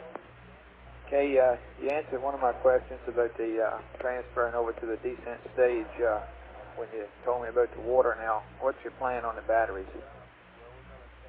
Well, we're going to stay in this configuration until this entry limb prep, this checklist, and that takes you on through. We put battery 5 on. Okay, at EI minus 6 hours, normal feed pad. What will we be down to in the descent batteries by the time we get to that point?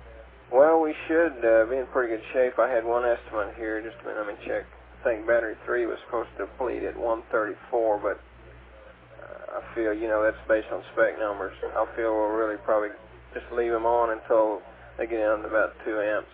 And if we do, we can turn it off. But we're probably... Electrically, you mean? You can just turn off that particular battery, leave the rest of the descents on, and not have to bring up the ascent. That's from. But, of course, you're aware we already got one on. Yeah, we have one ascent on, yes.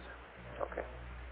So there's you see no problems there in transferring to the ascent power?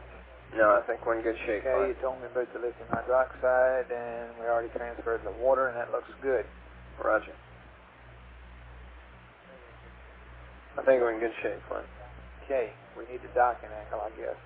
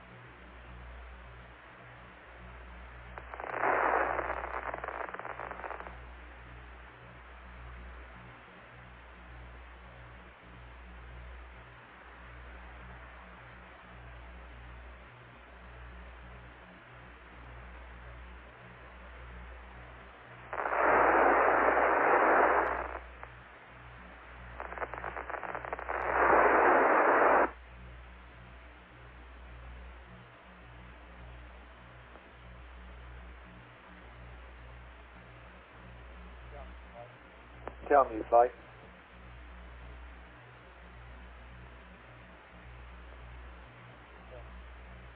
Tell me, Flight. Go ahead, Flight. Hey, what does he need to do to drink water now? Does he just need to turn the descent water on and drink and then turn it off again? Is that the idea? Negative, Flight. He has to open the descent water valve and then... Yeah, that's really what I meant. Okay, I'm sorry.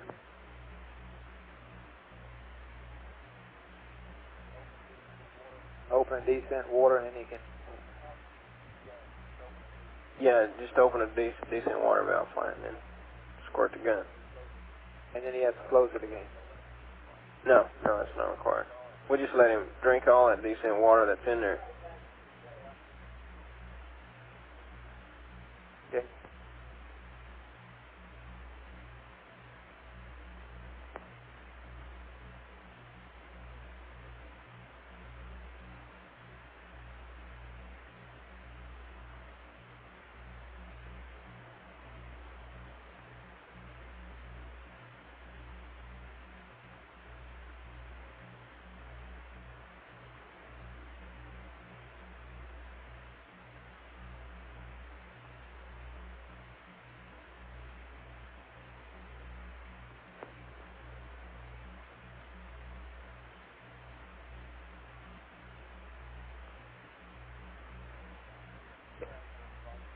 Capcom, Flight.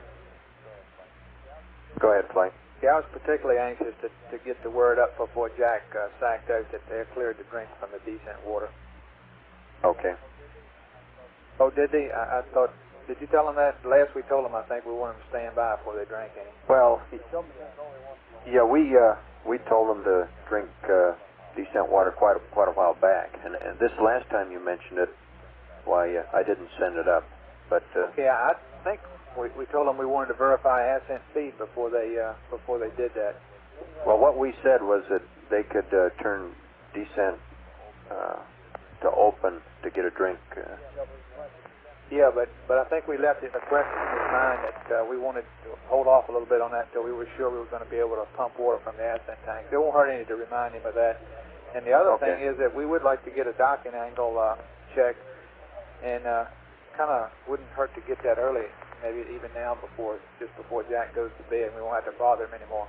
Okay, in the tunnel, a docking angle check. Yes. Aquarius, Houston, over. Go ahead, sir. Okay, Fred, three things. First thing is we need a docking angle check as soon as you can conveniently get it. Second point, you're free to drink all the descent stage water you want. That wasn't clear before.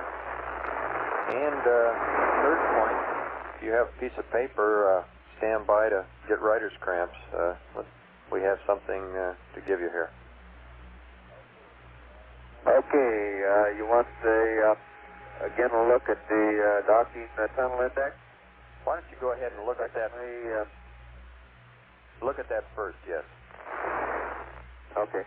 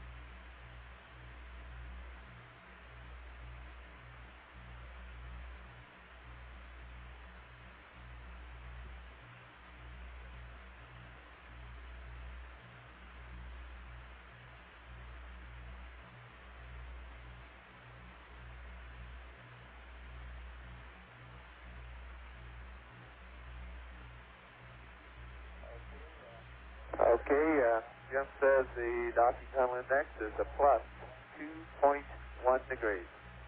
Okay, plus 2.1 degrees, docking tunnel index. Okay, he corrects himself. He says make that sign a minus 2.1 degrees. Okay, we just changed plus to minus. Okay, and your second item was we can drink all of that decent water that's left. Looks like about 5%. And I'll get a book here and be ready to start writing. Okay, get this won't be as long as the one TK read up, but you'll need several pages probably. Okay, I got lots of pages here of Kent's photo log set to go. Okay, Fredo. Okay, this is entry LEM prep. Starts EI minus 6 hours. At that time, you power up the AGs. I think I'll give you a line at a time, and when I hear you say okay on that, I'll go to the next. Does that sound reasonable? Oh, okay. I'll go hot mic briefly. Okay. Bat 5. Okay, how do you read now? Okay, I read you okay, Fred. Okay, battery 5. Battery 5, normal feed on is the first step.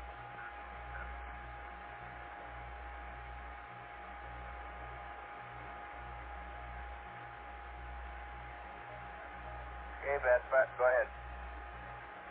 Okay, use modified LEM, DIPS, RCS, 30-minute activation checklist.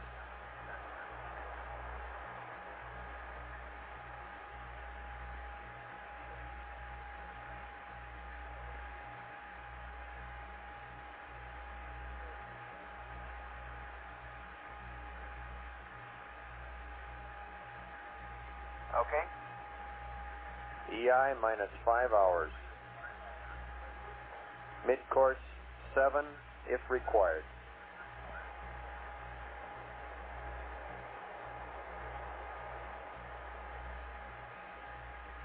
Next, LEM pre-entry procedure.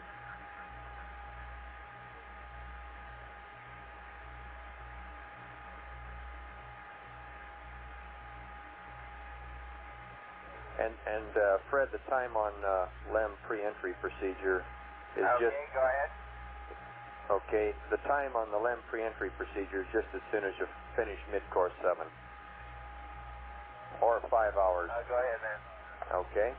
Okay, I got the TI minus 5 hours, MCC 7 if required, and now you're going to start me a new procedure called LEM pre-entry procedure. Go ahead. Roger. Maneuver to SM SEP attitude.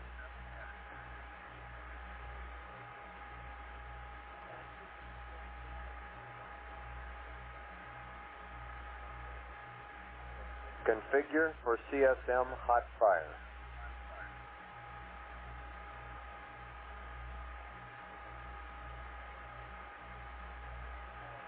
Okay. Under that, deadband max and attitude control 3 to pulse.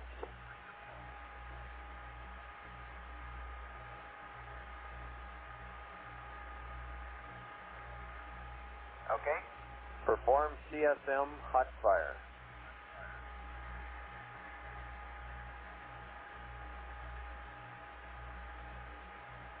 Maneuver back to SM SEP attitude.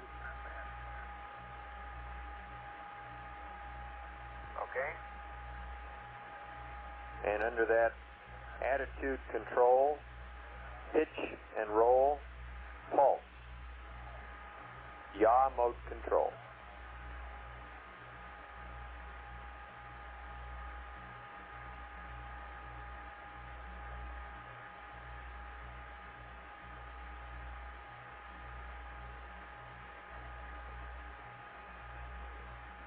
Okay, next, EI minus 4 hours, 30 minutes. Configure for CM-SM SEP. Okay, hold on a minute. Okay, That was EI minus 4.5? that's correct.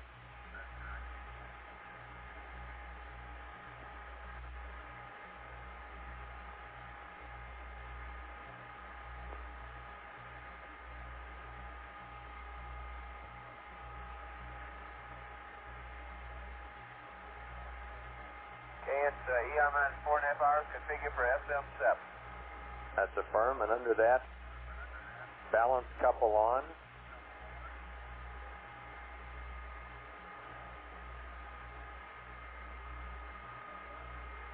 Okay. AGS 404 plus 0. 405 plus 0.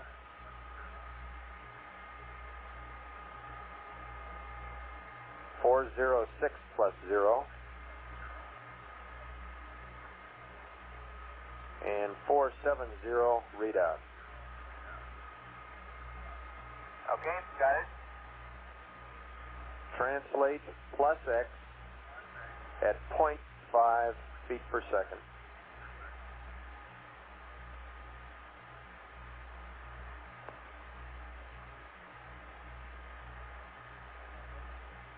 Okay.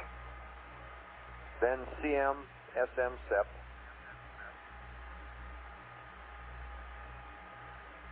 After SEP, null 470. Okay, stand by one. Okay.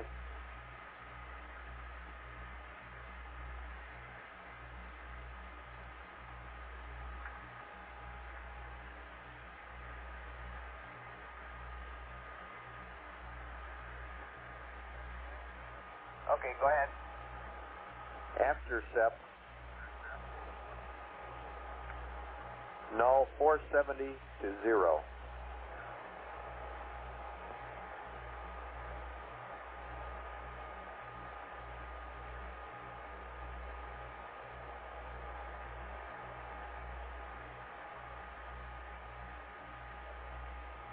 Okay. Attitude control, 3 of them to pulse.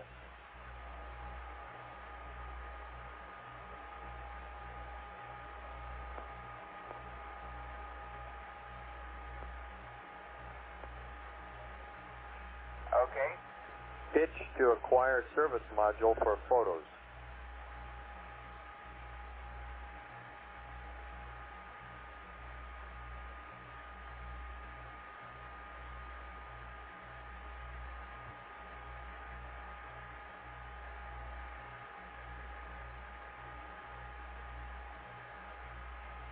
Okay. Okay, note, use ACA for control.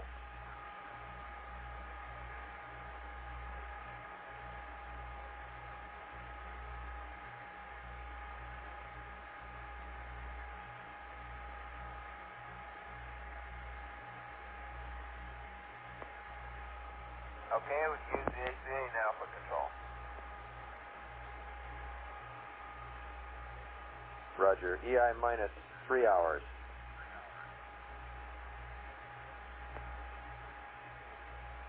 Maneuver and add hold for moon view.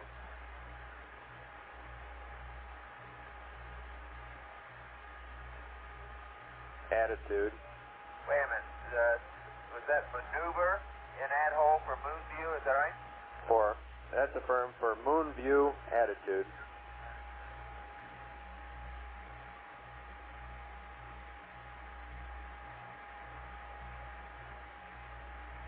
Until CM platform release.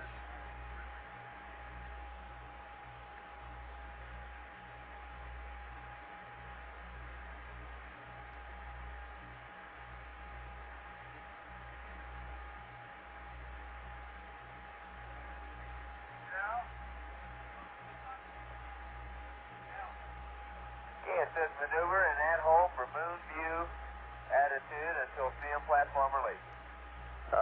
That's affirmed.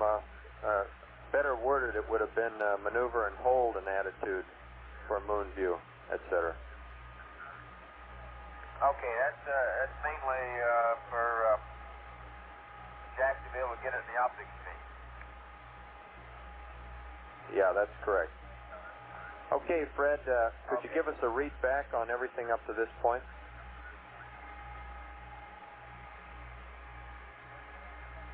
Okay, I'll go back to normal voice. It might, or is this pretty clear?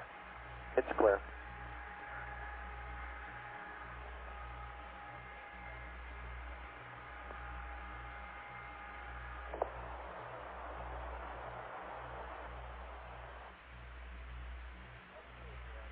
Okay, the master title, entry, limb prep, EI minus 6 hours. First, bat 5, normal feed on. Second, use modified limb dip, flash RCS 30-minute activation checklist. Next, the TEI minus 5 hours, MCC 7 if required. Now we have a limb pre-entry procedure. Flight info. First, for maneuver to service module. Yeah, when the crew went to down voice backup for that hot mic, we lost ranging. We'd like to have him go back to voice and use box and get his hot mic down with. And we'll get a ranging back. And attitude control, free to pulse. That ranging's gravy, though, isn't it? Thirdly, perform CSM hot I don't know.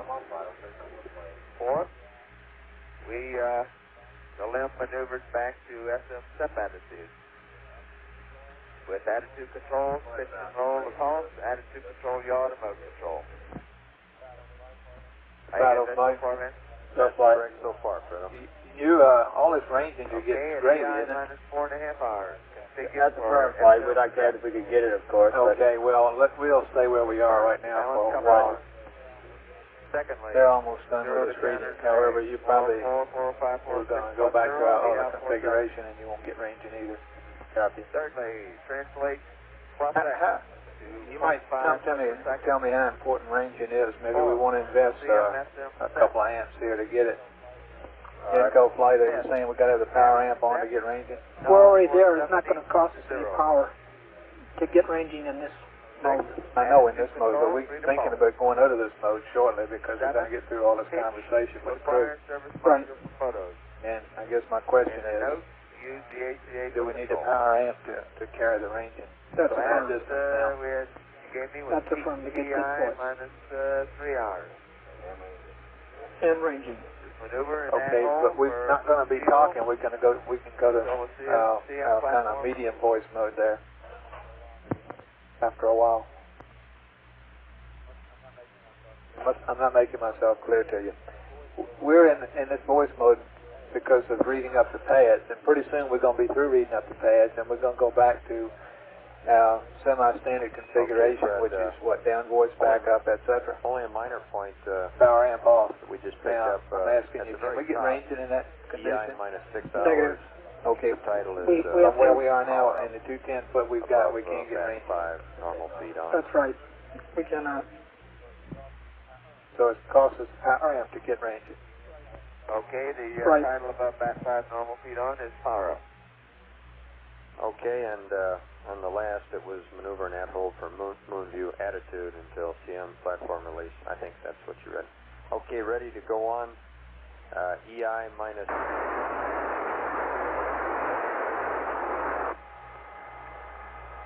Are you there? Okay, next is TI minus what, man? It's EI minus 2.5 hours, Fred. Okay, EI minus 2.5. Okay, the title, power removal from CM LEM umbilical.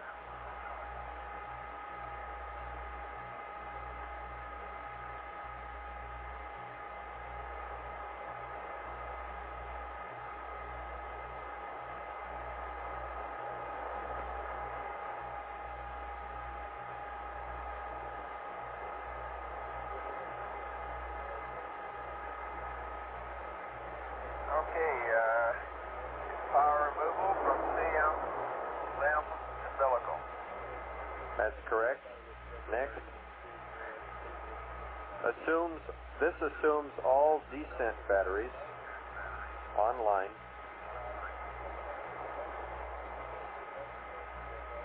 Okay, I'll put that as a note.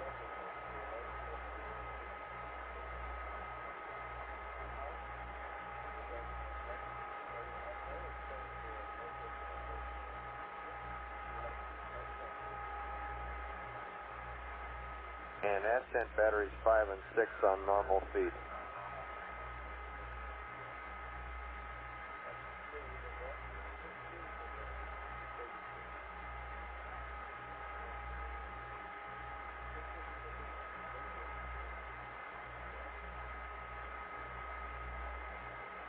Okay, this assumes all descent bats online and ascent bats 5 and 6 on normal feed.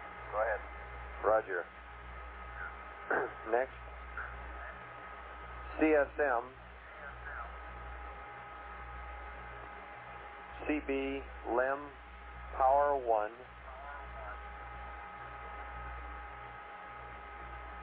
Main B to open.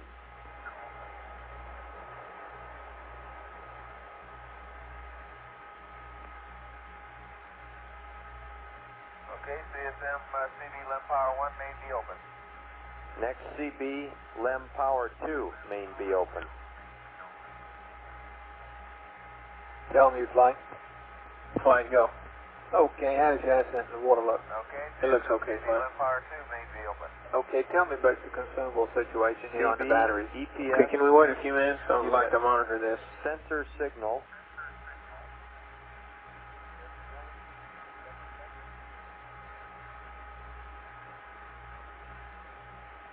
Main B to open.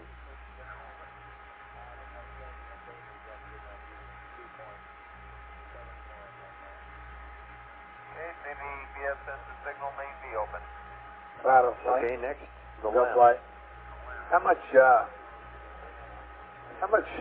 range would it take to give you EPS what's a significant amount of range 11 to you and here? 16. How long would we have to carry it on from where we are now to really do you some good? I'd like to answer that flight. We can get a good solution without the ranging. Okay. Now let me go back and find out how long an arc of ranging will need to get a better solution.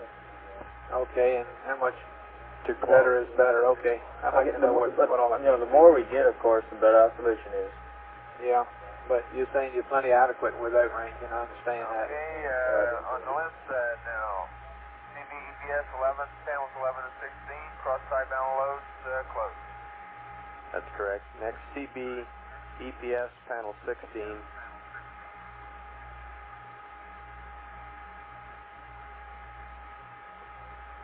Bat feet tie. 2 of them. Open.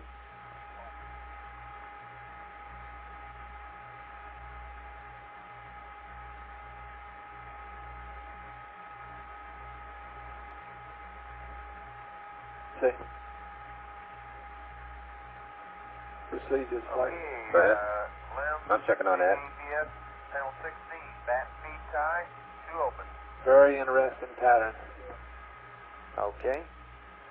CB EPS 16. Ascent ECA control to close.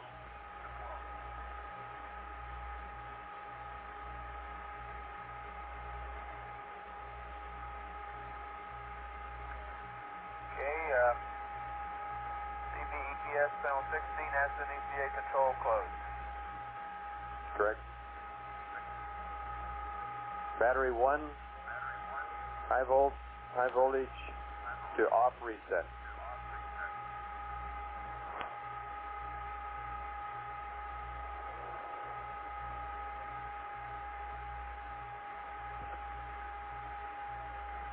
Okay, battery 1, high voltage off reset. Battery 5, off reset.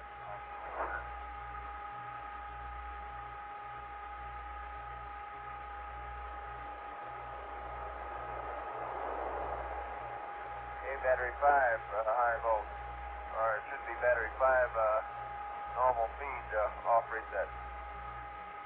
That's affirmative. Roger. And stand by. I didn't get the question. The answer is affirmative, but what's the question? Battery 2. Yeah, I think that's what he meant. Capcom flight. Okay, we mean battery 5. Just a nomenclature problem there, flight. Okay. That's the normal Battery feed. 5, normal feed off reset. Gotcha. We just had Okay, battery 5. bat 2, low voltage. Off reset, then on.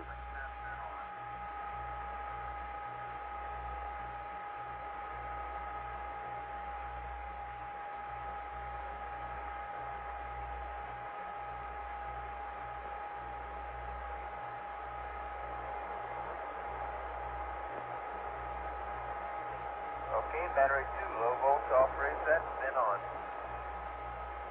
Next, bat 2, high volts. Off reset, then on.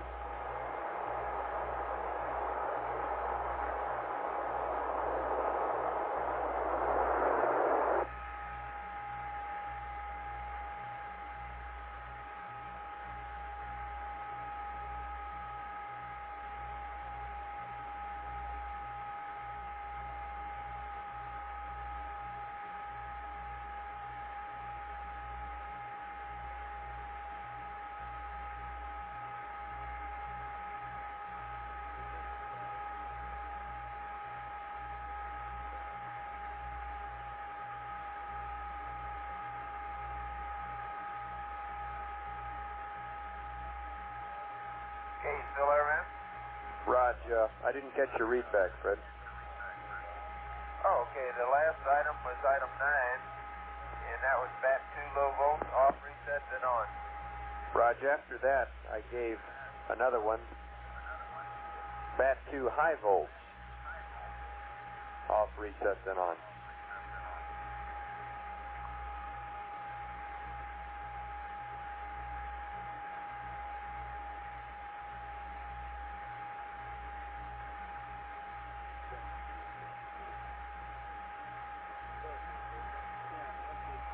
Bat 2, high volts, off reset, then on.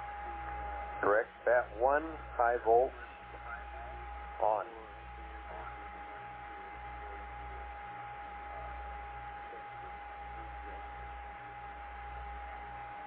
Okay, bat 1, high volts on. Bat 5, normal feed, on.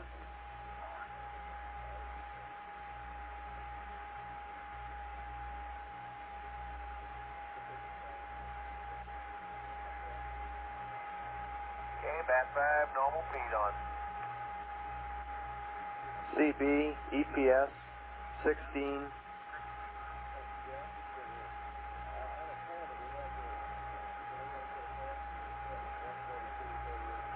Bat feed tie, 2 of them closed.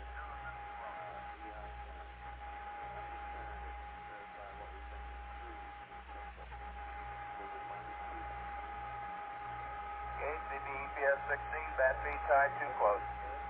Roger. Next, the LMP should transfer to the CM.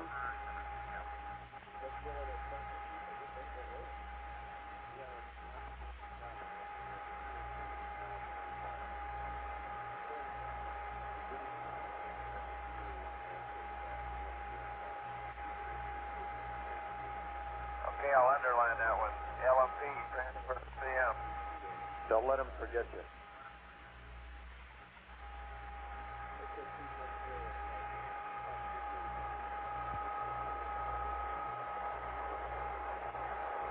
Okay, and just before LMP transfer to CM, we'd like to have you add another step.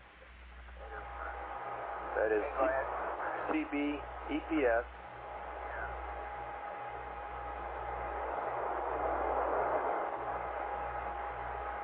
Ascent ECA control,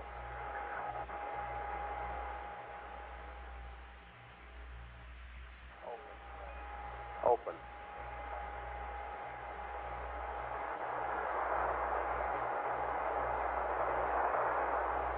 Okay, you want CV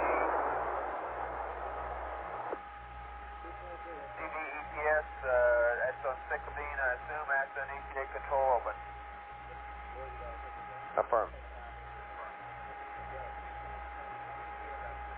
Okay, this is EI minus 1 hour 45 minutes. Next.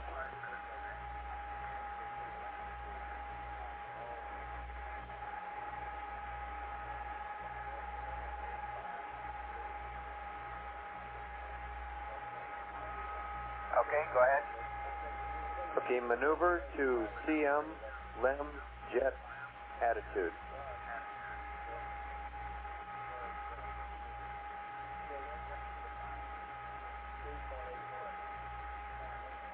And you'll have a pad for that attitude.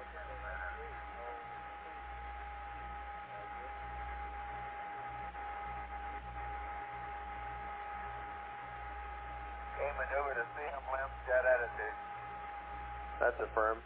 Matter of fact, Jack has a listing of your pads there, Fredo, so you can review them after this is over. Okay. EI minus 1 hour 35 minutes.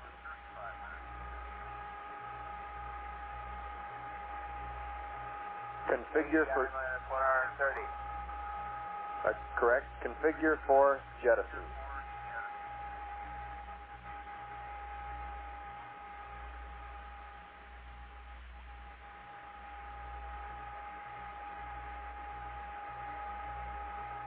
Okay.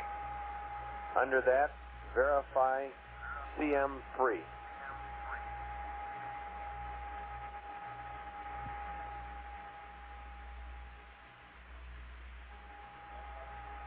Verify CM free. Okay, next the COM configuration. S-band.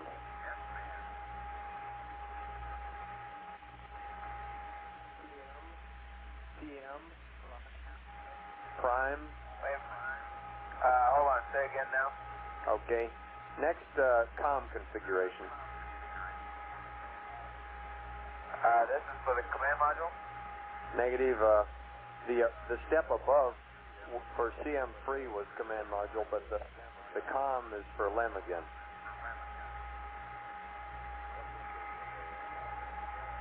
Okay, go ahead.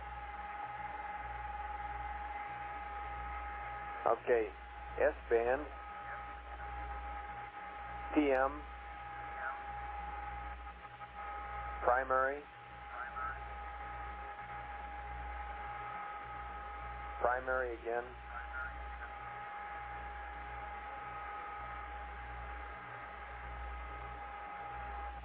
off, PCM,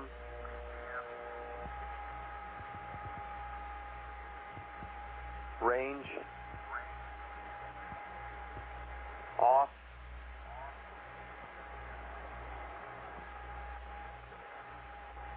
and high.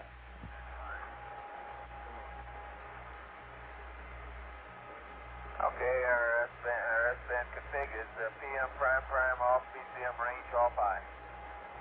That's correct.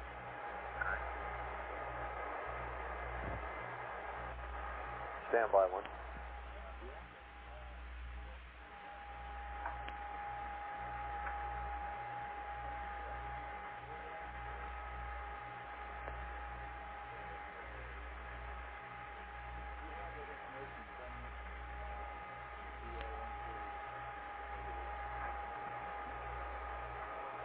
Do you have any druthers about which Omni? Yeah, select best Omni. Select, did you say aft or best? Best. Best in the west. Okay, I was wondering if that's still going to be best after it leaves, but okay. Select best Omni at the time. That's affirmed. Okay, we've covered COM, Fred. Next, ECS.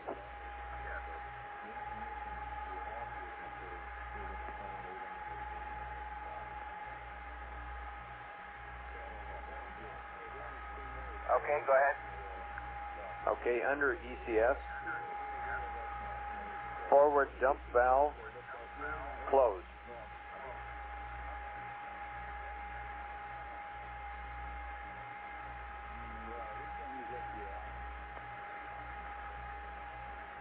Okay, forward dump valve closed.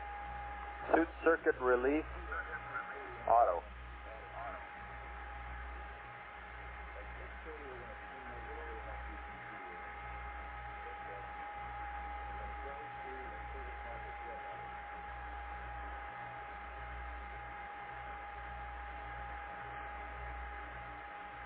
Flight pattern.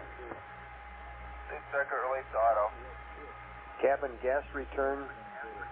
Go ahead, Paolos. When you want to talk about ranging flight, I'll be ready. Okay, just a moment. Copy.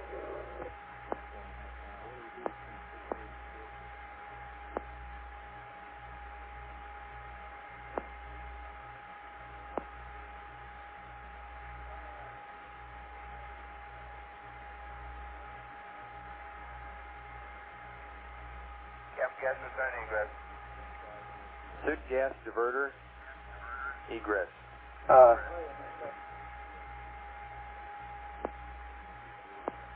Hey, tell me you support. Could you drop your consumables on channel 58? That tabular Suit thing. isolation valves. Could we drop it? You mean just take it off? Oh, I mean, put it on there. The tabular one that shows us that last several hours. Oh, okay. Just don't stop listening. Tell me. I just wanted to get your background to do that. Okay, ISO valves to the suit disconnect. They should be able to hear me. Roger.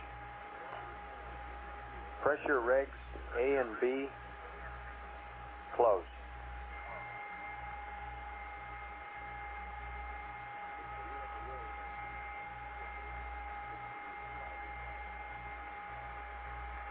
Regs A and B to close. Cabin repress valve closed.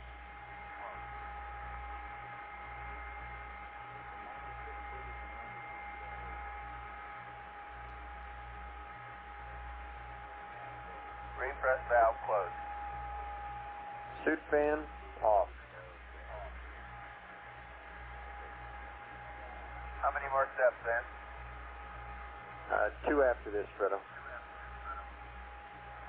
Okay, stand by. Maybe you need a scroll yet. Yeah. So I ask him why all these steps just to get rid of a lens that's going to burn up in a half hour. Seems ridiculous. God damn it. Too many guys. Fan off. Got the axe. Okay, the last one was suit fan off.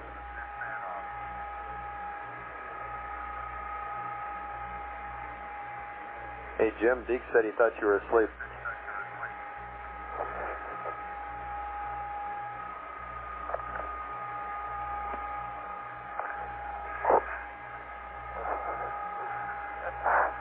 Okay.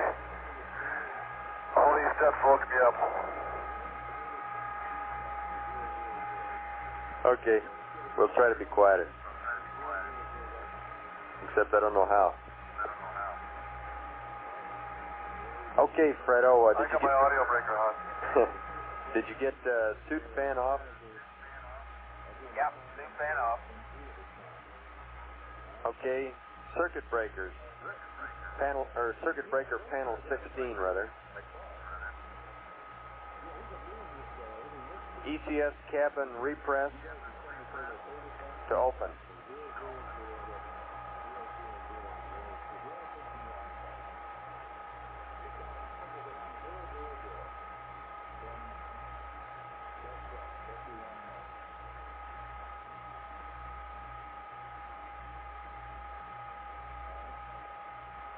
Okay, CD panel 16, EPS cap repress open. Roger. Overhead dump valve closed. Maybe Jim has a point there though. Yep. Overhead dump valve closed, and it is already. Right.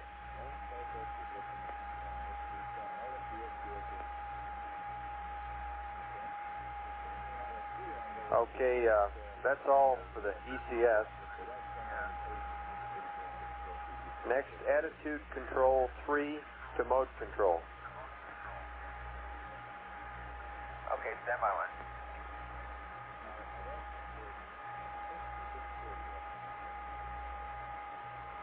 Oh, stand by one, Fred. We'd like to change the position of that attitude control 3 mode control to be just under CM free. That's a more convenient time. Yeah, I agree. Okay, under, it'll be my item B. After verify CM free, is that control 3 to mode control. And along with that, deadband max. Okay, 3 to mode control, comma, deadband to max. Next, verify. If I don't sound too clear, it's because I'm holding a flashlight between my teeth. Right. Okay, now. I think I'm up with you. Go ahead, Rand. Okay, now, again, down at the bottom beneath ECS, verify transfer list.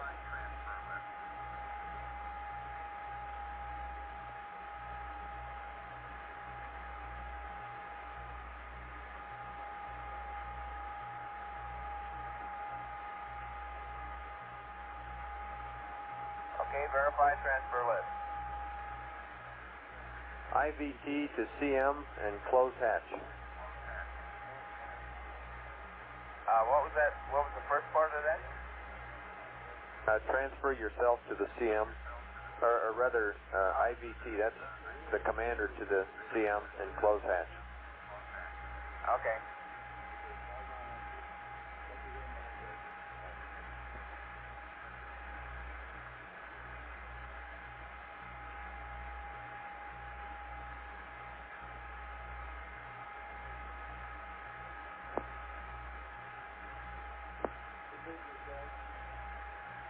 Actually, it's commander transfer to CM and you mean close hatches, plural, right? That's correct. Uh-huh. Okay. Okay, that's all for the timeline, Fred. Now the contingency checklist, if it's handy. Okay, which page? Turn to 30-minute activation on page 24.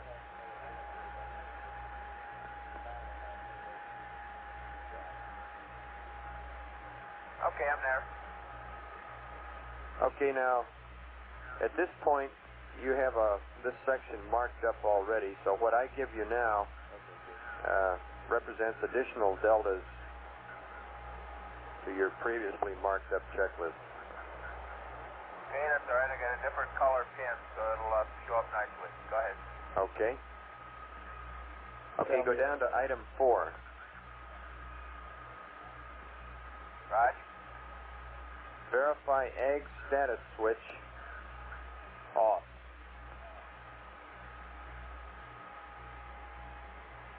That's an addition. Do you mean under IVT to LIM number 4, RCS system AB2 quad 4 auto? That 4? That's affirmed, yes. It's the only 4 on that page 24, and it presently has after it RCS system AB2 quads 4 to auto. Under that, put verify egg status switch to off.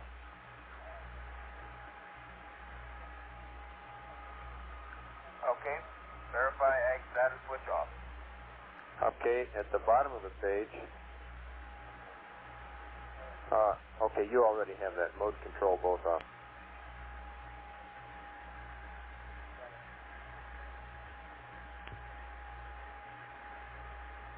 Okay, next page 26, circuit breakers.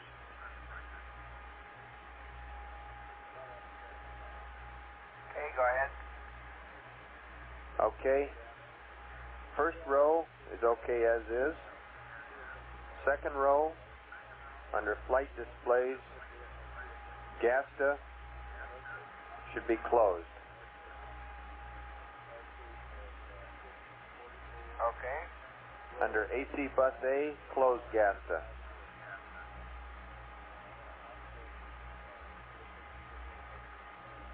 Okay, the flight displays and AC Bus A will be closed. Roger. That's all on the second line. Now the third line, under stability and control. ATCA pings to close.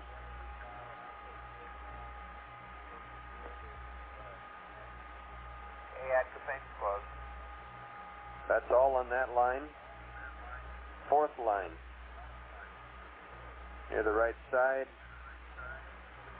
LGC standby to close. That's the LGC Disky. And that's LGC Disky. LGC Disky. That's affirmative. LGC Disky, I'm sorry.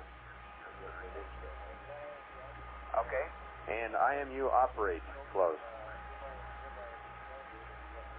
Okay, IMU operate closed.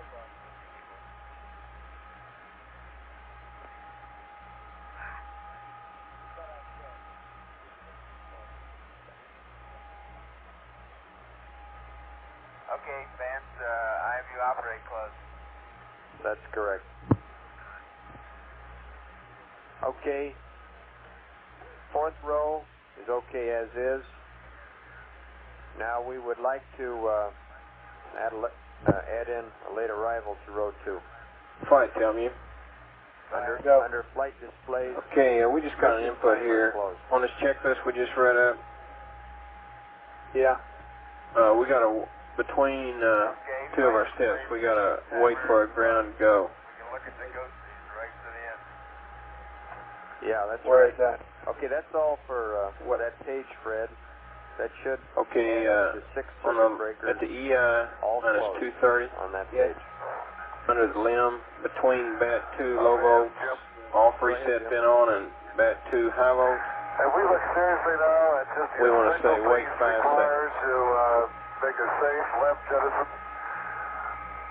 We're not, I don't think we have the time to really do any engineering data that people might want to look at as this thing goes into the atmosphere.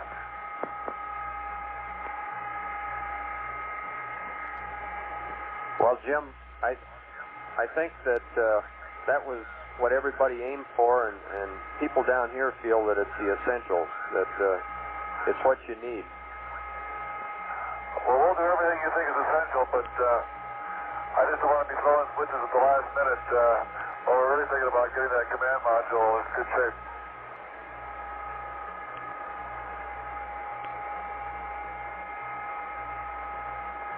Hey, Jim, this is Tom. The only reason we're bringing up the pings is to have another reference system just to control the limb when you jettison the thing. Over. Okay, Tom. It's I thought the nags that hole would have been sufficient for this when we first thought about this. Yeah, I agree, but they decided just in case we have any glitch with the yags, we want to make sure we get that limb off in a good shape, and I agree with you on keeping out all the garbage on it.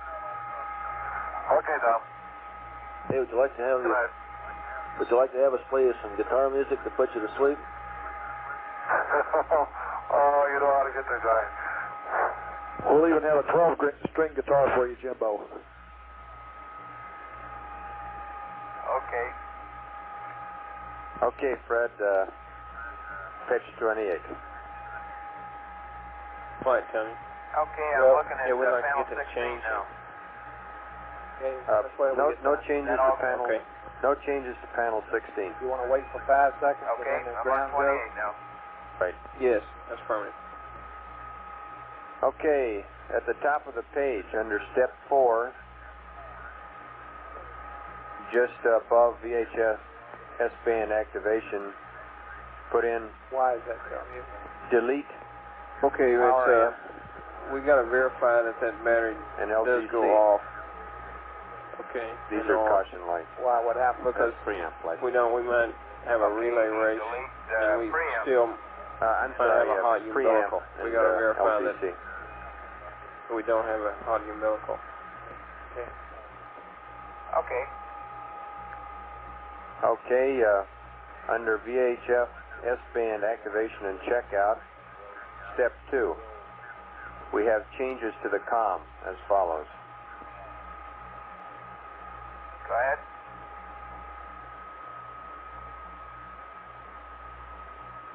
Okay, scratch out the down and down voice. That'll give you a voice. Okay, that's where we had it last time. Okay, and we'd like to insert ranging. Okay, instead of off reset, put ranging. That's correct.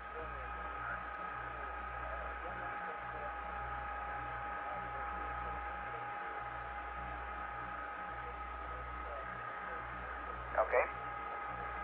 Okay, under pings turn on, add in steps 1 and 2 again, which are no attitude light off, verb 96 enter, and set event timer. Okay, steps 1 and 2 back in.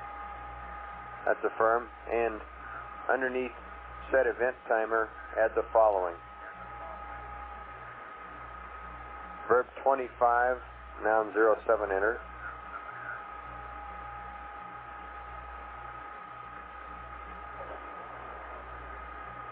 One, 2, 5, 7 enter.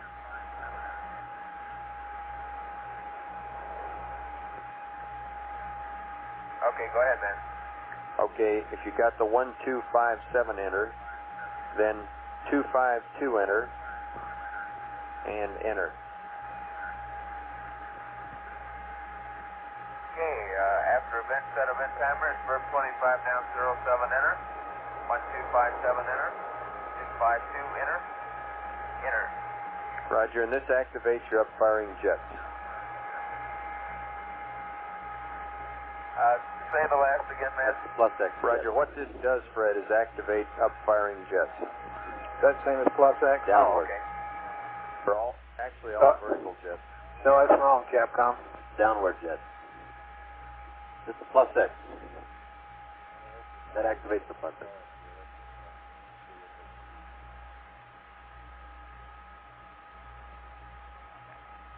Okay, I got it. Okay, next, same page under DAP set gimbal drive. Go to step 2.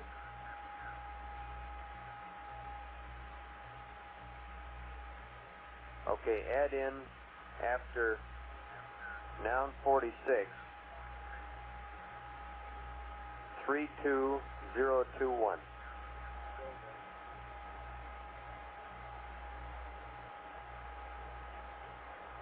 Okay, 32021. Okay, proceeding on down below the noun 47 to the proceed, insert verb 34, enter, after the proceed. And that would come before the noun 48.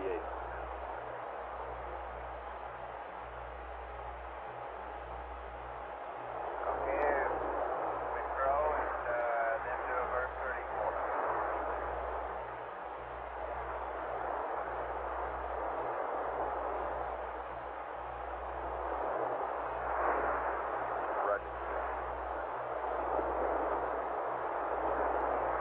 Okay, we have some noise here, Fred. Stand by a minute.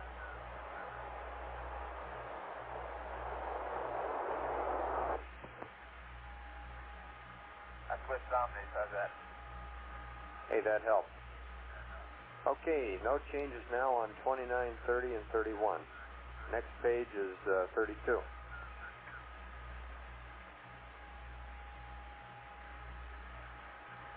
Okay, I'm on 32.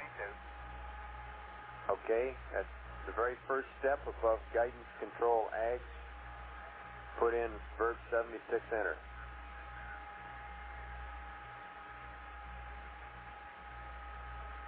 Okay, verb 76, enter. Okay, below guidance control AGS, the third step should be changed to be mode control both to add hold.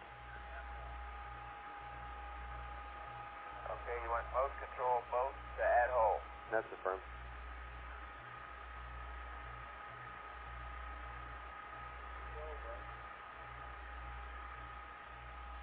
Okay. Okay, at minus 6 hours, or 6 minutes rather, under mode control pings at hold, which was scratched out, insert verb 41, noun 20, enter.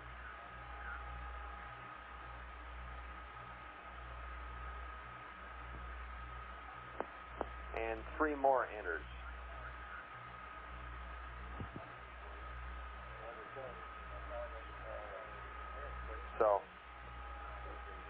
So it's as shown in your procedure there.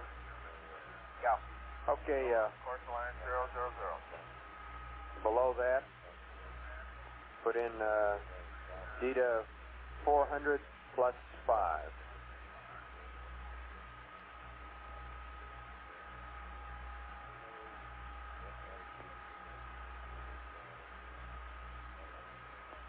Okay, DETA 400 plus 5. Okay. Okay, we want back in again, the next step, which is that burn attitude, verb 40, noun 20, enter.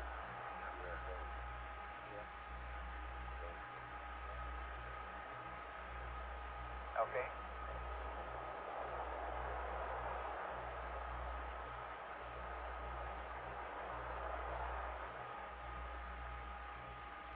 Okay, proceeding on down, delete at burn attitude and the step above it, which is 400 plus 5.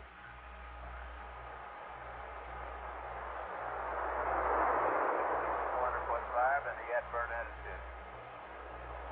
Correct.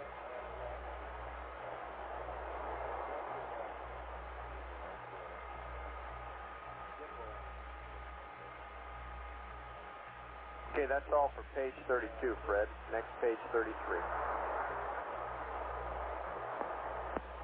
Go ahead. Okay, under 4 minutes, minus 4 minutes.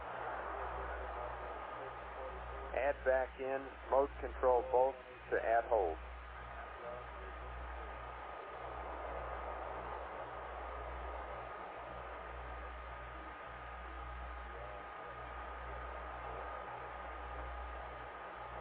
Mode control both to add hold. Okay, 2 steps below that, add back in TTCA commander throttle min dips, and add in dips.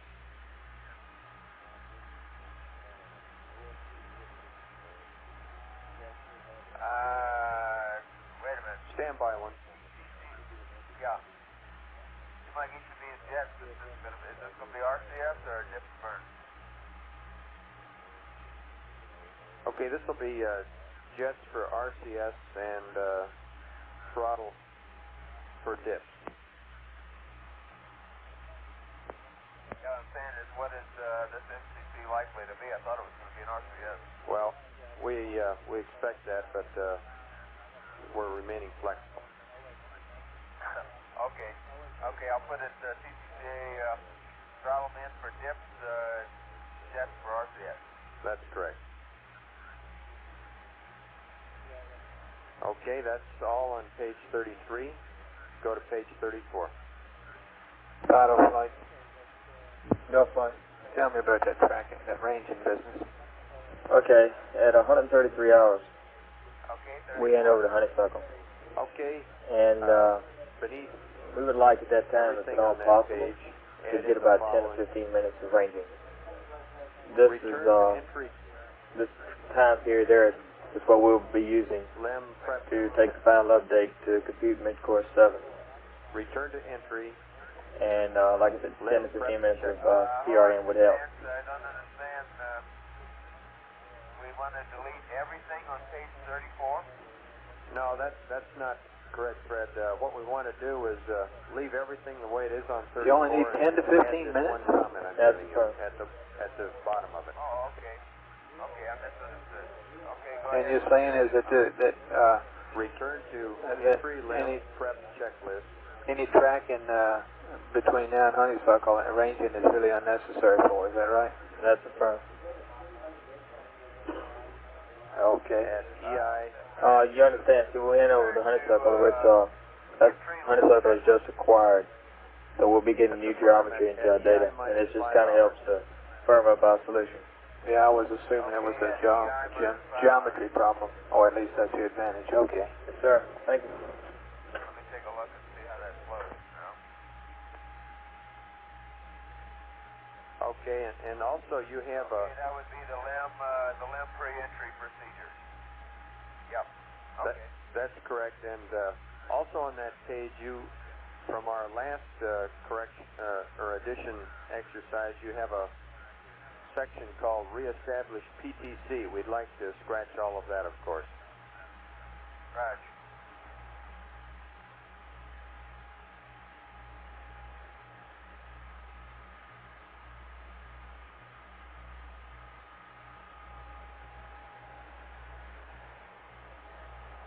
Okay, Capcom, before you read up any changes, let's poll the room here to be sure we've got them all. Okay, Fred, that's all except for one comment that we have in just a second.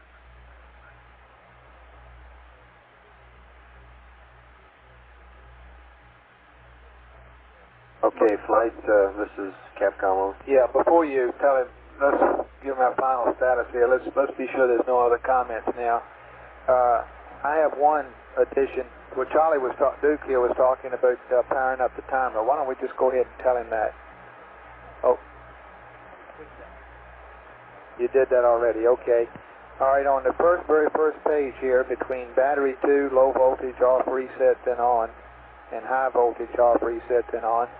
Tell him you were saying we ought to wait 5 seconds and get a go from the misfin to be sure that the relay is sequenced in the proper order before we do that. I'll wait 5 seconds, right? Yeah, we can do that in real time, but we've got time now. We might as well just tell him what we're going to be doing. Now, there was some question about the... Stand by one. Okay, I just pulled out my sheet again. Okay. Would you repeat that one? Down towards the bottom of the page, there under limb EI-230, down towards the limb, it says battery 2, low voltage off, reset, then on, and then it's battery 2, high voltage.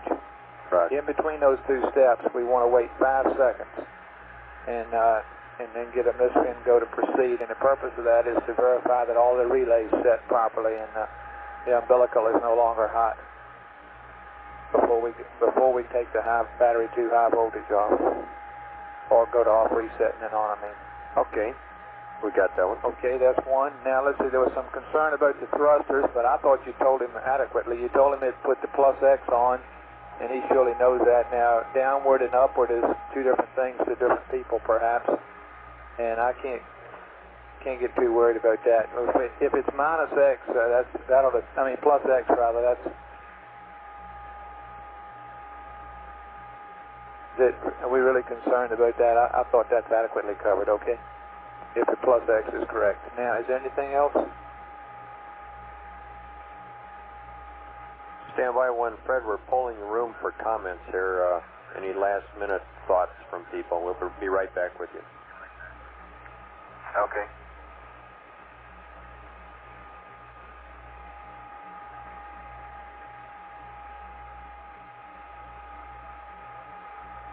The overhead dump valve is now closed. That's news to me. Does everybody understand that, I hope? That was the decision made. Okay. So you're proposing to go back and tell him after ECS to scratch that, huh?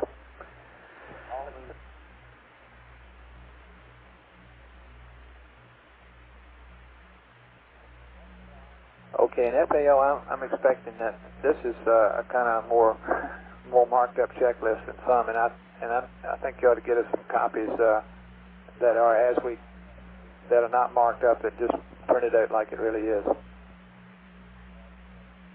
to all these pages that we're talking about here.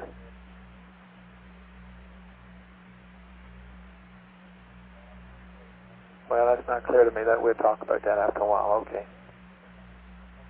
I'm not, okay, anything else anybody's got? Okay, Capcom here is scratching under ECS, everything except overhead dump valve closed. Is that agreed? Okay, and that FIDO, that puts all the Delta V in just in a tunnel. No, there will be no cabin.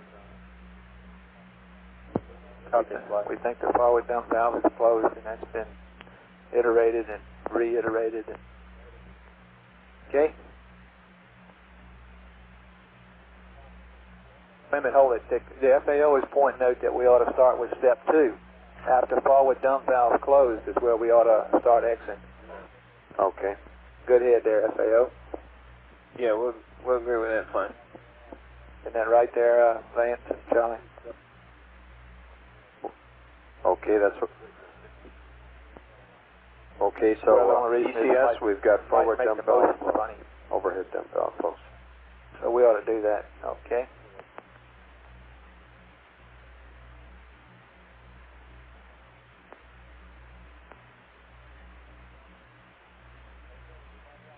Okay, anybody else have any comments here on the procedure as read up? Okay, Capcom? Okay. Yeah, you might tell also, I guess after you get security, or after you get through with that, you might tell Fred that the absent water feed is going very fine. And all that looks good. Okay. Might be interested in that. It's verified on and looking good. Right, we've been watching it for a couple of hours now, and it's behaving very well. Okay. Aquarius, Houston.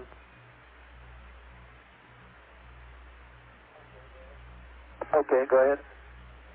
Okay, Fred, just 2 changes, comments to what we just gave you.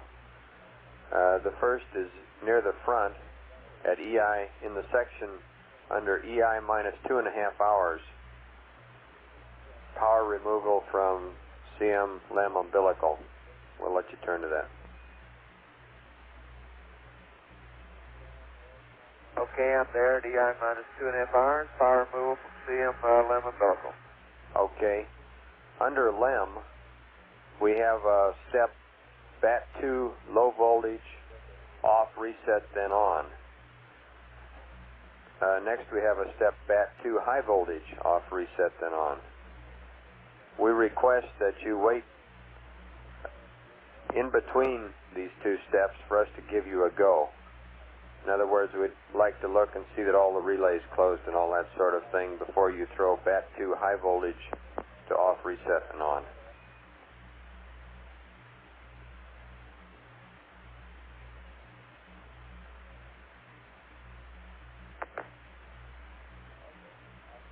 Okay, after BAT2 low voltage off reset, I'll then on. I'll wait for a misprint go before proceeding. Righto. Okay, next, at under the section of EI minus 1 hour and 45 minutes. No, change that. Correction, EI minus 1 hour 35 minutes. Refer to the ECS section, and we have a change.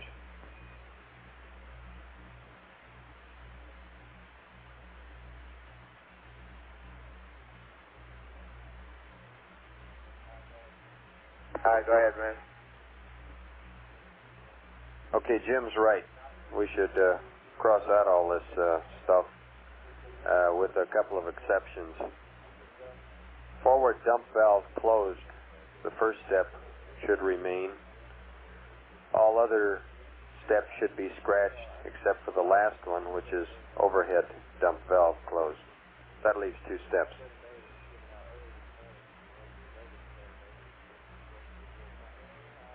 Okay, under ECS, we delete all except the first step, forward dump valve closed.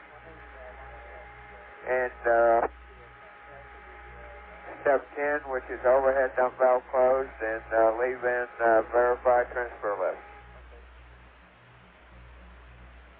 That's a firm leave in what follows which is verified transfer list and IVT and all that.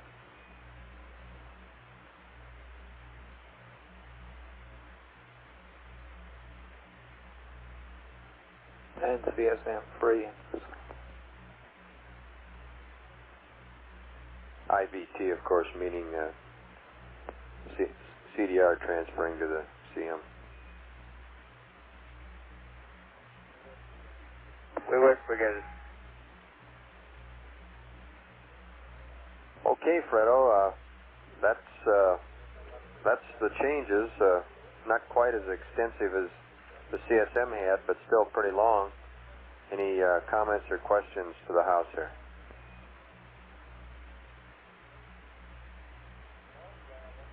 Nope, looks pretty good to me, man. Okay, very good.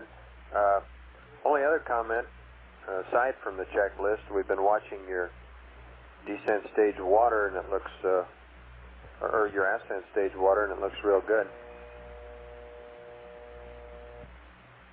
Okay.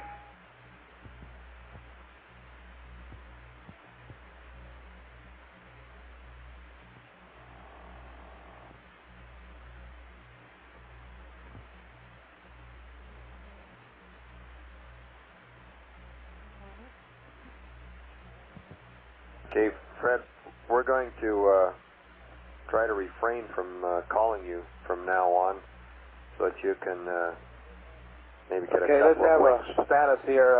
We're getting the status around the room first to see if here. anybody has any comments for you. Things that I think that we're planning on doing. We've switched on the ascent water. That's working good. Tell me, you on? No fine. Okay, we switched on the ascent water. That's still looking fine. You're going to be watching battery number 3. And did you say when it got down to 2.2 amps, you're going to shut it off? I mean, 2 amps?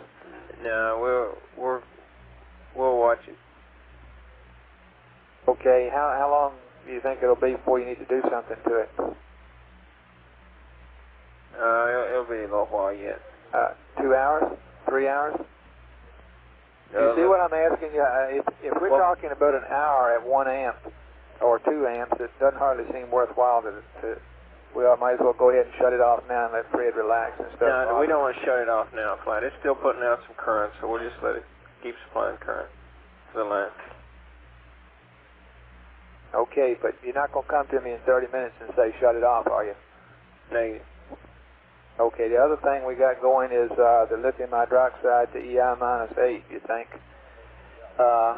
Configured to the limit that time, which is 5 hours from now. Well, that's right. Okay, and we already told them about the water and the ranging. In about 4 hours, we're going to give ourselves a shot of ranging. All other things being equal. And what else do we need to tell the crew? Anything at all?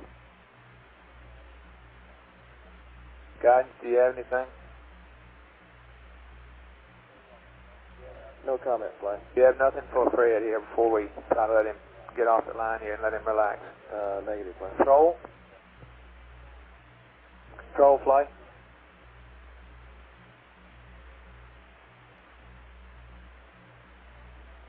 Control, Flight.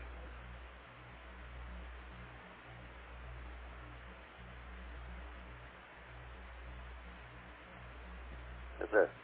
Do you have anything for Fred here? We want to pass up all the data for Fred right now and get it over with. And nothing right now, Flight. Yeah, don't want to bother him now for 2 or 3 hours, 4 hours. Okay. FAO, you're all satisfied with what we've given Fred. You don't need anything else.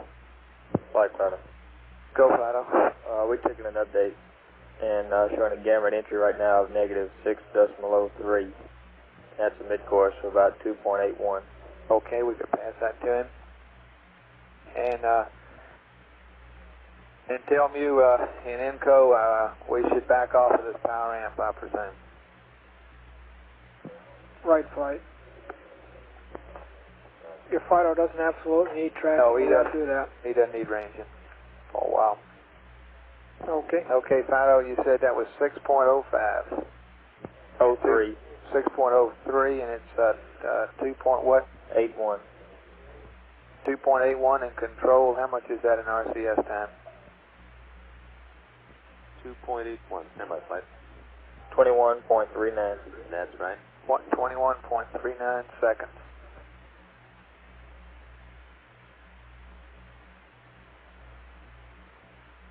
Okay, Capcom flight. Go flight. Okay, looks like we're all pretty squared away. Don't think you didn't mention anything to him about the ascent water yet, did you? Yes, I did. Oh, okay, you can tell him all his consumables all are working out well. And his present gamma is minus 6.03, kind of hanging in there real close to 6. The midcourse we're looking at now is 2.81, which is likewise been about the same, and that's about 21 seconds of RCS. And that's about all we have for him, I believe. Okay, do you want him to turn off the power amp? And yes, we can turn off the power amp and go to what AMCO. We want to go to down voice backup. And we'll give him a call in about 3.5 hours and ask him to come back up again when we change over to honeysuckle and give us a little bit of ranging at that time. Okay, and you want ranging off? Yeah. No, you can leave the ranging switch on, down voice backup, and pull the power amp circuit breaker. Yeah, that'll take care of it. Okay.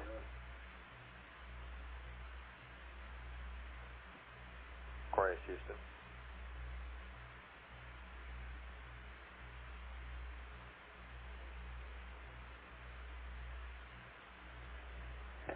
And if we haven't already told him he's clear to drink all the, well, you said that about drinking water from the descent. Did you specifically tell him about drinking the water from a descent? Fine. Aquarius, Houston.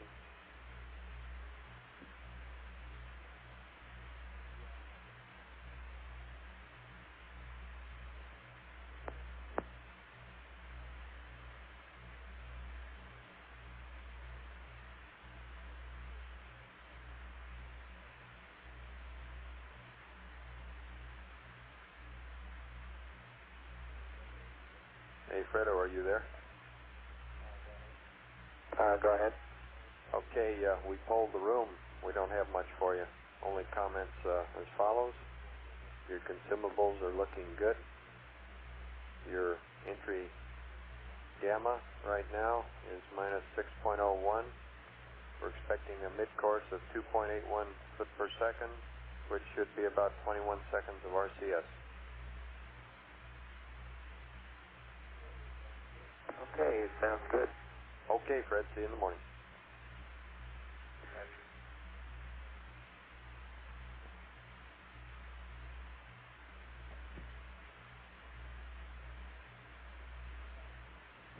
Flight info. Starting it.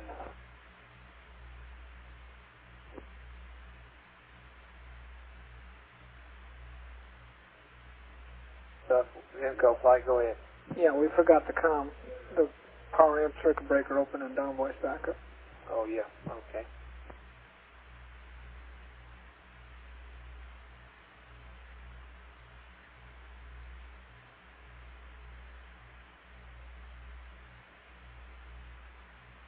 Okay.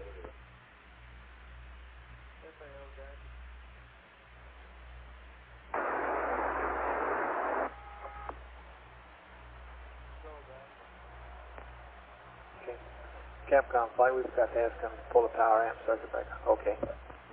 Oh! Power amp circuit breaker. And down voice backup.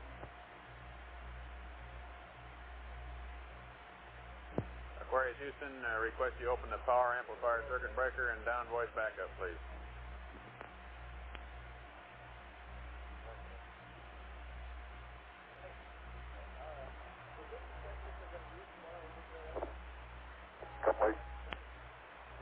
Roger.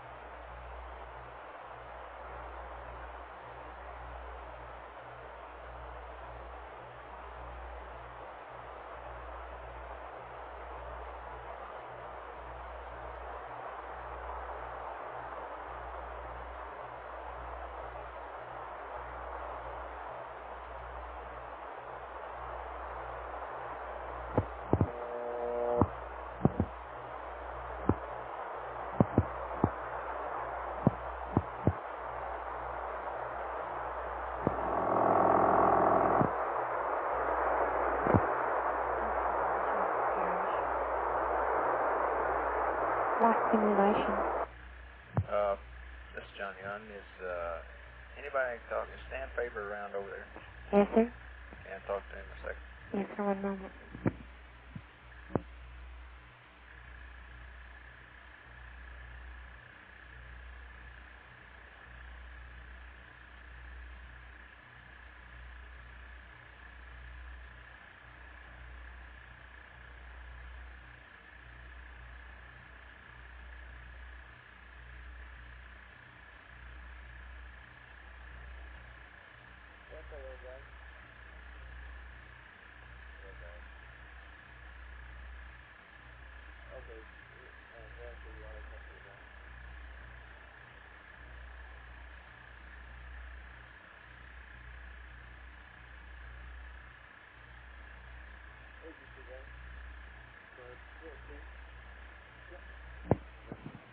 Faber.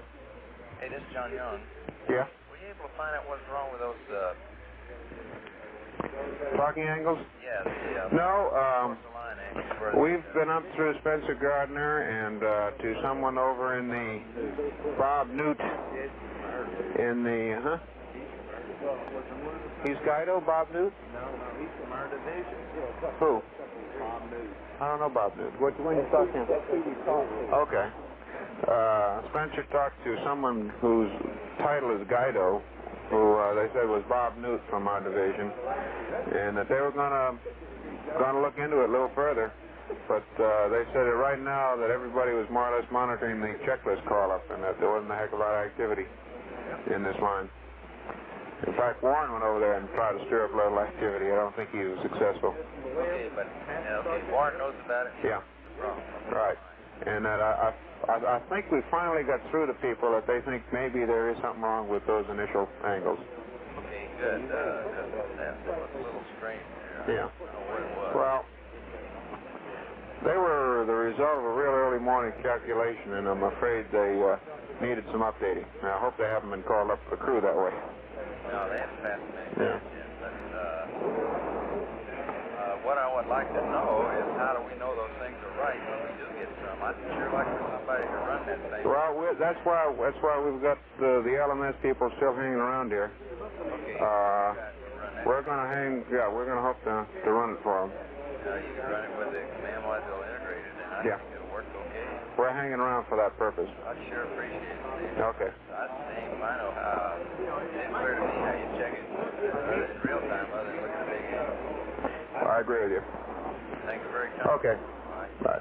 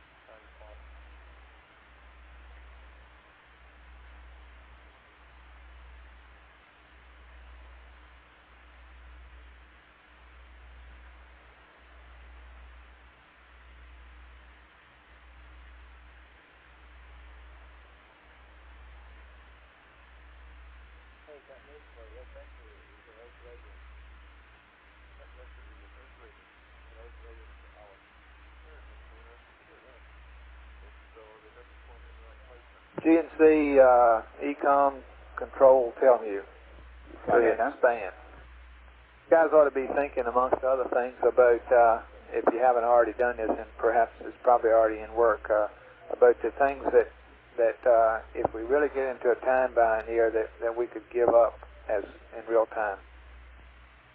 And perhaps that's already in work, but I mentioned this on a loop just so people be aware of it. For example, LEM jettison.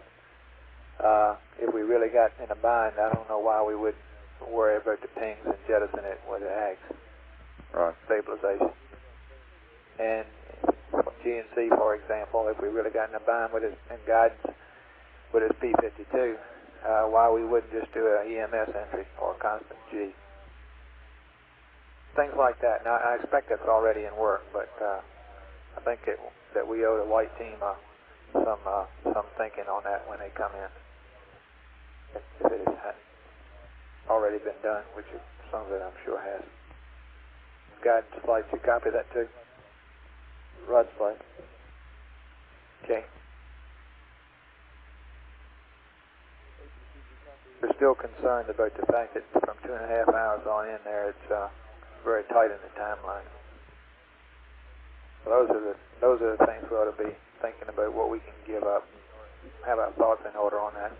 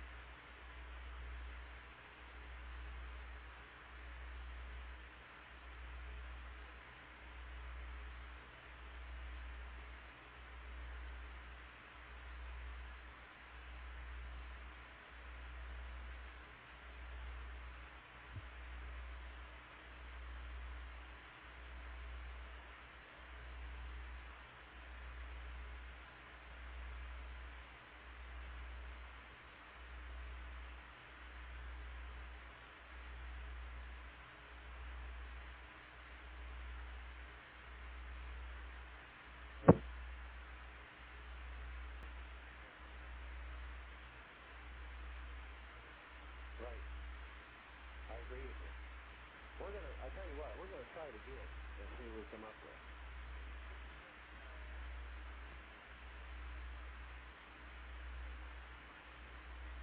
Well, we didn't do it on server, but we did this on the moon. Yeah. Yes, as far as I could tell, Steve did it right.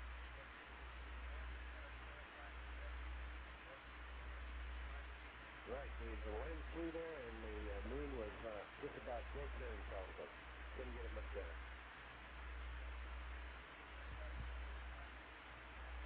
Yeah. Yeah. Right. Because after we got done with the large gyro torquing, we had to correct everything else up. Everything else checked.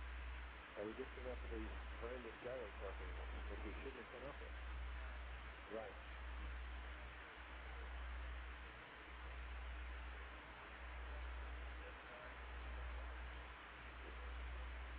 Yeah, that's right. And no, we're going to try it again though, see if we get done running the rest of this procedure here.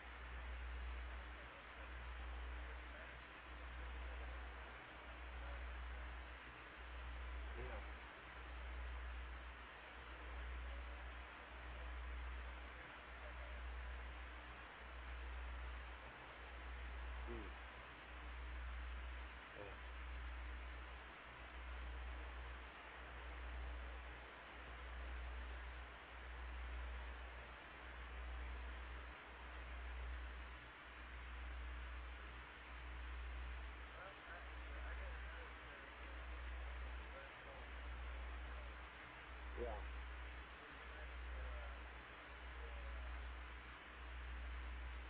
Yeah. Right. Yeah.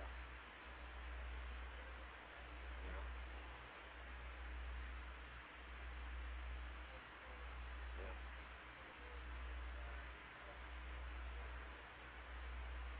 Yeah. That's right. Yeah. So that indicates that these foot lines are right. Yeah.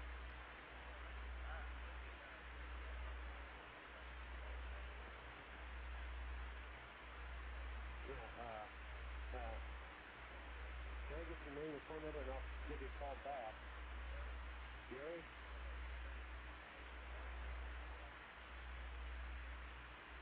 Okay.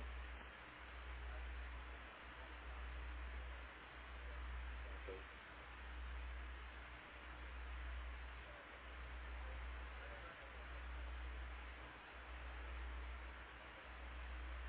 Okay, and you know my number over here, right? 4891. In case you come up with something. Okay, Roger first. BURKE. And 4891.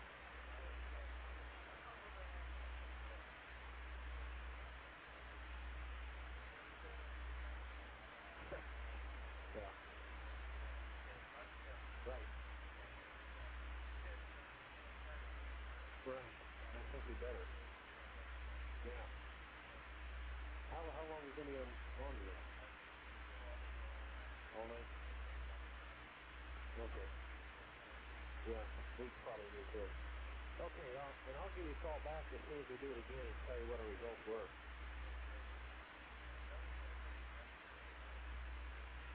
Yeah. Okay.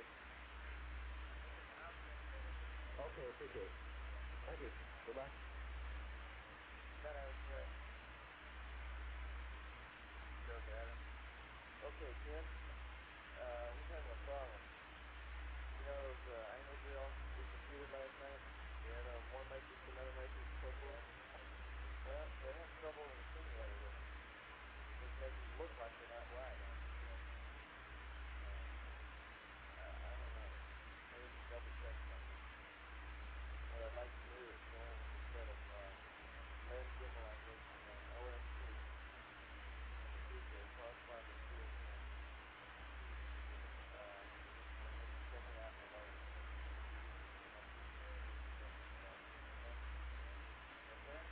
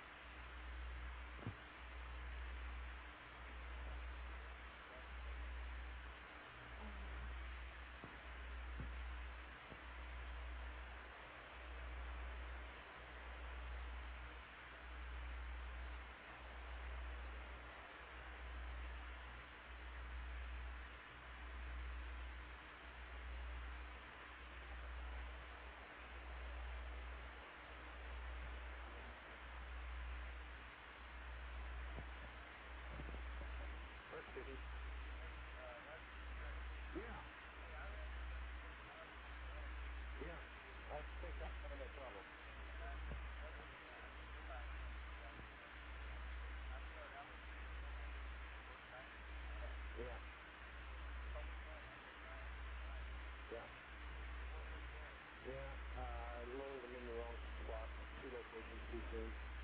Too late. Restaurant. Location.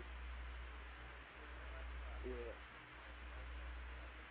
Yeah, we're on it though. We're still gonna run it again. Yeah. I'll call you for sure. I guarantee they'll come out good this time.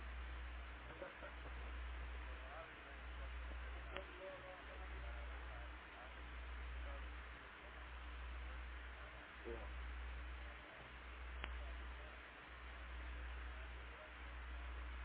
Yeah.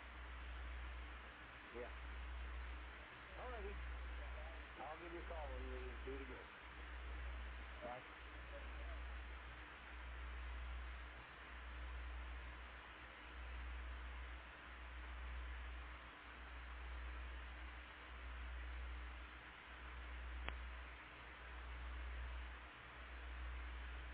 Hey, man, I understand.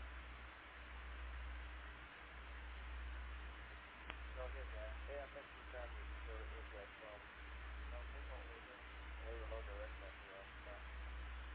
Like they all left.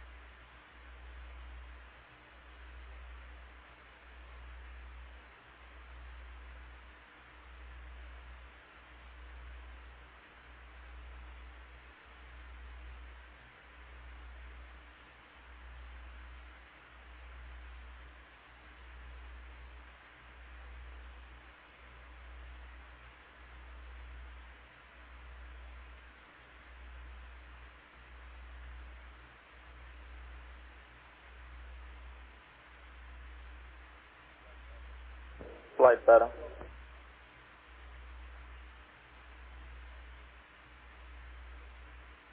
Go ahead. We've been looking at the timeline here, and in order to help out our timeline down here, we would like to shift the handover to Honeysuckle to 1:32:30 instead of 1:33 hours. We've looked at it. With that? No flight, none at all.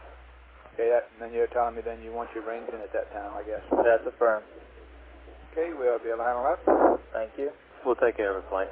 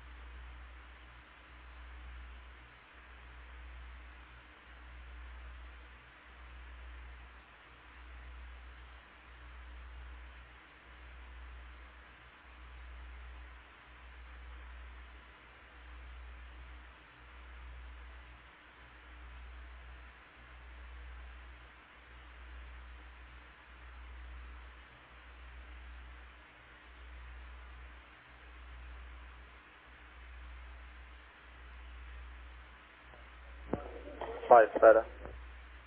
Go. Took in another update. Gamma EI, negative 6.03. Delta V, the midcourse still the same. 2.81. Looks like it's hanging in there.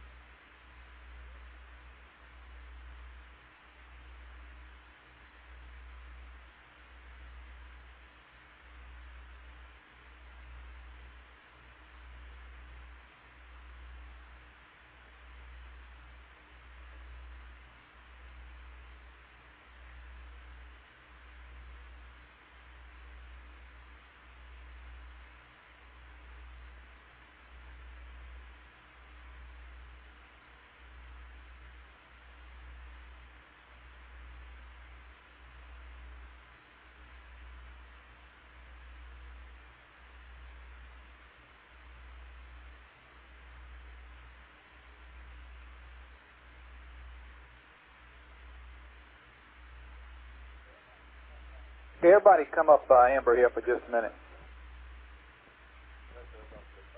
Retro's off the loop right now, Flight. When will they be back? No idea.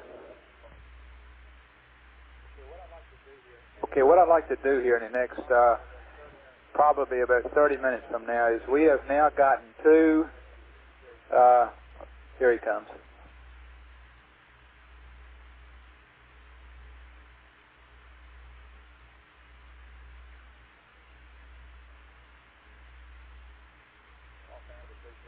Come up Amber, please, Retro. Say again? Come up Amber, please. Okay, we have gotten a copy of a thing called the Integrated CSM Entry Procedures, which has got several pages to it, and I think that there are about 20 copies of that order around in the building here. We also have a LEM entry prep. And in something like 30 minutes, what I'd like to do is to sit down and run through that page by page for just a few minutes to be sure everybody understands what it is we're looking at, and have the guys in the MOCR here be sure that they have ample copies of that for their backroom support for the white team, so that we're all ready to hit the ground running when the white team comes in to start running through this. Does anybody have a problem with going over that, say, in 30 minutes? Will it interfere with some timeline stuff you'll be doing? Are there any more copies anywhere, Flight? For the back room? No, I'd suggest that you make that you guys, like you, Guido, make the number of copies that you need for your back room.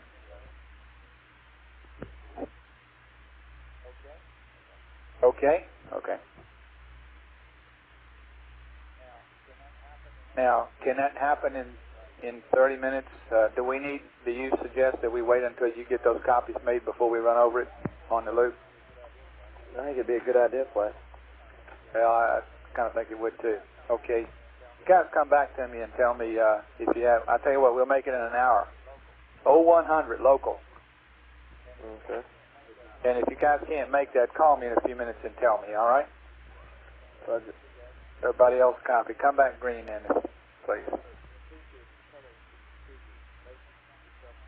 E-coms, you copy all that? Thank you. Recovery, I guess that really doesn't apply to you, although those column loads that you mentioned to me may are not in there, but that's something that needs to be thought about. Okay? Recovery? Roger. You can come up green again, please.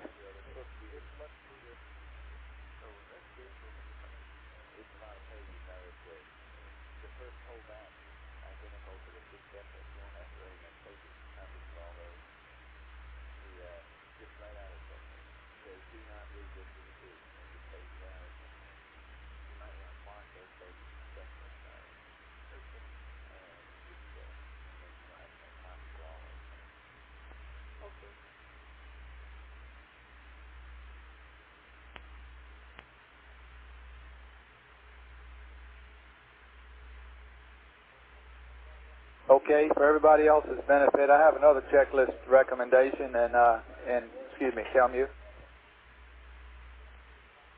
Telmu is pointing out that we're in a kind of a position where we might the repress valve may close here on this change that we made pertaining to the dump valve, and we need descent 02 closed. And he's suggesting we read that up in real time. However, I think they'll pay us to read it up the next time the crew is awake. But before we do that, I'd like to be sure that everybody is sure that there's nothing else that needs to be changed in that particular thing. We changed that kind of quickly there when we didn't really perhaps have enough time for people to think about that. Okay, so if there's any other things, please bring them to my attention.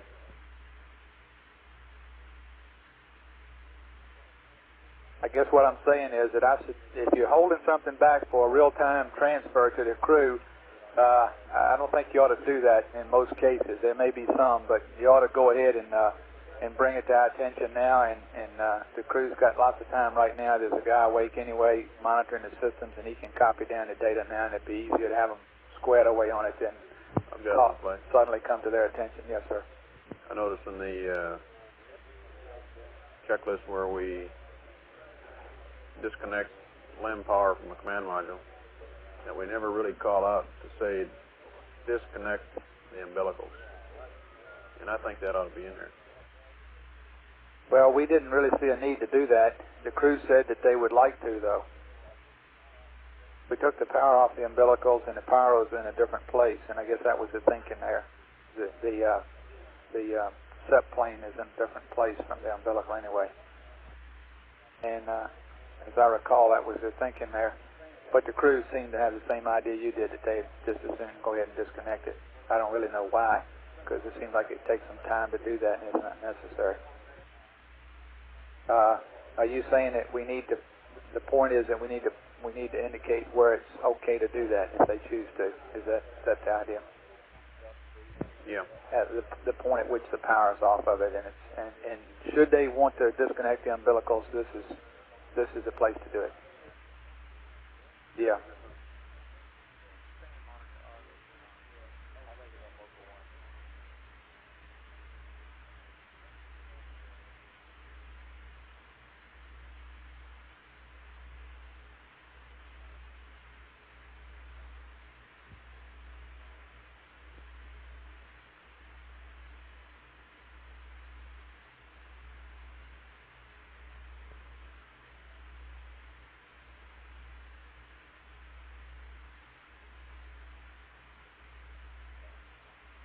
Flight control.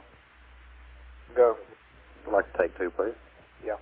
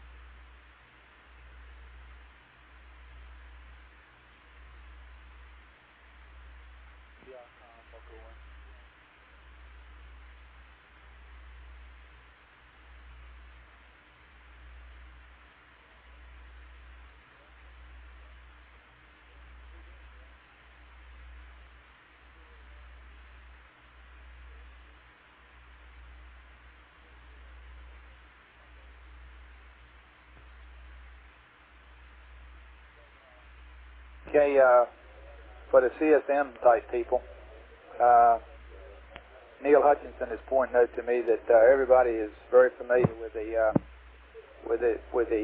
read up type checklist, which is the three changes, and what the FAO just gave us is pretty handy because it integrates all those in the right sequence, like you would have done if you'd have started out from scratch to build a checklist, and have the checklist come up at the right time that you're getting ready to do that function instead of having to jump around.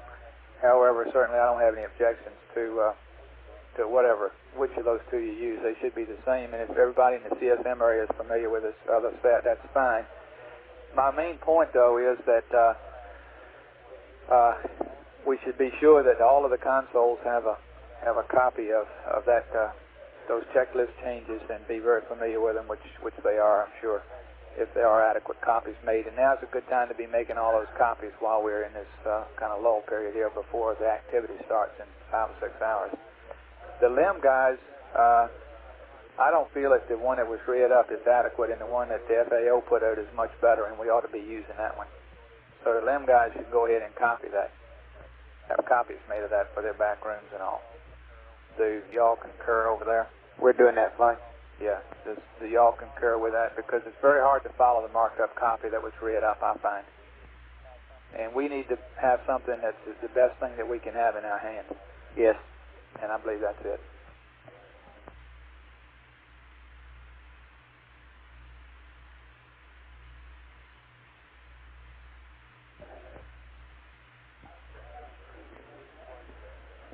Flight, we're doing a checkpoint. Calling flight. We're doing a checkpoint. Okay.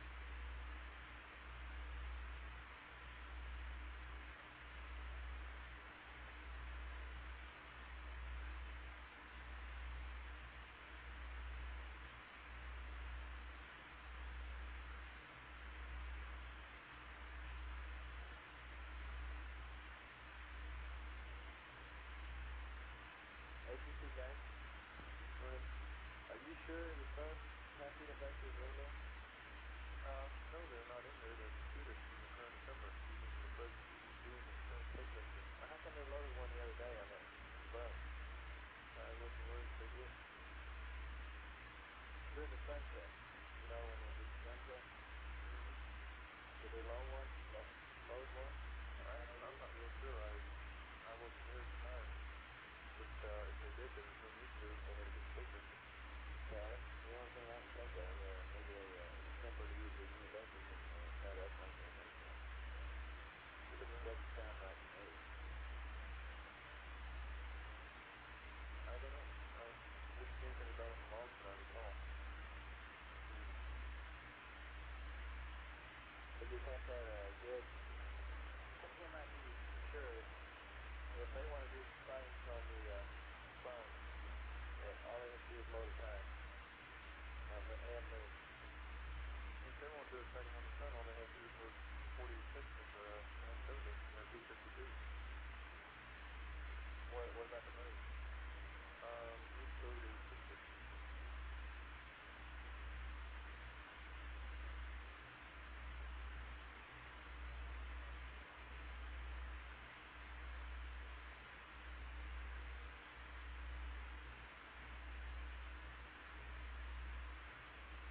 Yeah, that assumes tracking time, doesn't it, when you load it?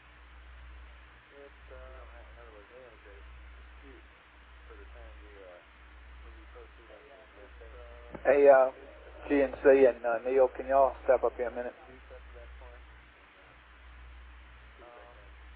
For auto office, I think it takes that time, but I'm not real sure. Well, it's not arithmetical. I just want to make sure it's not sensitive to some vector time tag or something that we need to have on it. You know, could you make sure of that? It's not sensitive to vector, no more than any normal computer. It would just have to be integrated that way, but it wouldn't be a permanent integration. Okay.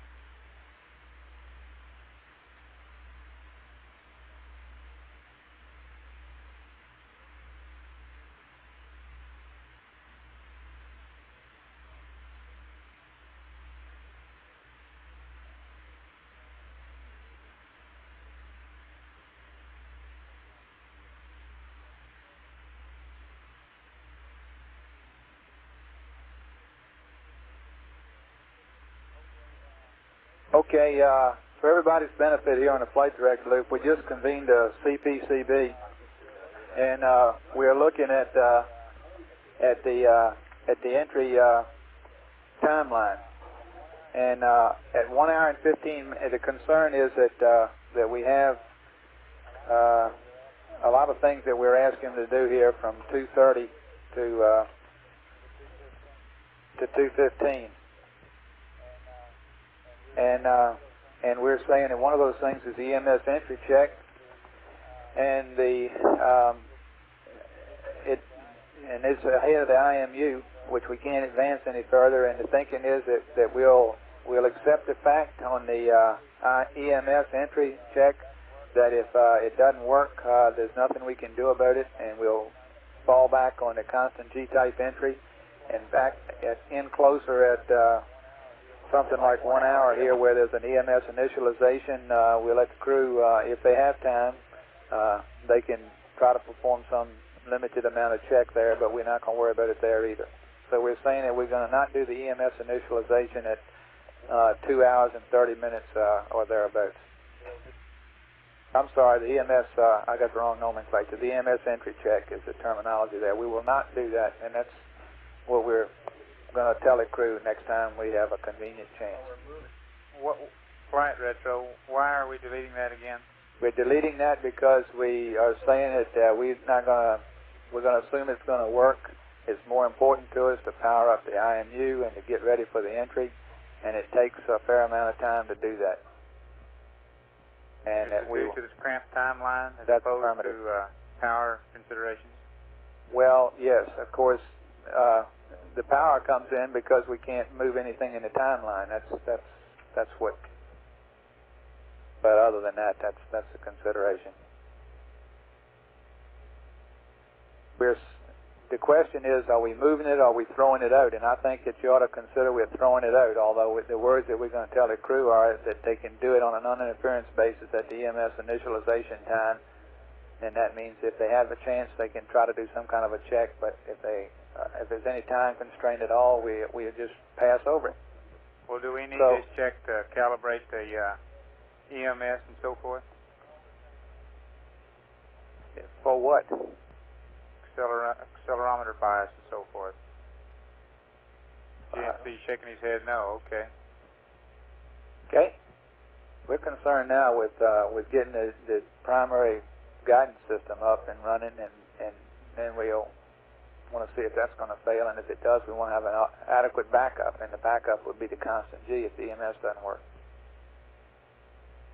It appears that it's not the best thing to do to fumble around with the EMS and miss your pings alignment power up.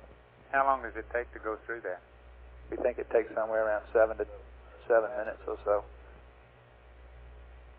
But that's where we're proceeding. Okay.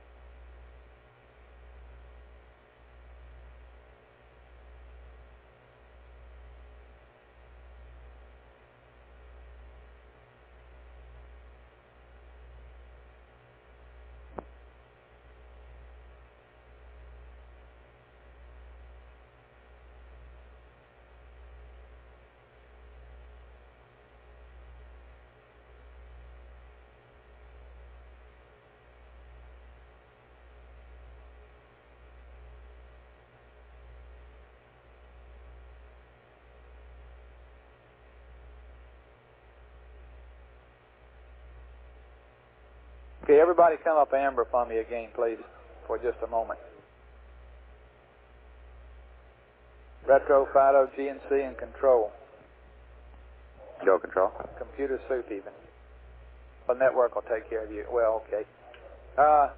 The point comes up that for everybody's benefit here, that there have been probably, I don't know, hundreds, thousands of people working on all these procedures, all these 3 or 4 teams that we have, and a lot of them will be interested in seeing the entry tomorrow, and they can't all come into MOCR. In fact, we're probably going to have to arbitrarily exclude people from the MOCR, and I think the same thing ought to apply to the SSRs. Now, certainly they should be able to see this, and we're making provisions, and I mentioned this to you so that you can tell some of the people before they go home to get a few hours sleep tonight. But we're trying to make provisions for, and it looks like there's no question that we'll be able to do this, to provide the air-to-ground and the flight director loop and some limited displays in both 2 places. One is in room 210 on the 2nd floor, which can probably take perhaps 40 people or 50 people, something like that. And the other is over in the Building 30 auditorium. And there will be a guard on that door, and they will have to have a NASA badge to get in there. And if there's some other that would be made, I guess we can put a couple of hundred in there. And I mention that so that you can perhaps tell some of your guys here, and so you'll be aware of it, and can bring in some of these people that may otherwise not be able to hear the entry. And it may turn out that what we'll do is to be at home where they can almost do the same thing, since we'll have TV in the landing area. But anyway, that you have that data now. So that'll, I don't know when that'll start. Let me see. How? Perhaps about 5 hours. So and it takes a fair amount of time to do that. That will be available. And due to this cramped timeline, that's affirmative. Power. If there are no questions, come back green. Well, thank you. Yes, of course. I'm counting on you gentlemen to tell your the SSR people and the ones that you've been working with, including some of the other people that are not normally in the loop, the MPAD guys, flight support, flight crew support, etc. The question is, are we moving it or are we throwing it out? And I think that you ought to consider we're throwing it out, although the words that we're going to tell the crew are that they can do it on an uninterference basis at the EMS initialization time, and that means if they have a chance they can try to do some kind of a check, but if there's any time constraint at all, we just pass over it. Well, do we need this check to calibrate the EMS and so forth? For what? Accelerometer bias and so forth. CMC shaking his head no. Okay. Okay.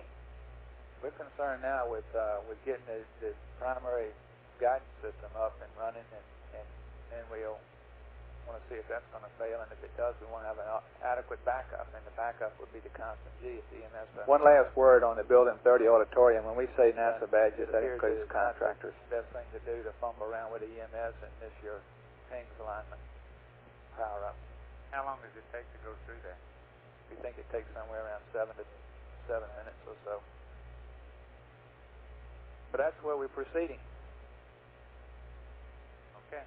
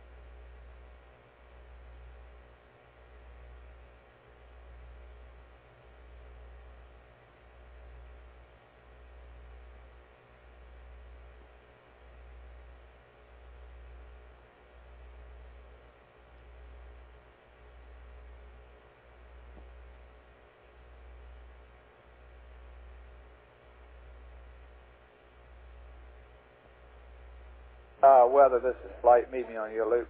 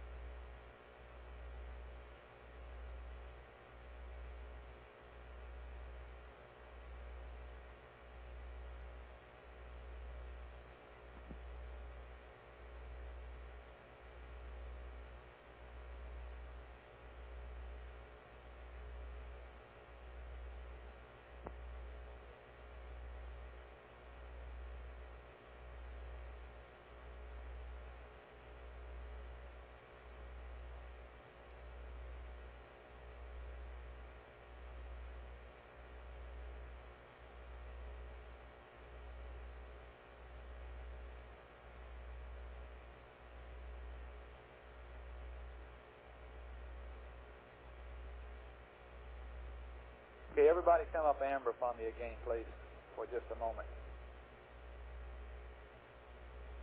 Retro, Fido, GNC, and Control.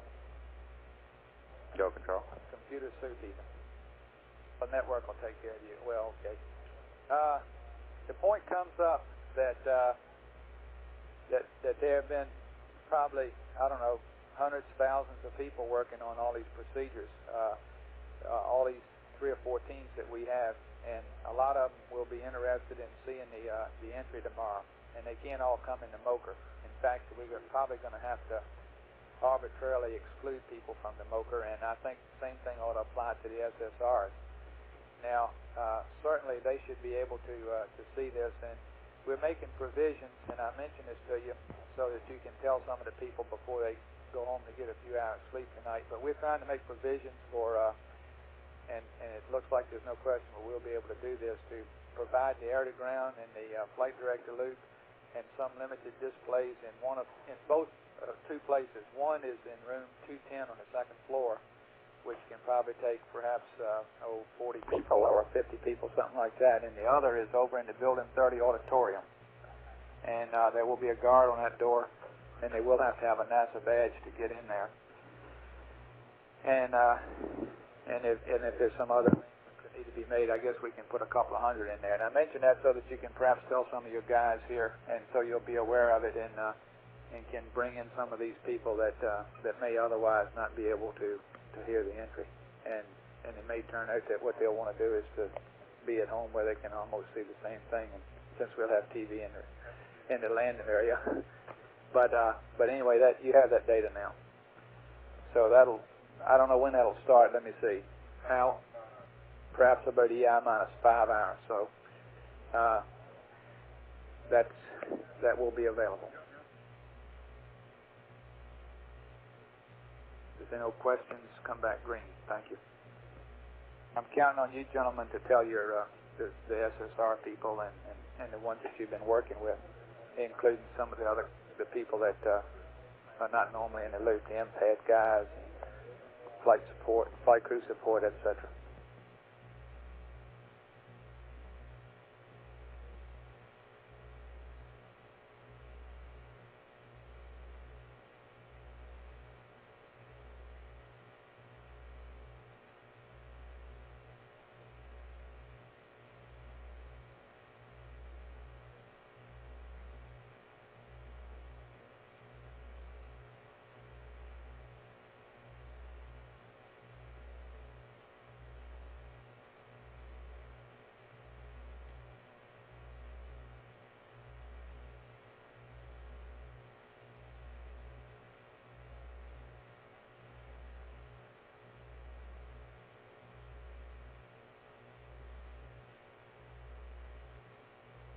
One last word on the Building 30 auditorium. When we say NASA badges, that includes contractors.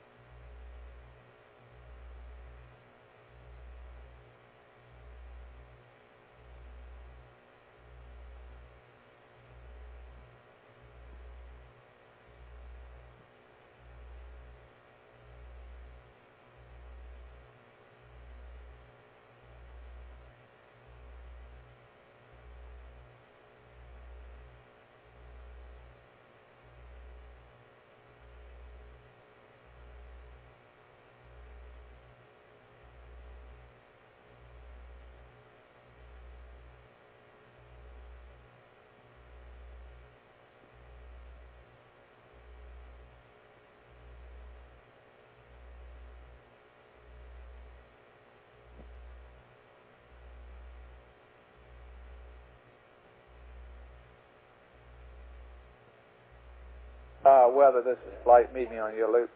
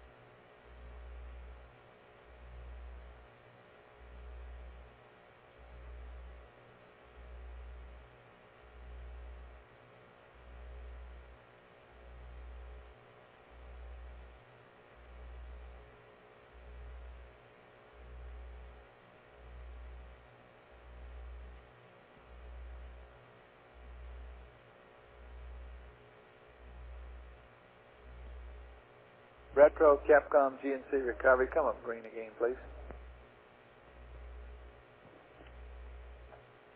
And Recovery. Recovery here. Well, be green again.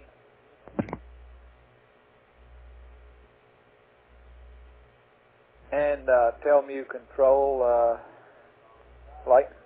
Go ahead.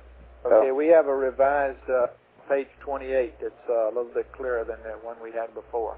You all have that, I hope. Roger. Roger. And making suitable numbers of copies thereof. Okay.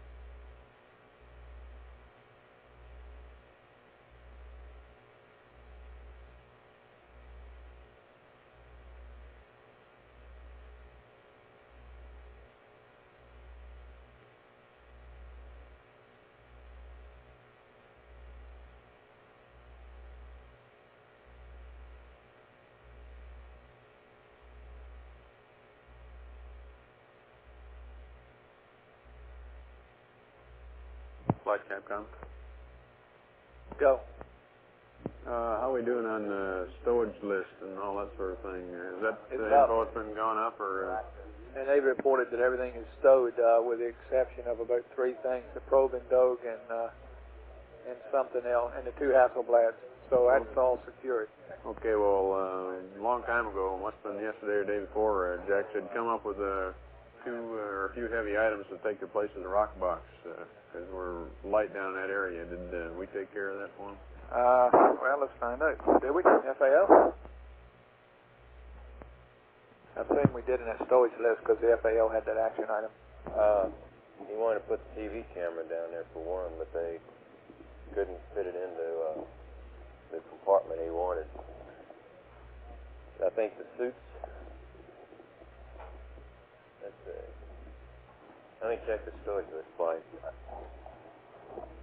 In other words, we've gone up to them with a storage list, a recommendation, and they've applied their deltas to it. Is that right? The storage list that went up to them was a delta to their original storage list. Okay. But that was a question that was asked, and it might be well to research whether or not Retro Flight. they've been satisfied in that. Go ahead. You have the storage list and all that, don't you? That's a firm flight. I don't. Excuse me. What kind of L over D do you expect? We're presently carrying an L over D of about 2905, which is in good shape. Man, that sounds like about as much as you could ever get, isn't it? No, the nominal was about 3-1. Oh, was it? Okay. And you're happy with that, huh? We're happy with this. We would like to know any additional storage changes, though, if they occur. Yeah, okay. We were just, Jack was on last night, and he was recollecting about that request to put something heavy down in the SRC area. No, no need. We're in good shape. Well, we got something in there, and it's heavy enough to give us that. Right. Which one of those, is it the waste or the potable that gives you the biggest effect on the LOVD? Well, they both affect it. One affects it one way and one affects it the other. The waste right now is 0 and the potable's got about 16. Other way around. Waste is 0 and the potable is 16. The potable's 0. I guess. They said it was empty. They couldn't drink anymore. Isn't that right? Econ flight?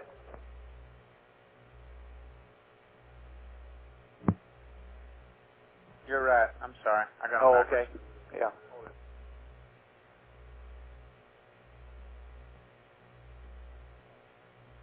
Flight account. Never mind. I found the answer to my question. Thank you.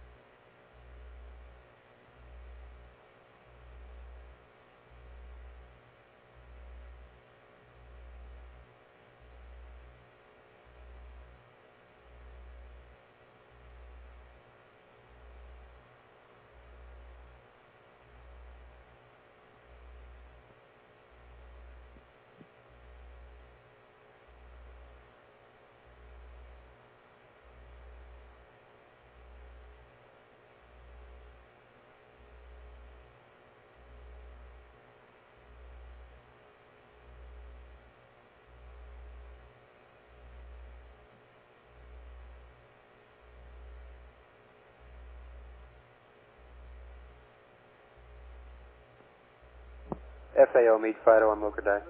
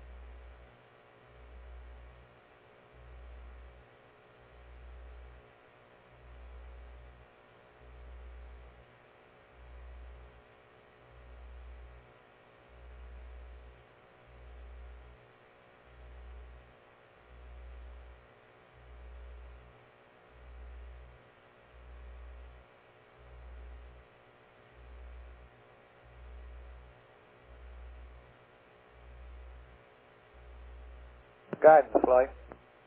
Go ahead, flight.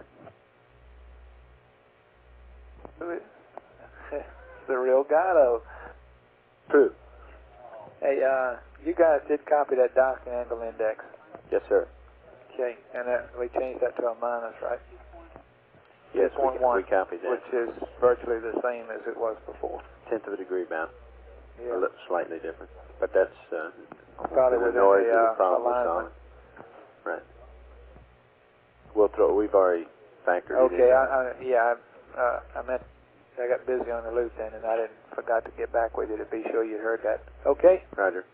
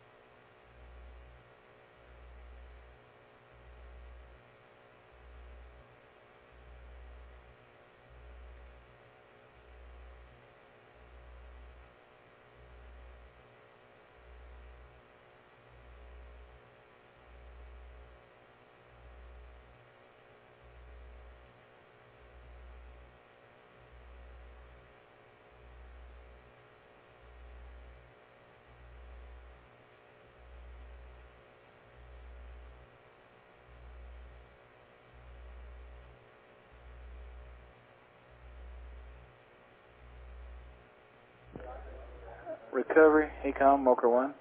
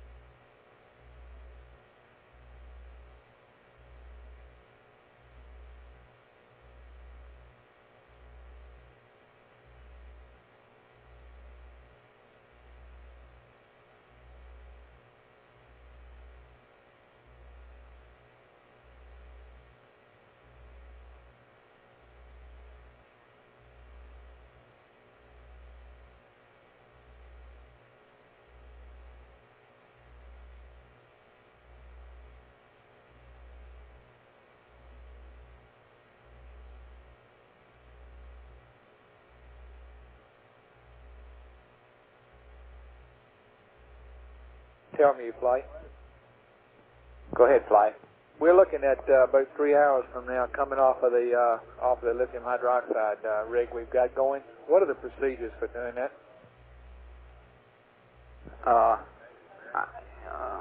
Okay, I don't really see any reason, but if you want, okay, I'll give them to you. What? You don't see any reason for what? Oh, we're only at 0.6 millimeters of mercury. Well, that's the plan that I have. Didn't your predecessor didn't brief you on that? No, he did not. Okay, I thought the thinking was to go ahead and get on the limb that's easy to handle and all of that, and get that other stuff secured and out of the way, and that we were going to start that at EI-8. Okay. And I'm thinking that I need the procedure. Capcom and I were talking here, and he asked me about how you're going to take the load off the fence and some other things like that. But anyway, I think we should be aware, and I know of no reason if Fred gets up or starts talking to us and kind of indicates that he's looking for things to do. I don't know of any reason why we can't go ahead and change over. Okay, the procedure. The only disadvantage to that I see is the fact that ideally you'd like to be within your secondary cartridge capability, but we're so close to that now that it seems like we ought to be in good shape, and we'll start on the primary anyway. Okay. Yes, won't we? Yes, if you want to do it, it's cabin return valve to auto, and select primary CO2 canister.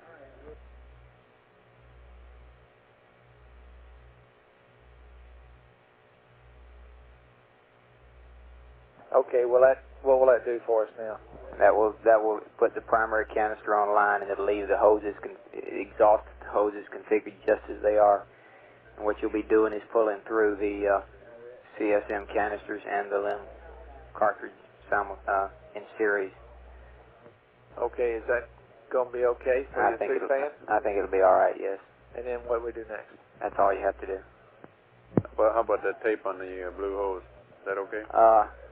I think it'll be all right. Our water separator's still pretty high, so we can look at it and see what they have. If we have to do any change, I don't think we're going to have to. We don't have to cut a hole in the bag on our CSM canister or anything like that? No. Okay.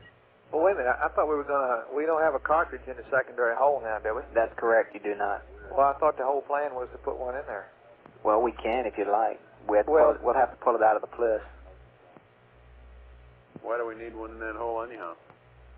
We don't, but I guess I'm a little bit confused now because I thought we were trying, if we were trying to protect, to get within our secondary cartridge capability, so we can, presumably we need a cartridge in that hole that we can switch to. I thought, but. Well, it looks like to me, the way the CO2 is holding up now, that you can, if you need to use the secondary, why the secondary is the CSM canisters that's already on there. You just switch. Yeah, I guess it is. I didn't understand that earlier, though. I thought the whole plan was to disconnect the primary, I thought the plan was to go to primary and disconnect all this jury rig and plug a secondary cartridge in, and then so we'd have a backup. But you're saying that you don't see any need to do that. I do not, and if we disconnect it, I mean, you got to find a place to put all of those goodies again. I think it's simpler to. Sounds to me like we don't want to do it either. Okay, I misunderstood the intent of all that. How about running that around in your back room there, and whoever else gets a vote on that, tell me. Okay. Because I guess I didn't understand what I was being told before. Okay.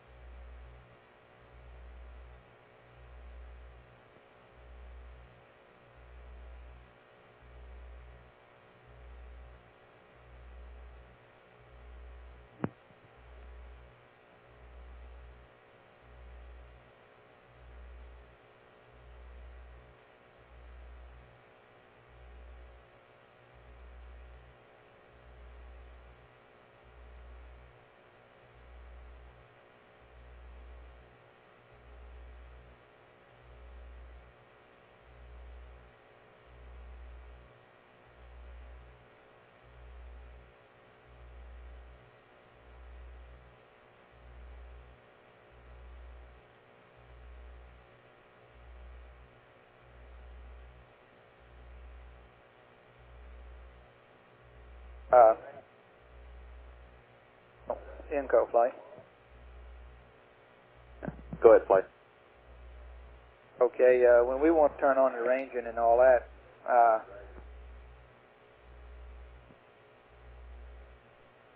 we have to push the power amp circuit breaker in. Yeah, push the power amp circuit breaker in, go to normal voice. And that'll do it. That'll do it. We already got the ranging switch on, haven't we? Yes. There's a ranging switch and ranging now? It should be there, flight. We didn't turn it off last time we put it down. Yeah, we were getting ranging data earlier.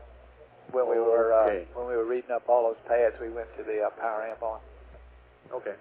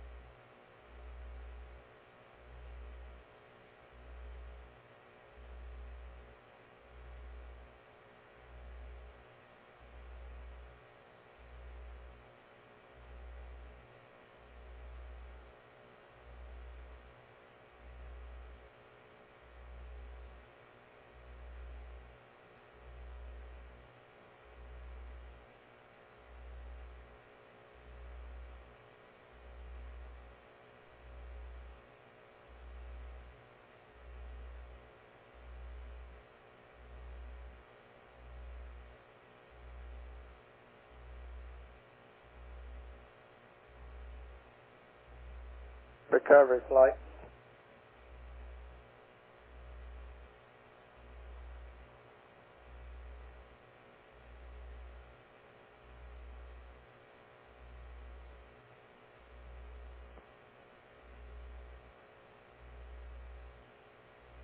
Recovery flight. Go ahead, flight.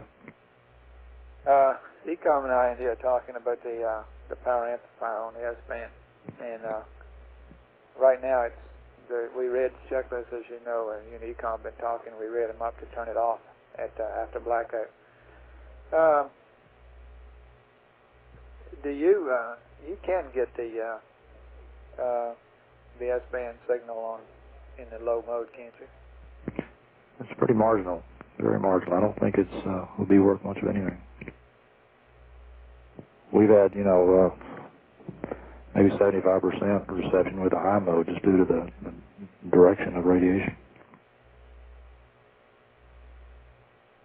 If I understand it correctly, they're only on one omni antenna during entry, and that thing rolling around, if the aircraft happens to be away from the direction that antenna is pointing, you probably won't pick it up. Yeah, and they're telling me that that really is going to be off. Okay, well, the last I heard from Ecom was that to have it on would cost us 3/4 of an amp hour on post-landing power on the end of it, which is a half hour on the water. And it just seemed to me it was a good investment to have the S-band on for that half hour on the water. Where do you figure the blackout is? Where, you got that on 49? No, we don't. It's usually about 400 miles uprange in the blackout. It's not on it. Where can you point to that? Right, stand by. I mean, can you put your finger on the 400-mile mark? Right, he's doing that now. He's looking it up.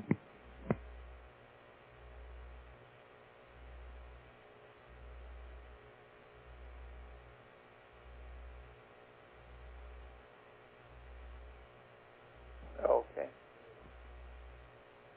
And you've got two 130s down in that area anyway, haven't you? That's affirmative. There's 3 130s uprange of the target point and 1 130 downrange. Well, I'm inclined to think that we don't want to turn it back on again. I guess based on the fact that getting it is semi-marginal anyway, and you're going to have it on until you get the blackout, which and you've got probably 3 airplanes that'll have an opportunity to see it. Certainly those 2 that you've got a beam of the ground track down up on the uprange point ought to have a good shot at it, shouldn't they? They'll have a good shot at it coming out of blackout. That's what we're asking for. End of blackout the mains. Wait a minute, hold on. You tell me they don't have it on blackout either.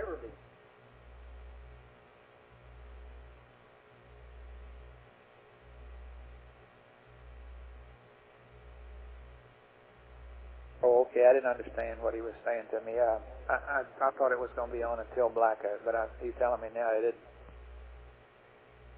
It's just the idea, Flight, you're just operating in the dark until main parachutes without that S-band. They could go 200 miles past the target point. We'd never know it until that recovery beacon comes on.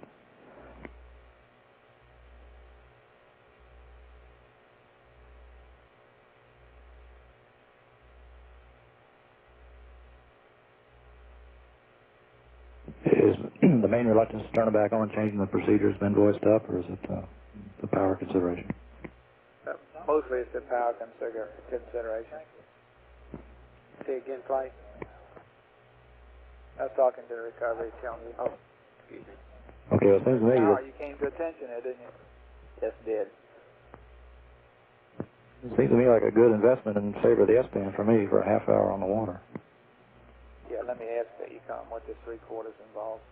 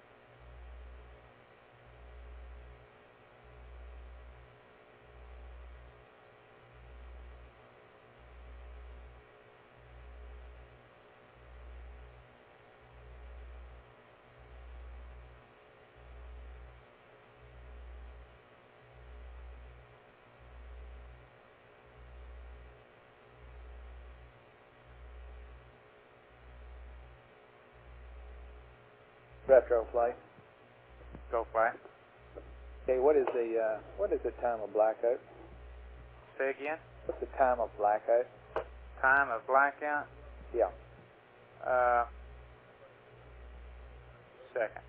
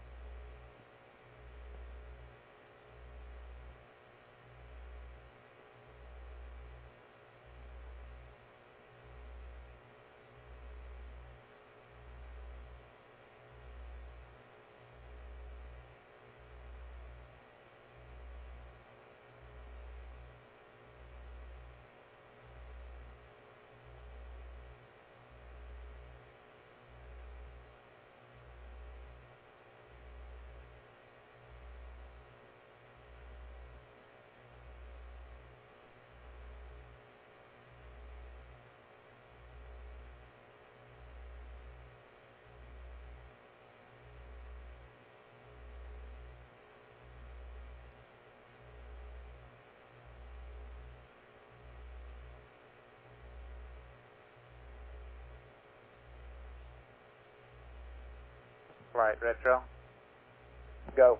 Okay, GET of blackout is 142 plus 40 plus 58. Okay, 142, 40, 58. That's assuming the mid-course. Right. Do you happen to have real handy the end of blackout?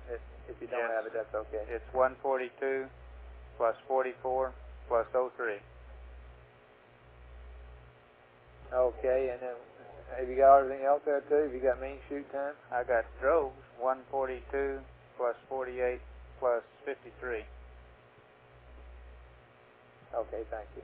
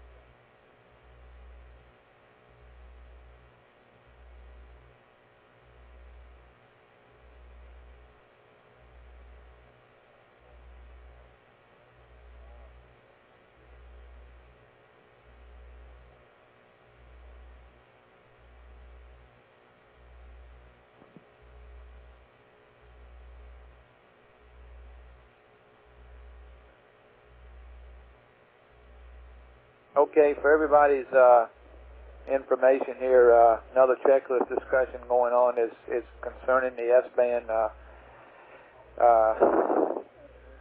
turning the S-band amplifier on. That's the wrong nomenclature. What nomenclature am I looking for there, IMCO?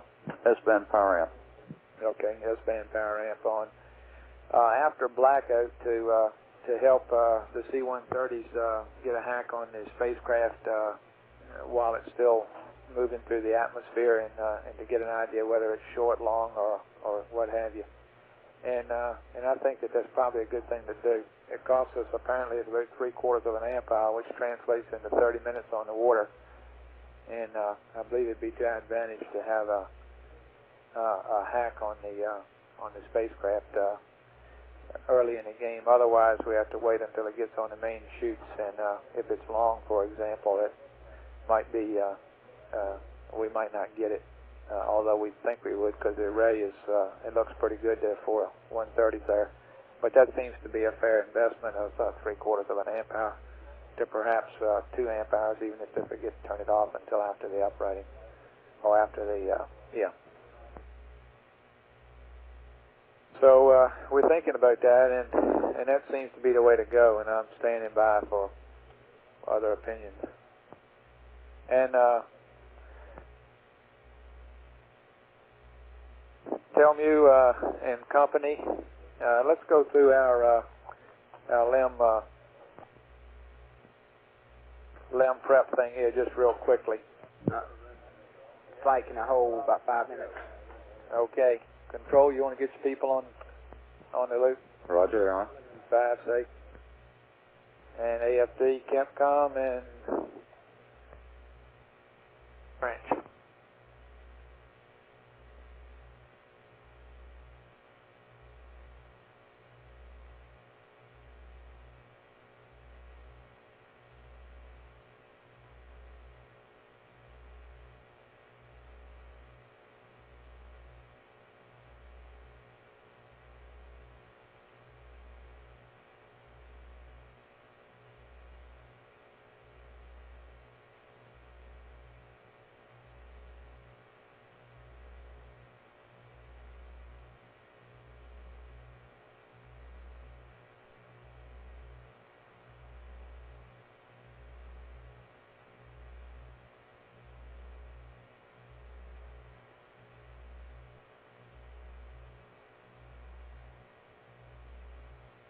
Flight, tell me. Go. I'm ready.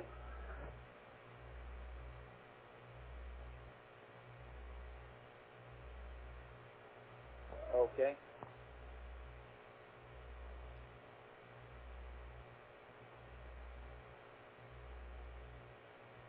Okay, let's see who needs to be involved in the LEM discussion. Guidance, you should be. And I guess, would you come up, Amber, and stand by to run over this LEM entry LEM prep procedure real quickly. I expect this to take about 10 minutes, no more than that. And Telmu and Control, come up, Amber, and y'all are with me, FAO, ENCO, and AFD. And Fido, you probably ought to be listening also. Capcom, are you on? I'm on play. Okay, did Tyler get a headset yet? Stand by one, he's got one.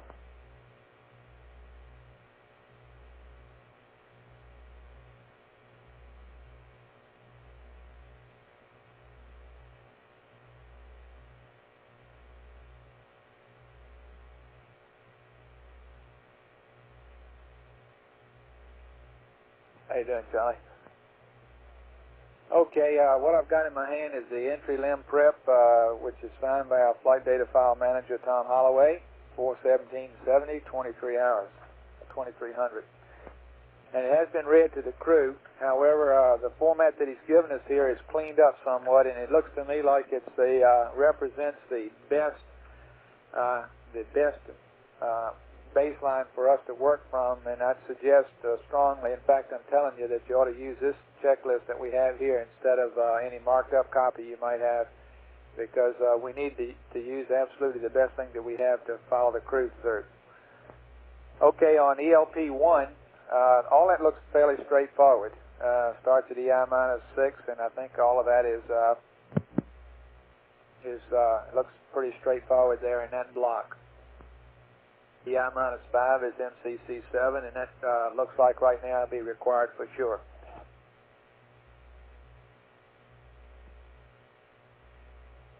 Excuse me. Then we got the pre-entry procedure, which we go through, and I think that's fairly clear. If anybody has any questions there, it looks like what we read to the crew already.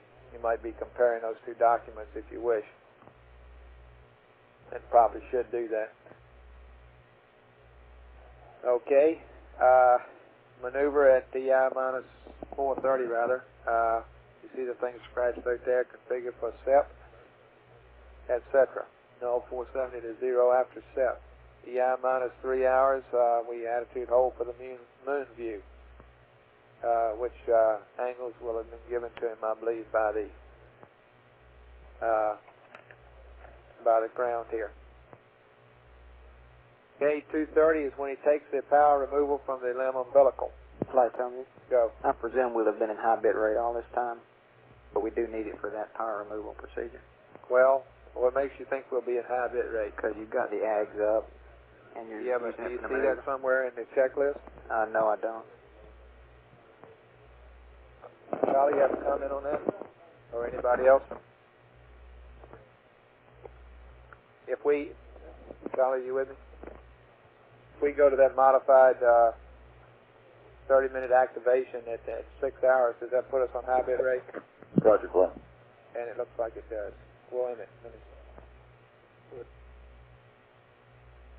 I was asking Charlie Duke, really, but... Our was looking at a chart, Flight. What do you want? Does it, are we on high bit rate? The question is, are we on high bit rate all this time? And it looks like that we are. The 30-minute activation puts us on high bit rate, it looks like to me, because you get over to page 28 and it says... That's right, on page 28, right. Mm-hmm. So they will have done that at that time. Okay, tell me. Roger, copy. Okay, fine. Okay, and we do need high bit rate for this procedure here at power limb umbilical removal, power removal. Now the question comes up, we already passed up to him some changes here, and we told him that he had to wait for the misspin go in between these two steps, and that's not just real clear on this particular page that I'm looking at, but we should make a little note and know what that means between battery 2 low voltage off reset and battery 2 high voltage off reset.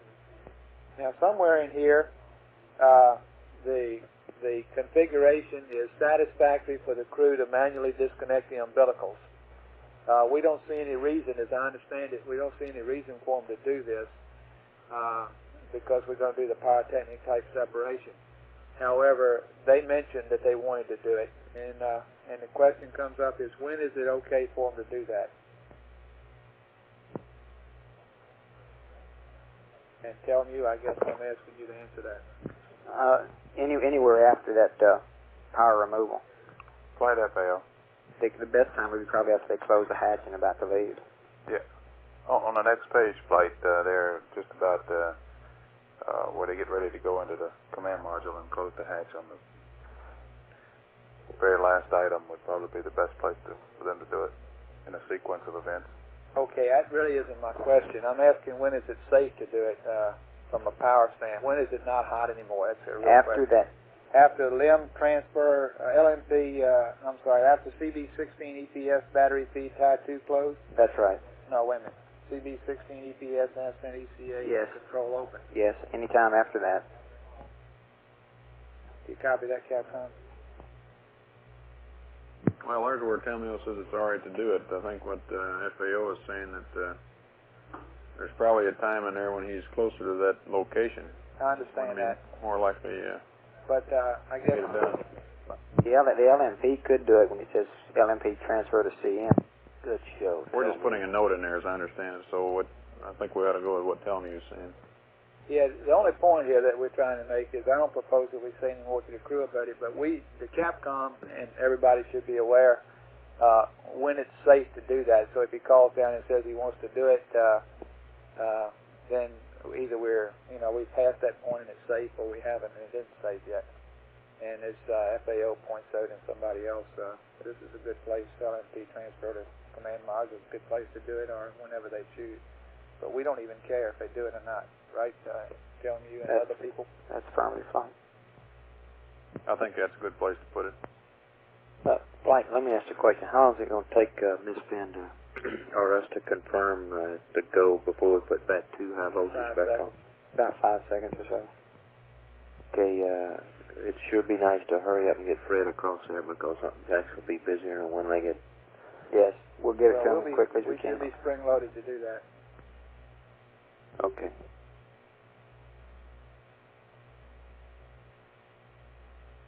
Okay, one comment here, Flight. In the event that this thing does not work, then we just want to leave the umbilicals connected, and we just power technically separate. Okay. And you've looked into that? Yes, and everybody agrees to that. Okay. Now, I think we ought to be thinking, particularly any time from here on in, that the things that we could do, that we could eliminate, and you just mentioned one. In case the timeline gets tight, tell me what I get out of what you just said is we could skip this entire step, power removal from limb umbilical. We could, but would prefer not to. Okay, I understand that, but we're talking about where we're right. coming down and the timeline isn't going smoothly enough to suit us, and we got to give something up. Okay. From the limb point of view, this is a candidate. Yes.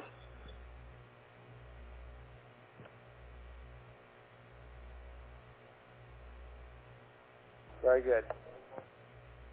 Like okay, then go ahead. Just the limb portion of that. And there's a CSM where it says pull the power 1 and 2 main beat breakers. They want them to do that, but they could drop the limb portion of it. Good in. Okay, thank you.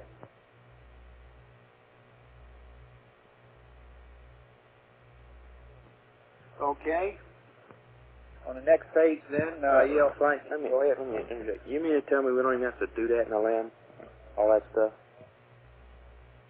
I'm saying, I guess what we're trying to say is that it would give us the greatest chance of success if we did do it. However, if we get in a timeline box, no, we don't have to do it. It's not mandatory. I guess that's your question. Right, it's not mandatory, starting with limb on the bottom of page. The line is, way I understand it, is limbs, CV, 11 and 16, EPS, cross-tie, balance, loads, closed. Right, tell me? That's correct, right. Everything from there down to the note that's way over on the right about the CV, 16, EPS, S, and ECA control open. That's correct. Okay. However, if they don't do it, we don't want them to break the umbilicals. Leave the umbilicals connected if they don't do that. Okay. How much time is involved in that, Charlie? It takes, Fred, depends on how fast we are, not more than a minute. Okay. What we're saying is that's a good minute's investment, I guess, and we should be spring-loaded to that. Okay. On the next page, ELP2, configure for jettison, and we changed some of that in real time, and we came up with one other change to that, and let's talk about that a little bit. That's in the ECS section. Okay, what we want to do is to close the descent O2 valve, because when we deleted all those steps, we're in a position now where the cabin rigs are open to the cabin. The cabin repress valve is in the automatic position, and it's also got power. The repress circuit breaker is closed, and both dump valves are closed. And in the event we got some kind of oxygen flow to the cabin, we would have no way to relieve it except for it to just build up until something gave. So we'd like to close the descent O2 valve. Yeah, except it's worked fine now for 80 hours. Okay. Close the descent what? Descent O2 valve. Does anybody see a problem with that? Go ahead. I just suggest instead of forward dump valve closed, just say forward dump valve auto. How about that? Well, that was originally discussed, Charlie, that the idea was it didn't want to take any chance of getting that thing relieving or getting some sort of propulsive venting from the limb. That's why it was closed. Yeah, I think that's a fairly good point. Because we're going to be jettisoning with a fairly low tunnel pressure, and the limbs might not go too far away. Anything we can do to keep that limb from tumbling around is probably to our advantage. Okay. Is anybody else? I know the back room can't talk to me very rapidly, but Willis Fan can if they have any comments back there. So we're adding closed descent O2 valve there in the middle of where all that scratched out essentially, in between forward dump valve closed and overhead dump valve closed. Or is that as good a time as any? Yes. I only wrote that in there, I guess, because I had a blank space.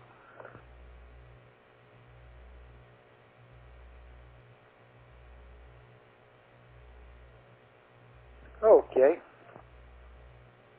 On the next page, which is ELP3, 30-minute activation, I think that's fairly straightforward. We've exported all that top stuff down to line 4.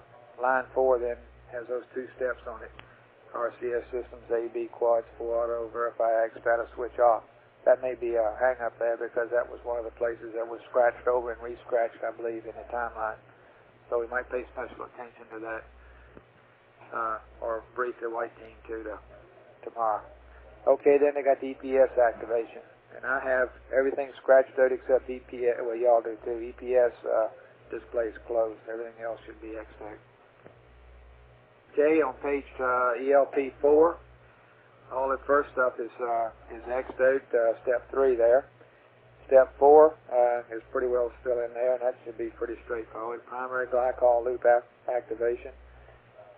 Most of the steps are eliminated from that, and we say crew option for that display is closed. And then we got circuit breakers per 30-minute activation, and then there's a couple of modifications to that. I got some X's and some zeros for open and closed. And I think all that's pretty clear.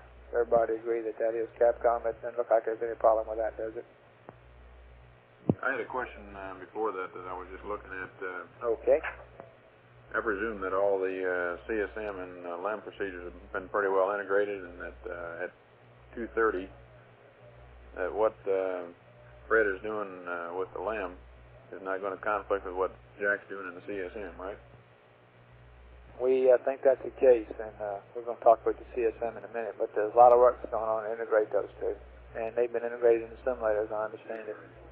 Charlie, that's correct, isn't it? Yeah, flight at 2:30, there's really only one thing. Jack, he comes up and says it's 2:30, he's starting to power up.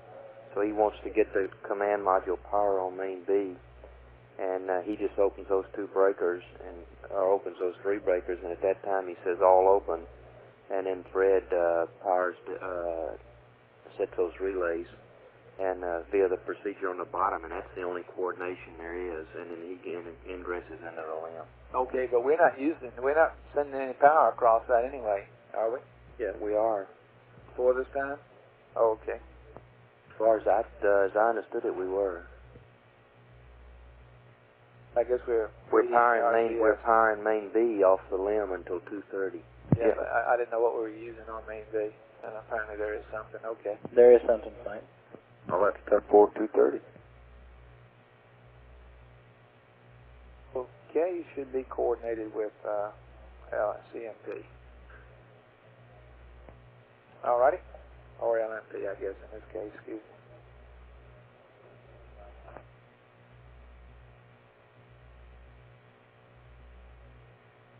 Okay, anything else, Capcom, on that particular page? Looks fairly straightforward. 25, page ELP4. Then we got ELP5 and 6, so it's the circuit breakers, and they are pretty straightforward. One of them says crew option. Flight control. Display one, go control. One question I have, we left ourselves flexible when we read this up to the crew that whether it be a DIPS or an RCS burn.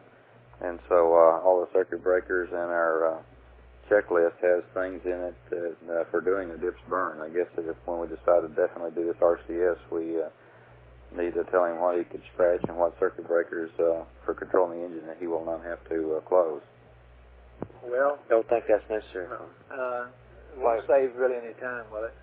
As far as circuit breakers are concerned. The flight would probably be quicker just to let him go with the breakers he's got, because that way we don't have to stop and ask questions like we did the other night where he went through breaker by breaker asking if we wanted to do it.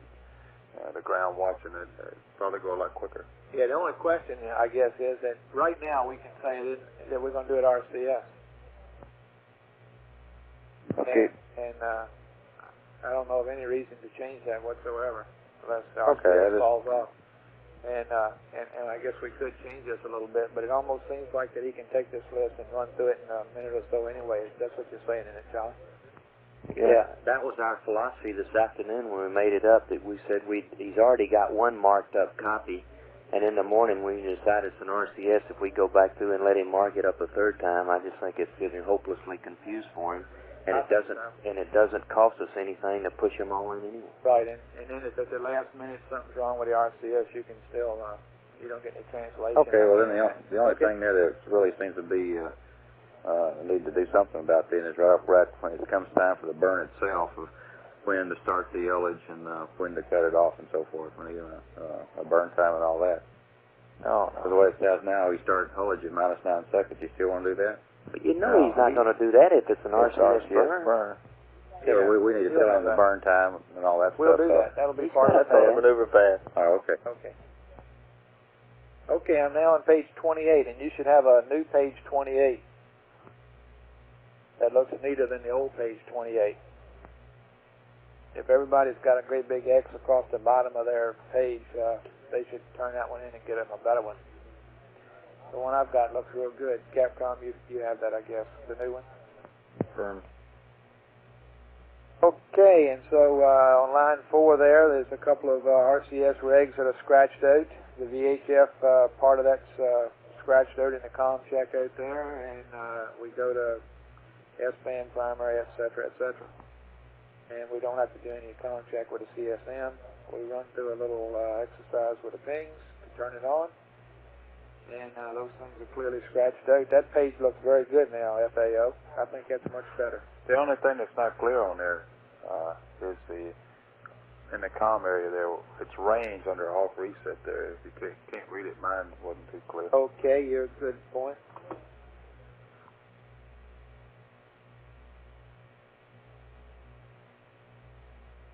I think Fred's got that. He was real specific about that one. Okay, and then my copy of this next page, which is something or another, page 29, I've got verify RCS heaters in auto for 15 minutes. Is that really the top line? That's right, right. Okay, that's kind of, you never know whether there's something else.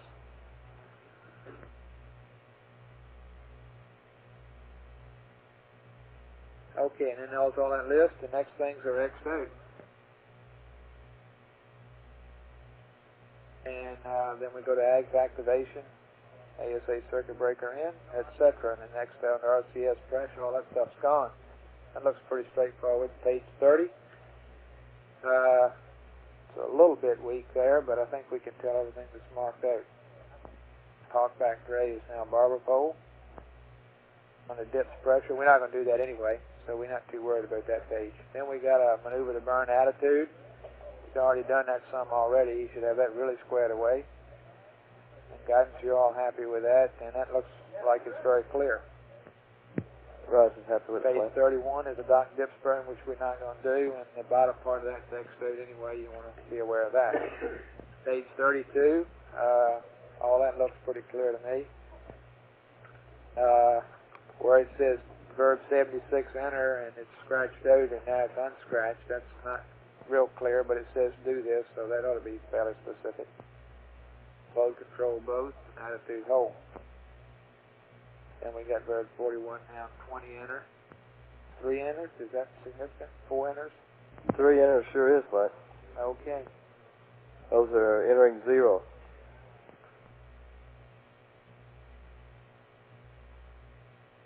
Okay, so we got 41 now, 20 enter. Okay. 400 plus 5, etc. Do not go out of D10 on ACA again. What in the ever-loving? Okay. 33. Oh, that looks pretty straightforward. Engine gimbal off. Mode control both, the jets, etc. These are things that are scratched out there. What's this? Oh, it's 9 minutes there at manual ullage. Seconds. 9 seconds, I mean. Excuse me. And then it says, okay, that's for the dips, though, isn't it? That's the thing we're not going to do. Okay. Page 34. Looks fairly straightforward. A little bit buggered up there. Shut down on burn time. Record 470. And I guess that applies to whatever kind of burn it is. Okay, then it says return to entry limb prep. EI minus 5 hours. To get PTC and all the stuff after it. That looks to me like that's a fairly reasonable baseline document that people can read and understand here on the ground anyway. Anybody have any problems with it?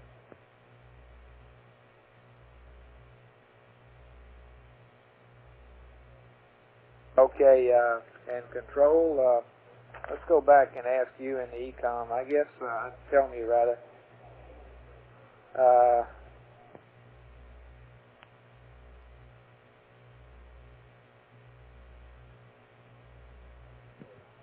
Other than this power removal, that's the only thing. The other things that we mentioned that could be eliminated in this list are when you get ready to configure for jettison, you could forget the pings if you had to and go with the AGS. Is that right, Control? Roger, flat. And there's some time in there for that. Wait a minute. You could, at limb jettison, you could do what now? What? I think during the power ups, when you save the time, it's bringing it on. That's when we bring up the pings. No, don't you do something here right after you you maneuver to the jettison attitude? Aren't there some procedures that you have to fiddle around with to set that up? Is that not so? You just go to attitude and put the three attitude control switches to mode control, verify maximum deadband, and you got it. And this is on the AGS control.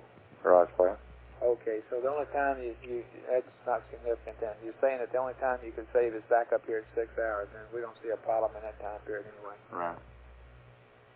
Okay. In fact, it'd probably be to advantage, I guess, Charlie, to have the pings up in anyway. It'd probably make all the rest of this considerably easier.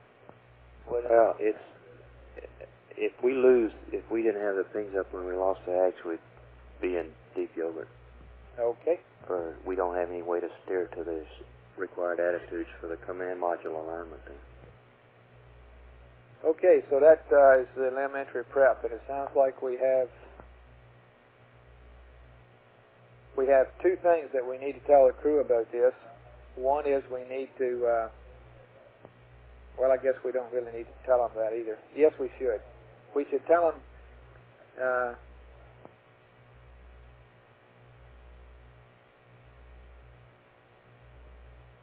at what point the power is off the umbilical. At least that's the way it seems to me. Is that going to be obvious, Charlie and Jack? Well, it won't really be obvious. I'm talking about Jack Lousman, the Capcom, excuse me. Yeah, they ask for the information. We can make it available. Okay, I think if we're going to say something to them, we ought to say it. We ought to tell them early here sometime when it's convenient. And the other thing is close the descent O2 valve on the second page. And other than that, we don't see anything else in this checklist. Sounds like to me. Okay, real quickly then, if we could go to the CSM stuff, and that really is pretty clean. Unless somebody's got some questions, I don't think we need to go over that except that the one open item. Let's see, limbs you can go green again, but we ought to get the econ GNC.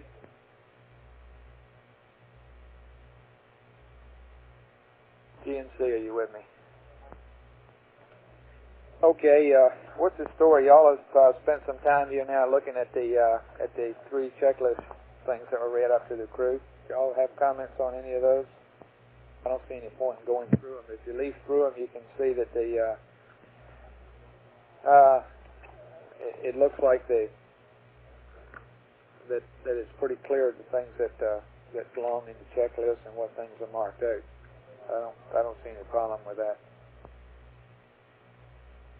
No, ecom, I don't have any comments other than what we discussed earlier.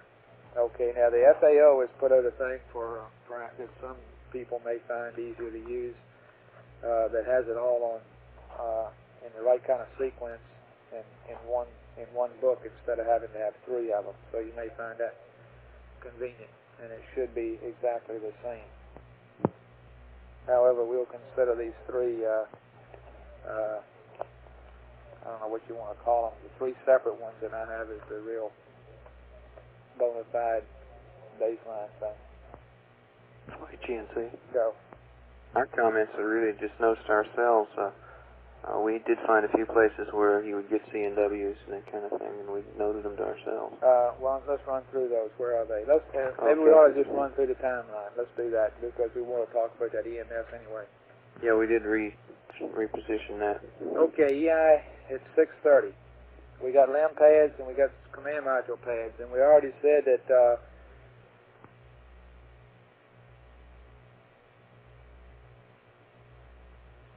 guidance flight. Go flight. Okay, which one of these is it that we're not going to provide them as a pad, but we're going to have available on the ground? The one that says, well, there's two things under the CSM pads there that need to really be corrected. One is the first thing that says course line angles for LEM attitude during moon and sun sighting. All that first line should say is during moon sighting, not moon and sun.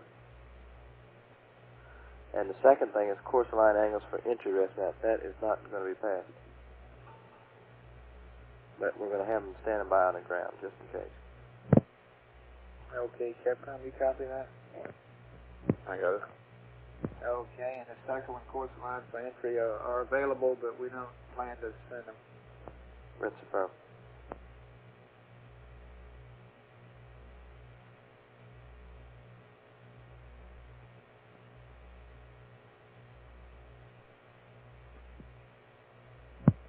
Okay, then we, what is this install lithium hydroxide canisters? Ecom? Flight Ecom. What was your question? Install lithium hydroxide canisters, what's that mean? That means put lithium hydroxide canisters in their slots so that they got CO2 removal. Well, Pardon? why haven't they already done that? They pull them out to keep them from swelling.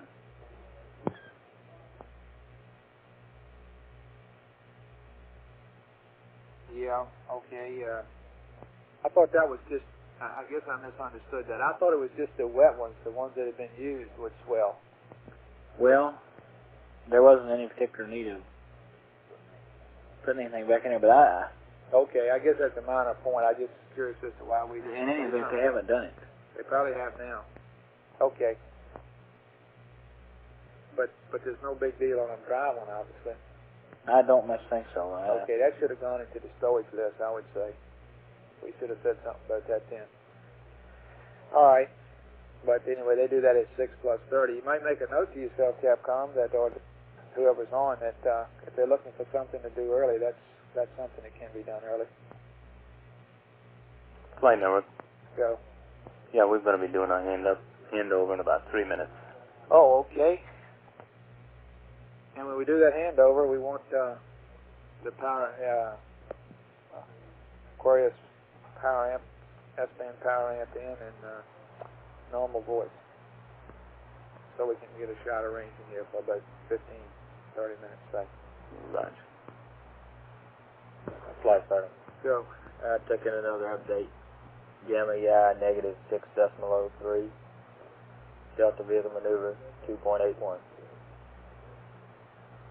Okay, and I guess Capcom, you might be interested while you got his attention there that the gamma's staying the same. Minus 603, I believe it's been that way for the last several hours. That's the front. Okay, got it. And we're getting ready to, when you can mention as we hand over the honeysuckle, we'll get a little better track in geometry, and we should get our final update for the midcourse.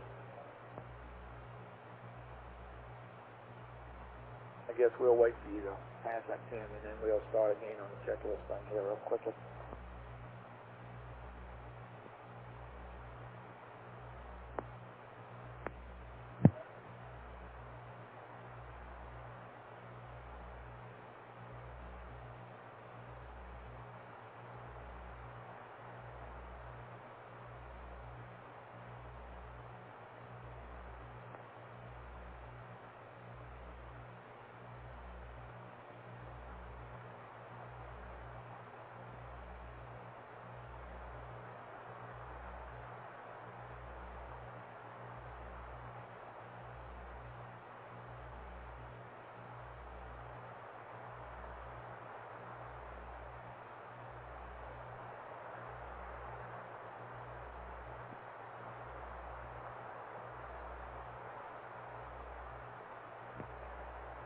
Fred, are you sleeping?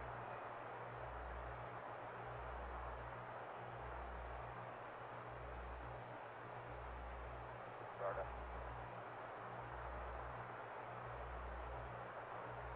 Fred, in a couple minutes we're going to hand over to Honeysuckle, so there'll be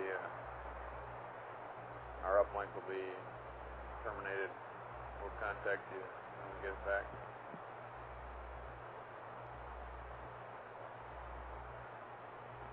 Okay.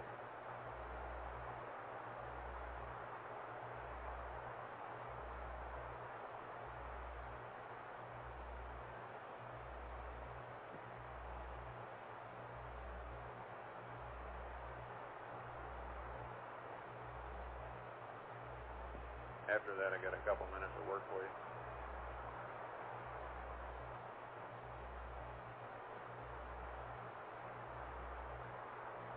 Go ahead.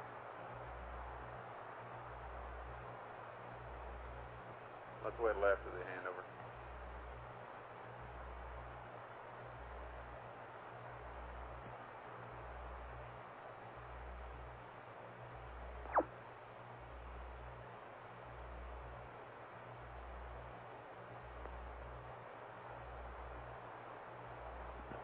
Like we've handed over. Okay.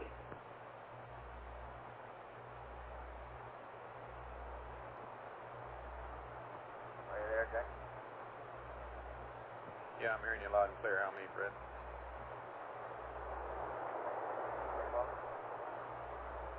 Okay, we want to get some ranging data on you for about 15 minutes. So close the power amplifier circuit breaker and go to normal voice, please. Yeah, okay.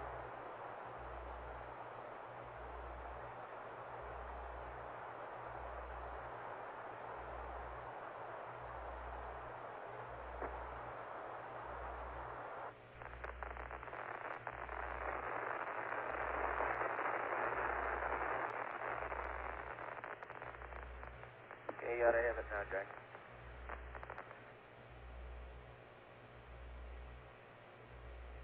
Okay, you're coming through good now, Fred. I've got 3 deltas to the checklist. They're minor changes.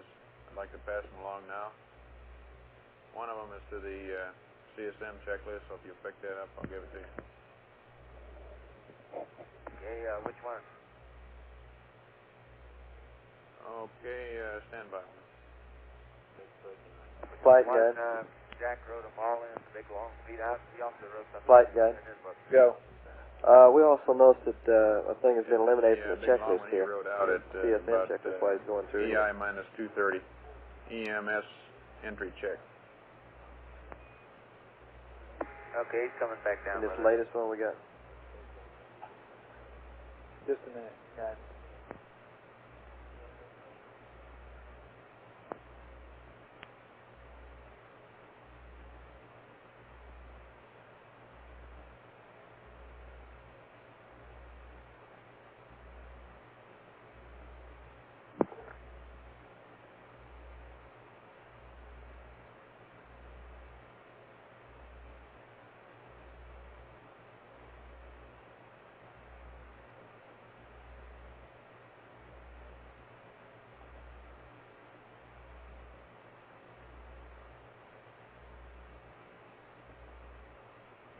Meanwhile, Fred, I've got 2 for you on the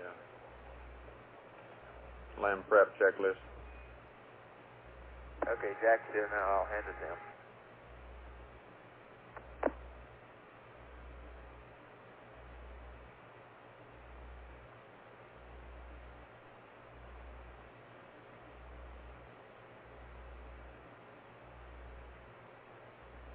Okay,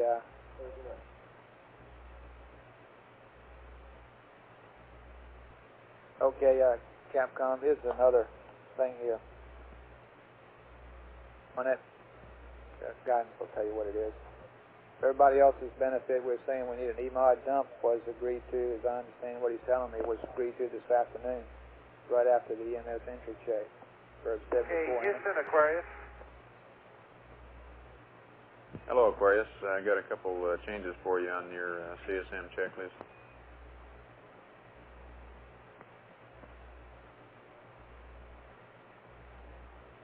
Okay, stand by 1.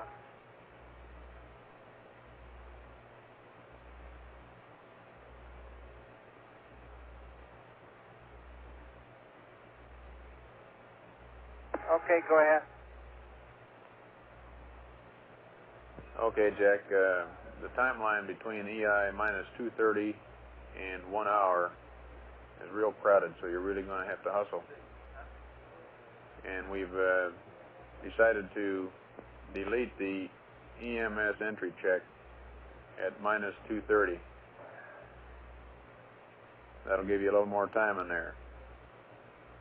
What we've decided to do with it is wait until after EI minus 1, just before you initialize the EMS.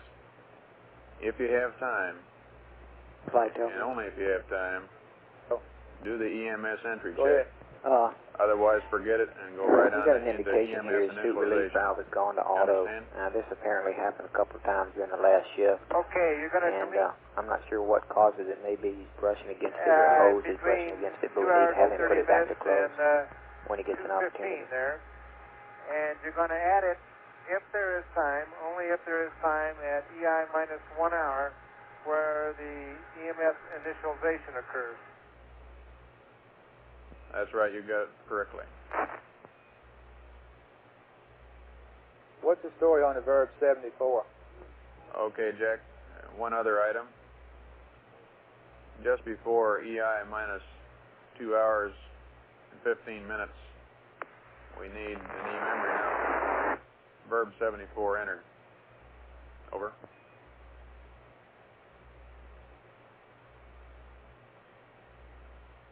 Okay, stand by one, would you please?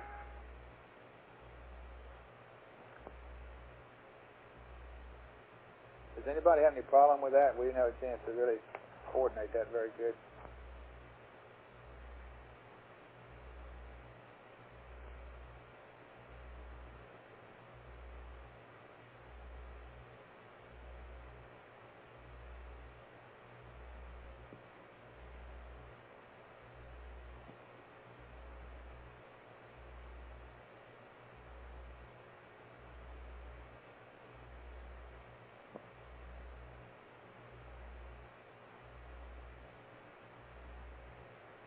Okay, right before 2 hours and 15 minutes, I assume that's before Missman gets their P27 update. I do a Verb 74, right? That's affirmative, Jack. Okay, Econ flight. Flight Econ. Okay, does anybody have any reason for not giving a shot of S-band data after blackout? As far as I know, negative flight. Okay, where is the How much sleep did you get, Jack? It's just the S-band power amp. Without the PMT, we figure about a third of an amp hour. Let me take a look. Stand by. Tell me, flight, that suit fan back. I guess maybe 2 or 3 hours. It was awful cold, and it wasn't very good sleep. Roger, did you plan to try to get any more?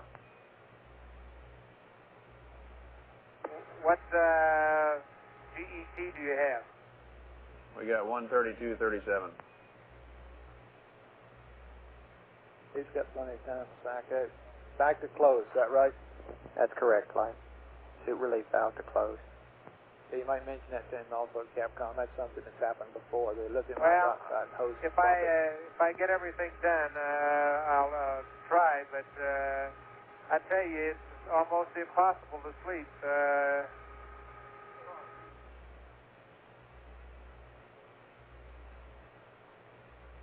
Okay, Econ flight.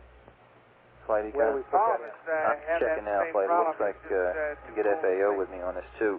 It looks like E2-5 looks Roger, the way we're looking at it, page here. Looks like you ought to have a couple, 3 hours in here before you have to really get with it.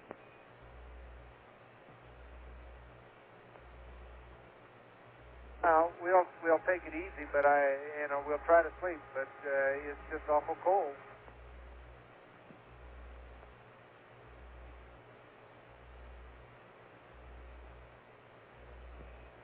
Present data indicates that your entry angle is minus 6.03 degrees. Your delta V at the mid-course is going to be 2.8 feet a second. Okay, copy.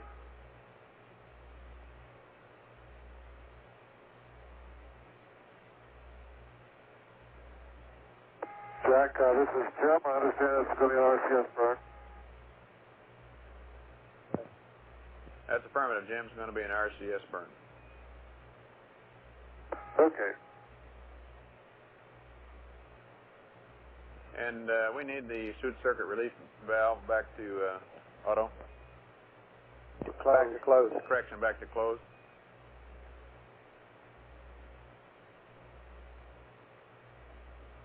Hey, Jack, that's in work. And one thing, comparing Jim's checklist with my own, I find one difference there at EI minus 230. His checklist has me opening a EPS sensor signal circuit breaker right prior to turning off LEM power.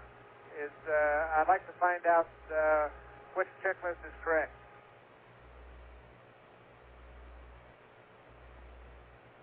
Whose checklist has that point? They're talking about Jim's and Jack's, or don't indicate the same, and I don't know what that means exactly. It says just before EI 230, we're tearing off the EPS sensor signal circuit breaker. Open it up. At EI 230, yes. Okay, let me take a look down here. I got it on page 5 of this. Yeah, I got it open.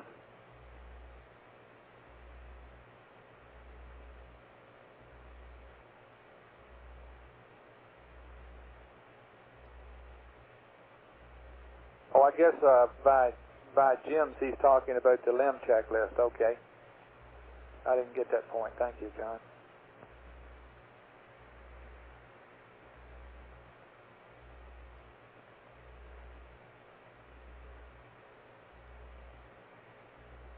Flight econ? Go ahead. Okay, now on my checklist, we're closing them at the bottom of page 5, and that's correct.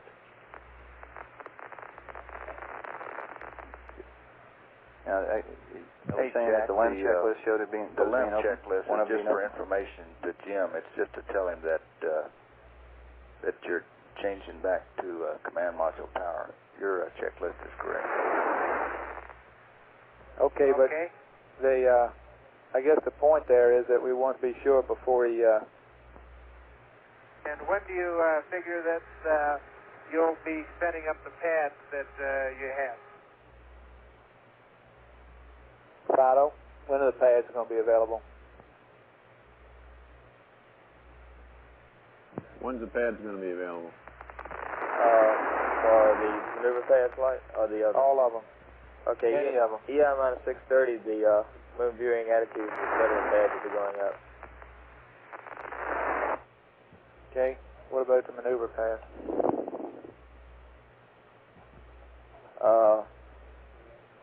Let me check on that one. Flight.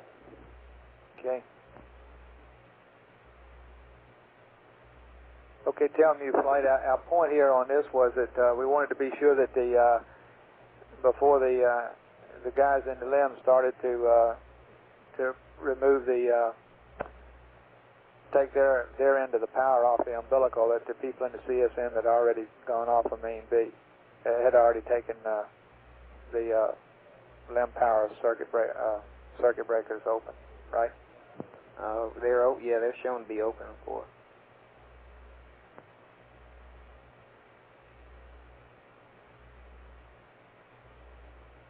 I think Capcom, you ought to make that point clear to him. I'm sure he must realize that. But what's that?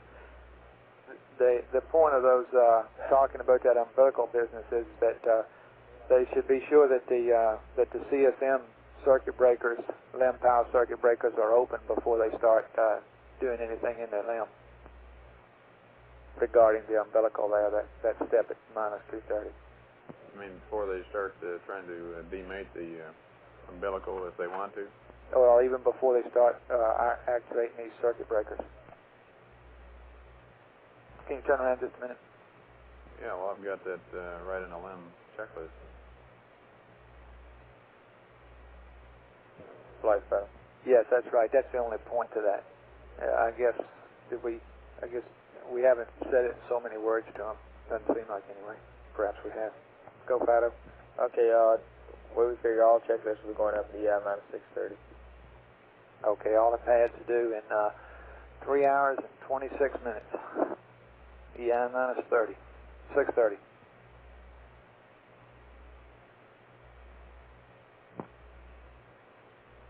Aquarius, all of your pads will be coming up in about 3.5 hours at EI minus 6:30.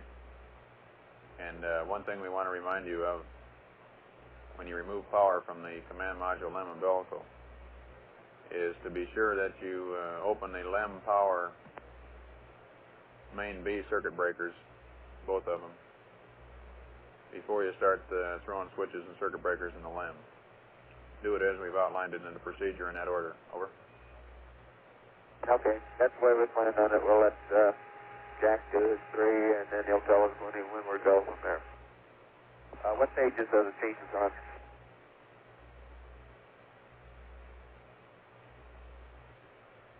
Okay, Fred. One I've got for you is at the end of power removal from the command module LEM umbilical. And just for your information, after you go through that entire procedure and about the time you're ready to transfer to the command module, at that time power will be removed from the umbilical, and it's okay to disconnect it. That is after you've thrown the switches in the LEM. Is that clear? Roger, that's where I got a remark here to check with you to see if it's all right to proceed. Roger, and that would be just after, on panel 16, you open the ascent ECA control breakers.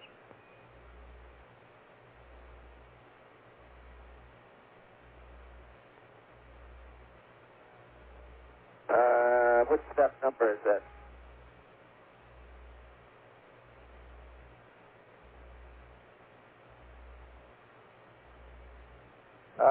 Capcom, I think we've got him confused here on this point. We told him that we had to wait for a misspin go between battery 2 low voltage and high voltage. Seems like that's what he's referring to. Jack, where they told me to wait for misspin go before proceeding was that bat 2 low volts off resets and on. Still Charlie. Okay, that's still affirmative. We'll give you a go after waiting 5 seconds. And then down from there just a few steps.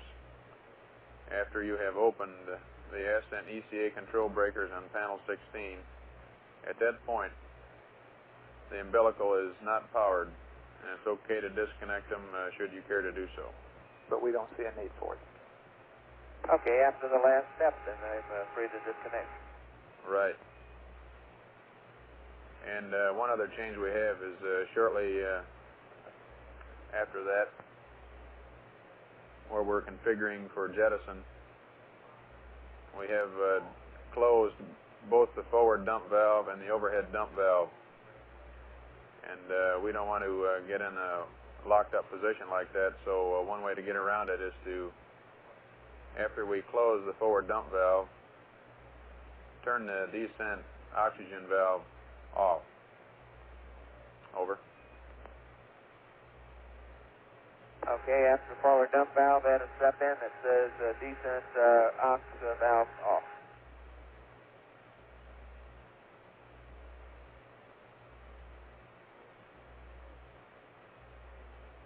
Okay, Fred, that concludes the deltas. And perhaps you heard that our gamma is still minus 6.03, and our delta V will be a 2.8 foot per second RCS burn. Roger. Capcom. Yeah, there is. We ought to just exit this line from the checklist where it says the CSM thing. It says EPS sensor signal main B open. That shouldn't even have been included in the checklist. That's the confusing thing that he mentioned earlier, and we don't want him to open that. And that's you told him the right thing to do in the command module checklist. And it ought to just been eliminated, or it should never been included apparently in this other one.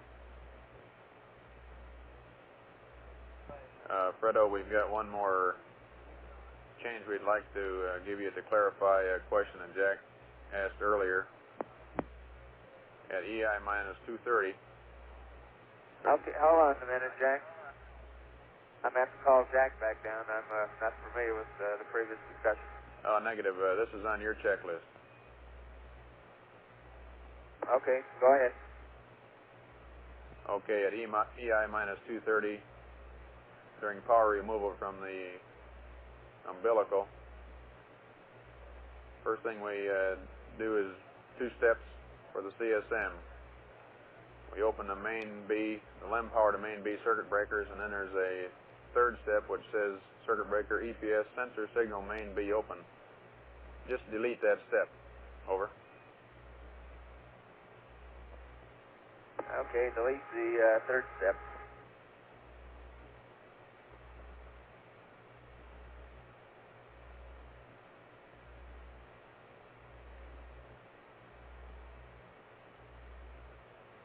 Okay, Capcom, what I'd like to do now is to go ahead and soak up this range and then run over these command module checklists again, be sure that we've got all the deltas that we need to send them out. We haven't really done that yet, and then we'll be squared away, I think.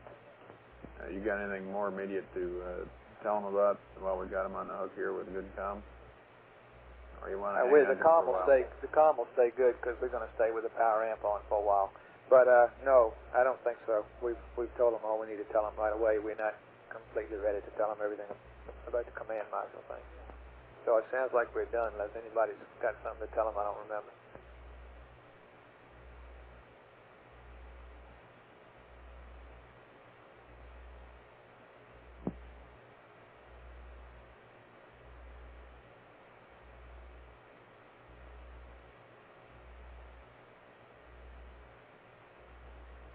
Okay, the ECOM is running down a change he's got now, so we'll postpone our command module checklist discussion for 5 minutes. Aquarius, for your information, as far as our water supply is concerned,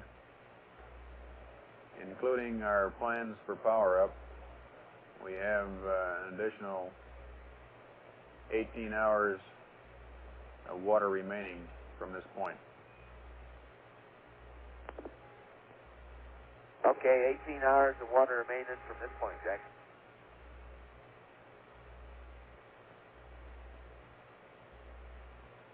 Okay, Flight. Okay, the ECOM is over here looking at that power amp business, and so it'll be about another 5 minutes before we start back in on that checklist thing again. We didn't wake Jack. Hello, Houston, Aquarius. No, excuse me. Hello, Aquarius. Go ahead. Okay, Jack, this is Jim. I just want to make sure that you filter any of the changes to the checklist that come up to make sure they're absolutely essential. When we learn our procedures, we can only do it one time, and we can't make changes at the last minute. We like to do the best the safest way possible, but unless the changes are really essential, don't bother setting them up. Roger, we won't. The chairman of the CPCB is still active. And one thing we're trying to do is to save you all the time we can in between EI minus 2:30 and 1 hour. That's a real important time. Yeah, for your information, Jim, I don't know whether you heard that originally, but that time from 2.5 to 1 in there has been run about 3 times, and it's pretty tight. So we've tried to weed out what we could, which isn't much, but I think the other message you might impress on Jack when you get around to lining that platform, don't try to get it down too neat. It doesn't have to be all that good. Just do a nice quick and dirty one, and it's going to be good enough anyway. I concur. I think for re-entry, we don't have to have a real active platform, and I have been telling Jack that. Roger. Hey, Jim, while you're up and things are nice and quiet, let me give you a couple other things to think about. One specifically, I know none of you are sleeping worth a damn because it's so cold. And you might want to dig out the medical kit there around 135 or in that ballpark and pull out a couple dexedrines apiece and try one about then and another around 139 to 140. Glad I brought that up. We might consider it. Okay.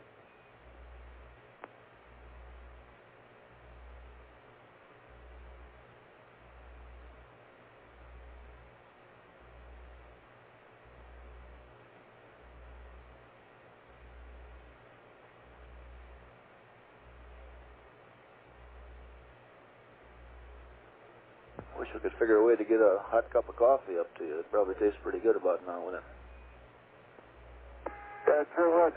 You don't realize how cold this thing becomes. We're in a PTC mode that's slowing down, and I just clocked the cycles from when I see the Earth. It's about 11 to 12 minutes now, and the sun is directly overhead, so it's shining on the engine bell of the service module and not getting down to the spacecraft at all.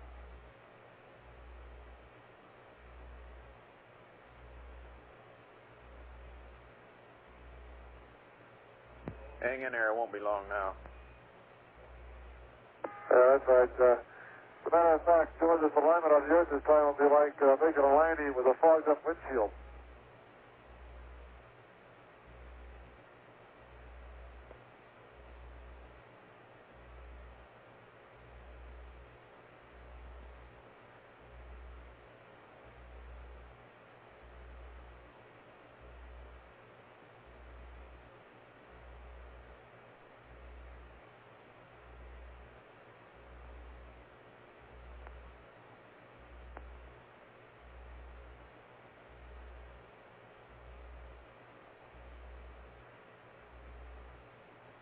Flight fighter. He's off console fighter. Okay.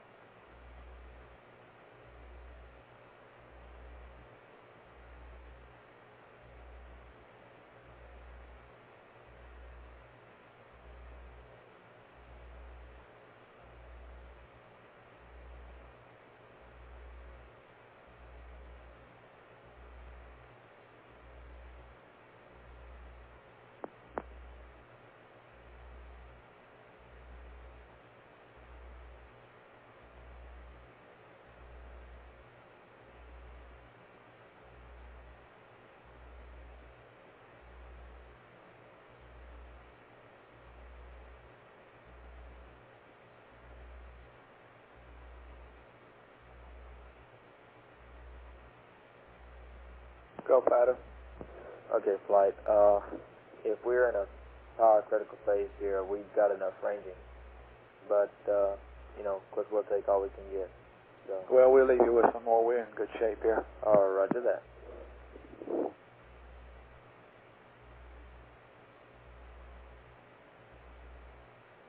Okay, let's run through, see if there's anything else that we need to say about these. Go ahead. This S-band power amplifier for recovery, we can mark, I got a checklist marked up with that in there to turn it on and to turn it off. Do you want to read it to the crew now, or you want to just wait till later? I want to talk about it right now. I think we ought to tell them all we're going to tell them right now and quit bothering them. Okay. We may not want to tell them this either, but okay. Let's go through our command module thing. Have I got everybody with me? Guidance, you there? Guidance, Clay? Go, Clay. Okay, you there? We're going over this checklist again real quickly. It's CSM. Ecom, GNC? Ecom's here. GNC, you there? Roger, fine. Okay, and the FAO's on. Capcom must be with us. Okay, I'm looking at the command module timeline. And it starts off, it says LEM power to main B, and then there's all those pads. And we already said that there really wouldn't be any sun sightings here, and that those course line angles for entry would be available, but they don't plan to send it up. And that's probably something that we could tell them later. I mean, just when we give them the pads. But anyway, we'll see how it goes here. Okay, then we got all these switch changes to do, or switches to do. I guess there's any problems with any of that. Do we come on down to 505? We do the terminator ags alignment, which doesn't have to do this. And 5 hours is the midcourse, and it's an RCS. And we're working on a pad on that, or will be shortly. 440. We do page E6, and we don't have that handy, but anyway. Flight GNC. Go. Did you want Me to tell you where those C&Ws that we Yeah, tell us as we go through. Okay, you turn C&W power on. They're on page 2, about the middle of the page. I got you. We're expecting CMRCS 1 and 2 C&Ws. Because you haven't earned the system, and the C&W is seeing a value lower than what it expects for the manifold pressures. Okay.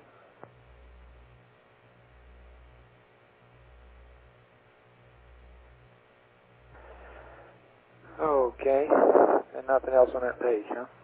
Then we got page 3 is really stuff is excerpts, I guess, really. Then we go to page 4 is 430. Them configured for RCS hot fire, all those switches that I mentioned there. RCS check 2-1, step 4. Lock RHCs. Power 1, min plus X, half a foot a second. And then you hit the SEP, minus X, a half a foot a second. I'm on page 5 now. All those things ought to be okay. EI minus 3 hours, let them start maneuver to moon view attitude, and we've got all that. Okay, Houston, we've had a problem here. This is Houston. Say again, please. Yes, Houston, we've had a problem. Okay, stand by, 13. We're looking at it.